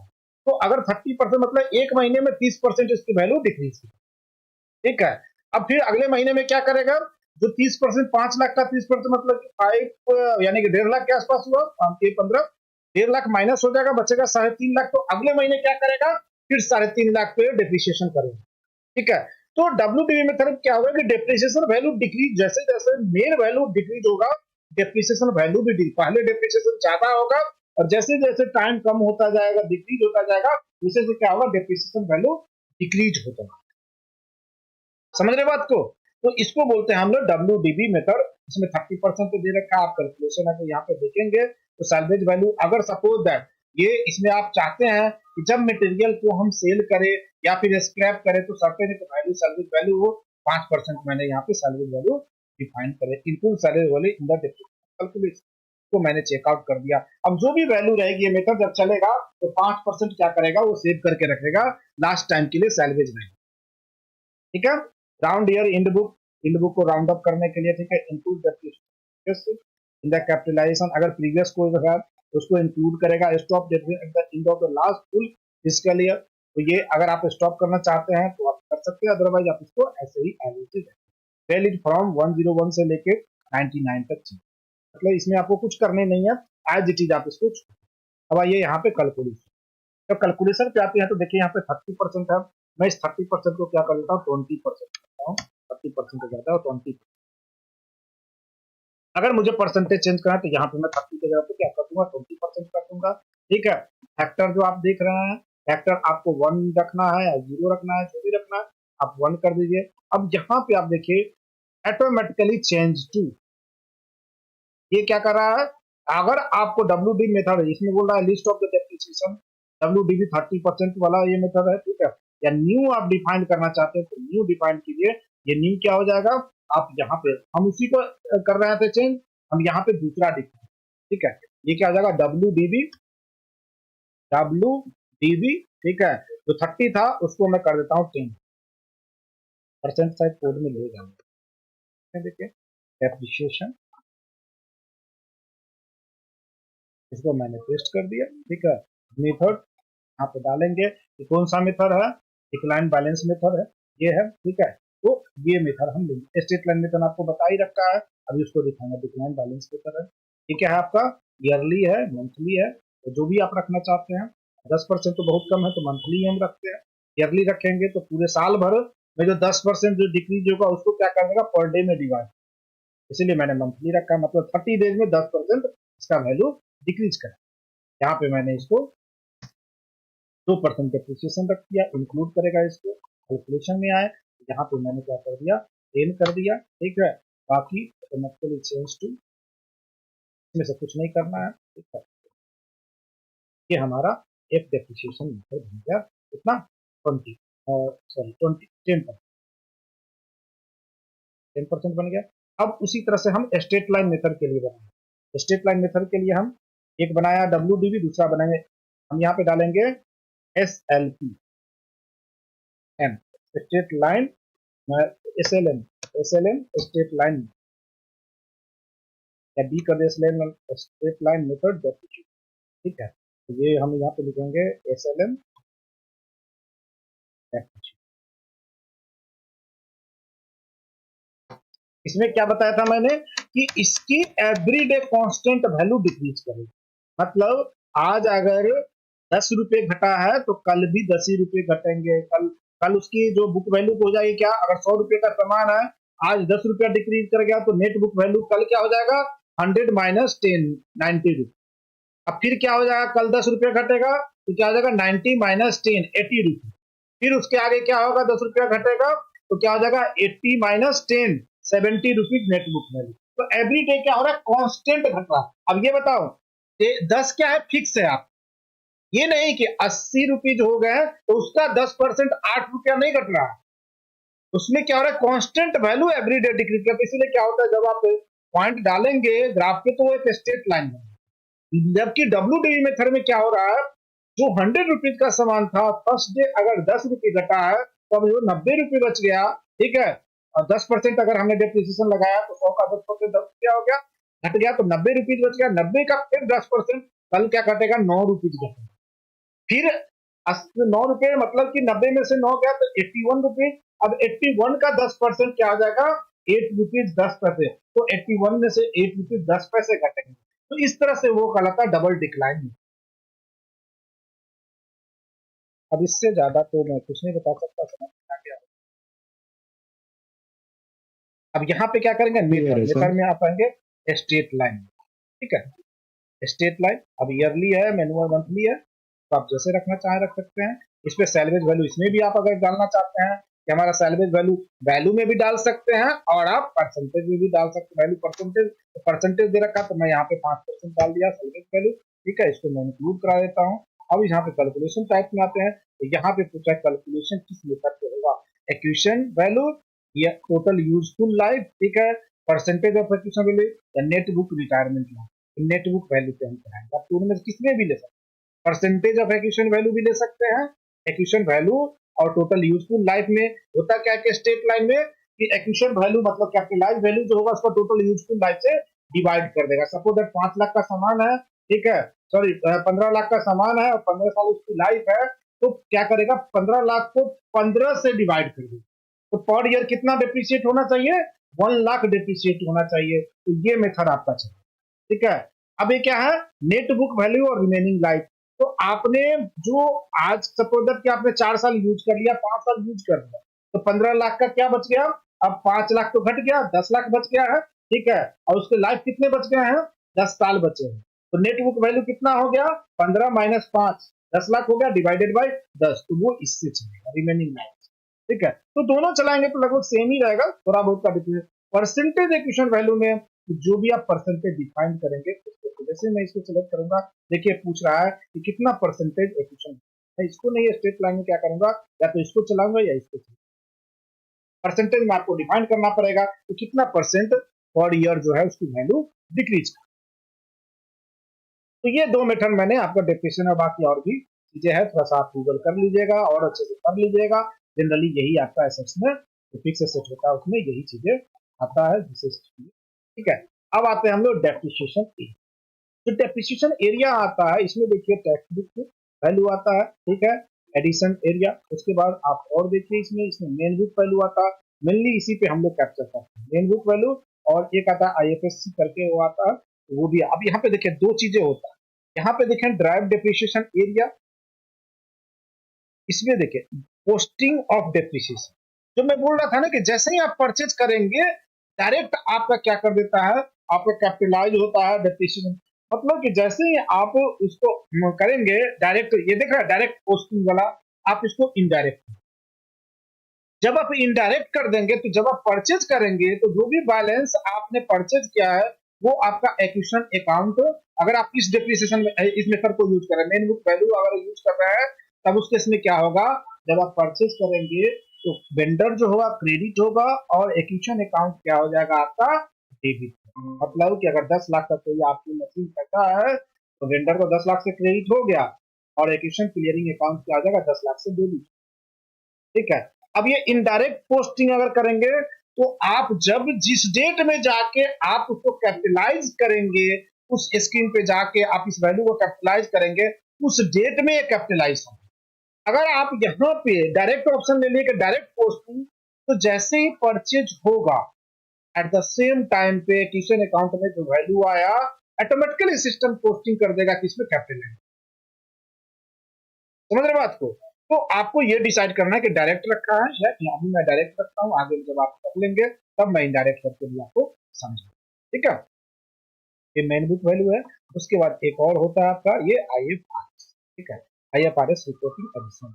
ये 3 तरह के वैल्यू होते हैं और ये तीनों ही आपका जनरली चलता है, मेनली मेन बुक वैल्यू चलता है, कोई तो मेन बुक वैल्यू के साथ आईएफआरएस भी लगाता है, ठीक है।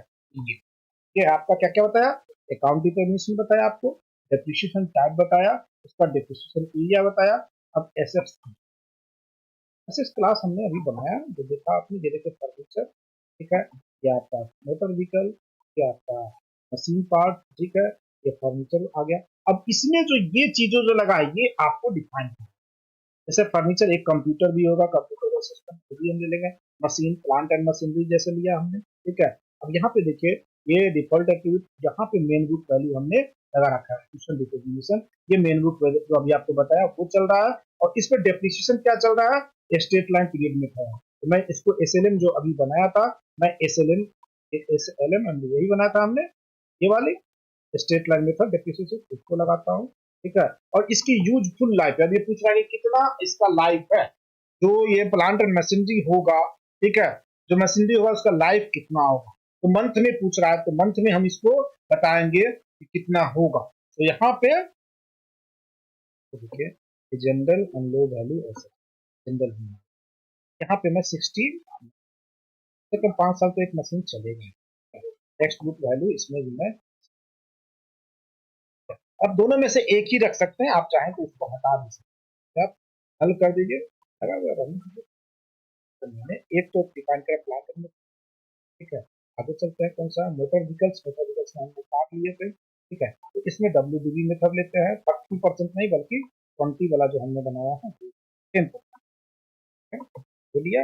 और यहाँ पे हमने व्हीकल का 7 15 साल होता है तो 15 में 12 बहुत ज्यादा हो जाएगा, 15 बढ़ाई है 15 दुना 30 और 10 120 यानी कि 150 है, यानी 150 नहीं 180, 15 बढ़ाइए 180 मंथ है, देखिएगा गलत नहीं, मैंने इसका लाइफ दे दिया 100, ठीक है। तो आप मैं इसमें से टेक्स्ट बुक को हटा देता हूँ और इसको रखता हूँ, IFRS को रखता हूँ और इसको, ठीक है, इसको हटा दिया, इसको भी मैं सेम ही प्रोसेस करता हूँ और इसको कर लेता हूँ 180 कर दिया, ठीक है। अब आते हैं हम लोग पे, एक और था हमारा कंप्यूटर फर्नीचर में पिक्चर हो ही गया, तो कर दिया हमने, उन्होंने तो सेम ही होगा ना, ये पहले से करा हुआ स्टेपलर मेथड है, तो भी हमने WDB 20 तो नहीं बनाया है, हमने 10 बनाया है। तो ये मैच तभी करेगा जब दोनों इसमें ये रहा, इसमें 20 इसमें 30 तो दोनों मैच ही अलग अलग जाएगा, ठीक है। तो भी मैं एक और बनाते हैं हम सब, क्या, ठीक है। वो तो हमारा क्या था, कंप्यूटर एंड सॉफ्टवेयर का 105 का हो जाएगा। एप्रिशिएशन में ले रहा हूँ डिस्क्रिप्शन कंप्यूटर,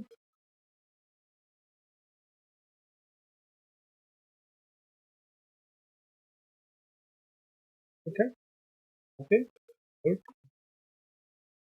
ये ब्रांच का नाम यहाँ पे आके वैल्यू हम डिटर्मिनेशन जैसी बात हमने डिटर्मिनेशन कर रखा, उसी हिसाब से ये डिटरमाइन कर डिप्रिसिएशन टाइप यहाँ पे बताइए डिप्रिसिएशन, यूजफुल लाइफ दे दिया कितना 60। तो यही चीजें अब क्या होगा, जो मैं अब क्लास बनाऊंगा वो यही चीजें यहाँ पे आपका